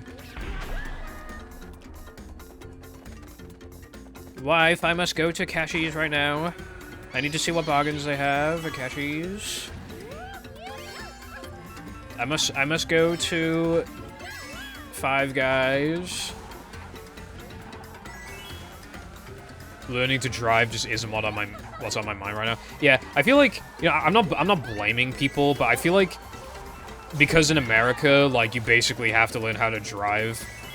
When they learn that somebody doesn't know how to drive, like, they're just absolutely flabbergasted, but it's like, it's not quite the same here. Admittedly, I do live somewhere where it is kind of annoying to get to places, because I do live in the equivalent of the middle of nowhere for Wales standards, but... we have pretty reliable buses, so I could just walk down the hill and take a bus. I don't want to, and it's less convenient, and buses are expensive, but I can, and I can take the train as well. You know, like, I feel like in America, like, I feel like you should be getting your driver's license, like, when you turn, like, 18 or whatever, but it's like, that's so uncommon here. Like, almost no one gets the, well, bit of an exaggeration, but, like, not many people get their license at, like, 18 here. They usually get it in, like, the early 20s or something. Like, when they're, like, 20, I would say is probably, like...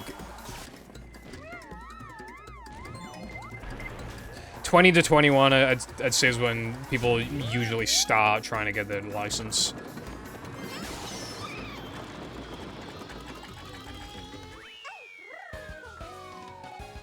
This is why Jam is the better brother.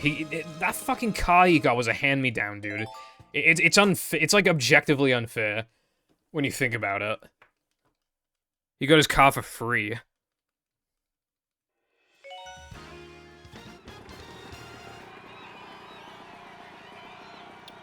To be fair, I'd imagine it's harder to afford a car now, because... imagine trying to find a job in 2024, good luck. I've heard stories of people applying for jobs in, like, mid-2023 or something. And they only getting a reply back, like, now. Like, how does that happen? How does that happen, bro? 21.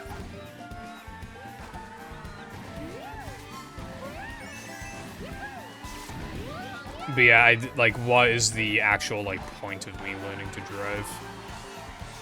What are the advantages of me driving right now? If I occasionally want to go somewhere, I can just do it on my own free will. Yeah, but how often is that? How often do I genuinely feel like doing that? Not very often. Maybe if something happened to my dad and he couldn't drive anymore, and then I could be the driver, but, like... That's probably not gonna happen, though. Like, that's kind of being pessimistic. That's being a Debbie Downer, bro. So it's like, I don't know, like... I don't feel the need to learn. You know, part of the reason why I like going places and spending money there is because, like, I got there for free, and I'm gonna get back for free. If I have to, like, take the train or the bus or whatever, then obviously that's an additional fee, let alone, like, gas. And like, that reminds me, in Cardiff there was a gaming market. You know how I complain that Wales never has them? Cardiff occasionally has them. They have them, like, once a year. Cardiff has its own gaming market. And it was today. It's actually today. Well, it's obviously closed now, but it was today until, like, 4 or 5 p.m. Right? And they got loads of retro stuff there. Why didn't I go? First of all, my parents would rather kill themselves than go somewhere on a Sunday. They hate going places on the weekend because more people will be around and they just don't like how overcrowded it can get. So they would probably not take me to Cardiff on a Sunday. Did I just get bad RNG'd again? Okay, now we're fine. So, I didn't ask, but they probably wouldn't have taken me, realistically, because it was Cardiff. Second, if I had to take the train, then it would still be, like, it's paying an additional fee. You have to pay to get in. You have to pay, like, 5 quid or whatever to get in. Then I'd also be paying, you know, for Popeyes, because I'm not going to Cardiff and not getting Popeyes. You can fuck off with that idea. And then I'd want to go to, like, CEX and everything. Like, it would just be... And yeah, at that point, you could just treat it as, like, a trip to Cardiff, but, like, you don't do a couple things in exchange for going to the gaming market. But, like, going on a train then just creates this additional fee. And train tickets have gone up so much in the past, like, 3 years. They've gone up a fuck ton, which is why I, like, almost never go on the train anymore. They've gone up, like, so much, right? A lot of people just refuse to take the train these days because the prices are so high, which then makes the companies think that they can justify increasing the prices even more because, like, oh, well, nobody's using the trains, we've got to increase the prices. It's like, nobody's increasing the prices because it was already expensive in the first place. But anyway, yeah, it's...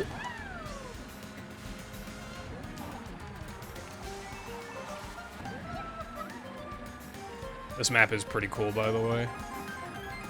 But yeah, I just didn't want to pay that additional fee, and, it's... In Cardiff, it's supposed to be raining a lot, like, for basically the entire day. And Cardiff...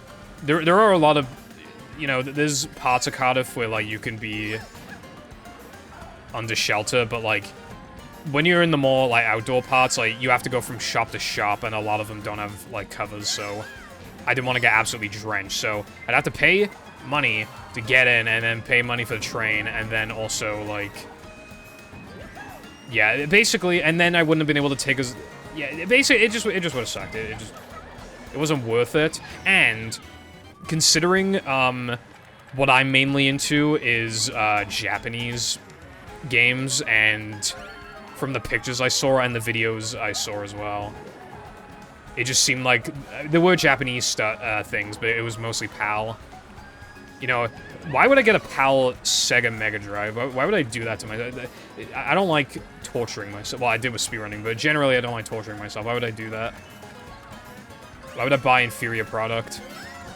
You know, so it just, maybe it would have been peak, but yeah, I also just kind of low-key just didn't want to, like, I don't know, because I don't really like doing stuff by myself, because it's just, like, then it's lamer than if you have, like, even jam with me, it just feels like a friends with you. It's, like, so much better than... I keep getting almost RNG'd.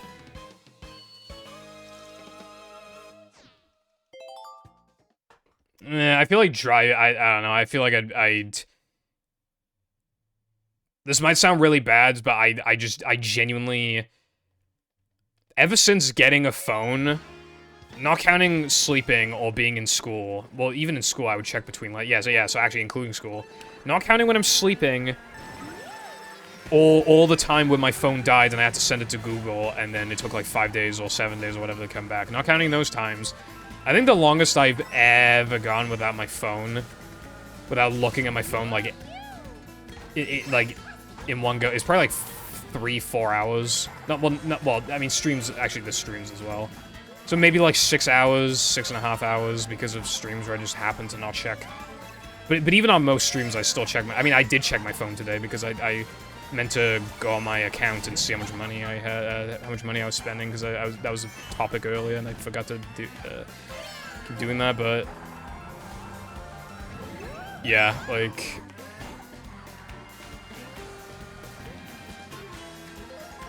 I don't think I could drive for like hours without my fucking phone to look at, basically. I mean, the phone could be used for maps, granted, but that's not the same thing.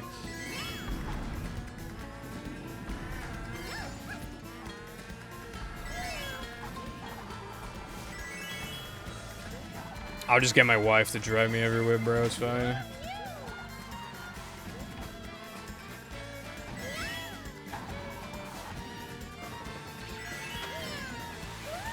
Also, I don't want to be the idiot driver. I don't want Karens, like, causing a commotion. Because I know if I got into an accident, it would either be my fault or the other person would be, like, literally, like, actual world record contender for the biggest Karen of all time. And I just, like, I really, really do not want to deal with either of those things. Even when they seem initially, like... There was this old guy that, like, kind of rammed into Jam's car, and he admitted fault, and he said he paid for everything. So Jam upgraded his car because his car was kind of not that good anyway. So he upgraded his car because, and he was getting the money back for payments of his car in the first place. I don't know if Jam ever got it sorted, but the guy still owed him £500, the old guy. And at least as of, like, a month after the ordeal, he hadn't paid him the 500, and I don't know to this day if he even has still paid him the 500, despite the fact that he literally admitted fault. So, like, you know... I'll probably submit video proof anyway, but we'll see. You and what wife? Not gonna lie, you never struck me as a wife guy. What does that mean? Because I feel like it means what I think it means.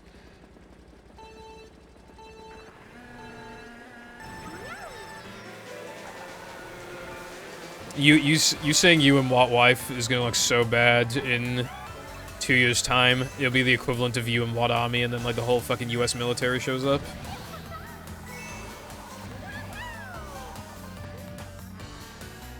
It'll be like that.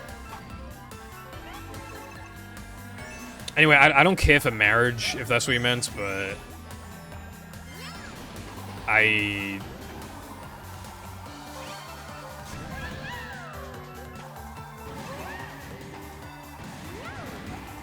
don't know. As long as I had, like, no doubts that they're just gonna try and divorce me and take all my money. Which, like, why are you dating them if you're worried about them doing that? But, you know what I, like...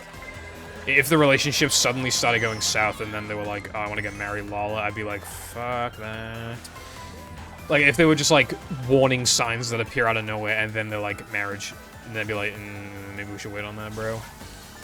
But generally, I mean, I'd be fine with it. I just don't want to spend, like, loads of money. I don't want to do, like, the fucking... I don't want to spend loads of money on the thing. I don't want to do, like... I don't want to invite the whole family and the extended family and all the cousins and everything. Fucking cousin Eric from fucking Scotland, whoever the fuck he is. I don't even know if I have an Eric from Scotland to probably do it. I don't fucking know, bro. Probably got Eric from Scotland. He's gonna show up to the wedding. And it's like, oh, bro, who even are you? I just, like... I just don't fucking, like... I don't care, bro. To me, marriage is more about, like, what's on the paper rather than, like, how you do the wedding.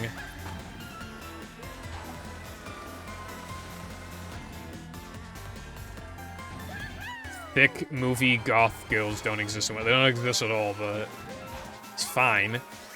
I'm just gonna become big YouTuber, and then all the ladies will love me.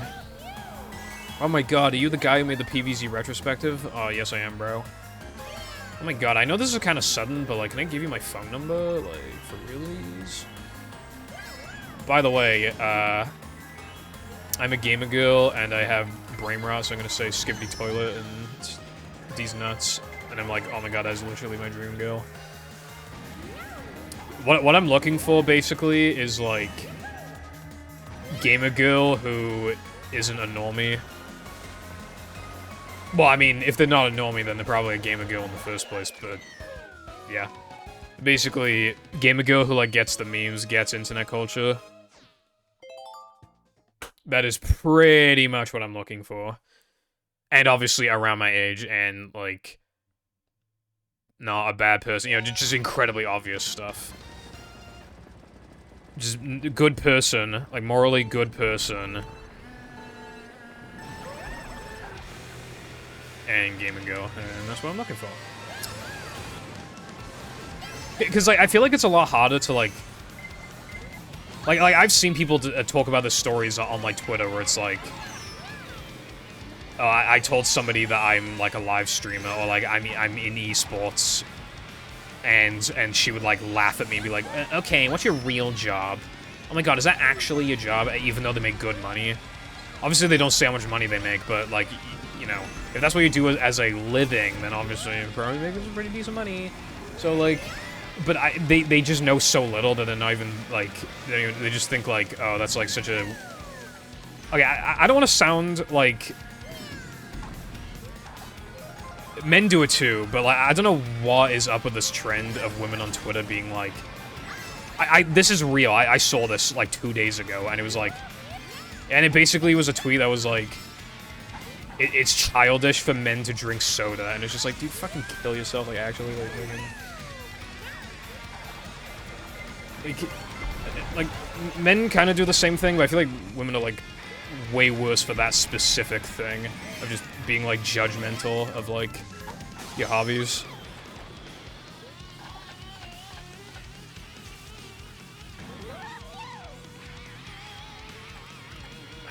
Like, yeah, like, that's exactly, like... I kind of saw this, like, thread of, like, you know, like, quote tweet, like, your red flags in people. And, like... If I were to do that, then I would, like... Anybody who, like, disrespects your, like, living, or, yeah, says that, like, drinking soda is, like, childish and red flag, but, like, that in itself is the red flag. You are a living red flag. Right? Also, do you remember earlier in the stream when I said that when you see the Bowser's Castle remake, it looks fucking nothing like the original? Yeah, this is it. All the twists and turns and everything looks fucking nothing. Like, I mean, you got lava and you got Bowser's Castle, but, like, it just looks like a parody of it rather than, like, a remake. It's kind of weird. What's up, Lenny? Last track.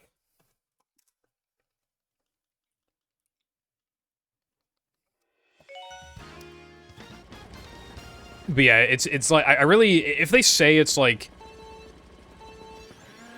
girly or gay or a red flag or whatever to like drink the kind of alcohol that you like drinking, or to have dessert, or to play video games, that was in the thread, that was in the quote tweets. There were a worrying number of people saying, well, by people I mean women, saying video games. I saw more women saying that video games were a red flag than I saw men saying that, like, astrology was a red flag. And astrology is low-key a bit of a red flag because, like, I've seen those, like, screenshots and stuff where it's like, that would have worked in Mario Kart Wii. That actually would have worked in Mario Kart Wii for real, bro.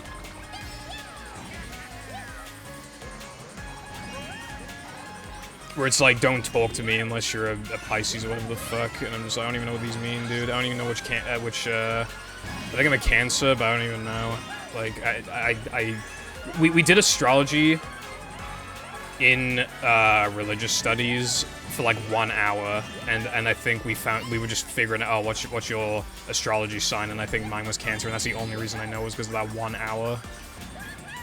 Like, that was literally like... Yeah. Like, obviously, if it's just, like, a fun little thing, it's obviously then it's like, who cares, but if they're just like, guys, I got this, like, Cancer energy today, brev, and, like, you don't even talk to me unless you're, like, the D's nuts astrology sign. I'm just like, shit, bro. That's a red flag. There's all sorts of red flags, and you could argue that people are being too judgmental, but,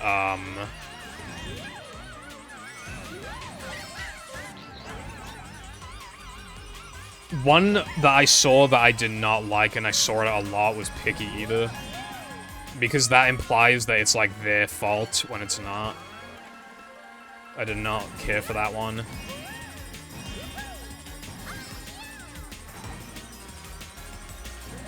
It's a bit different if they're not willing to, like, make the compromise with you, and it's like... Oh no, the only thing I like in my entire life is, like... I don't know, McDonald's burgers. I don't like anything else in my entire existence other than McDonald's burgers, so if you don't have McDonald's burger, I will kill you. That's different. But if it's literally just like... Oh yeah, so for dinner, can we cook these two things so that I have my thing that I like and you have your thing that you like? Or, at a restaurant, it's like, okay, well, I don't like most things on the menu, but, I'll just have, like, 3 sides or whatever, and then it'll combine to, like, a meal. I feel like that's a fair compensation, you know? I feel like it's a fair compensation. But anyway, I beat the thing. I did it.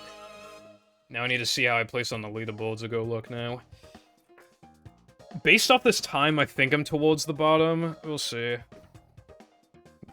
Honestly, it kind of went by. When I first was, like, paying attention to the timer and it said, like, an hour and a half, I was like, uh-oh.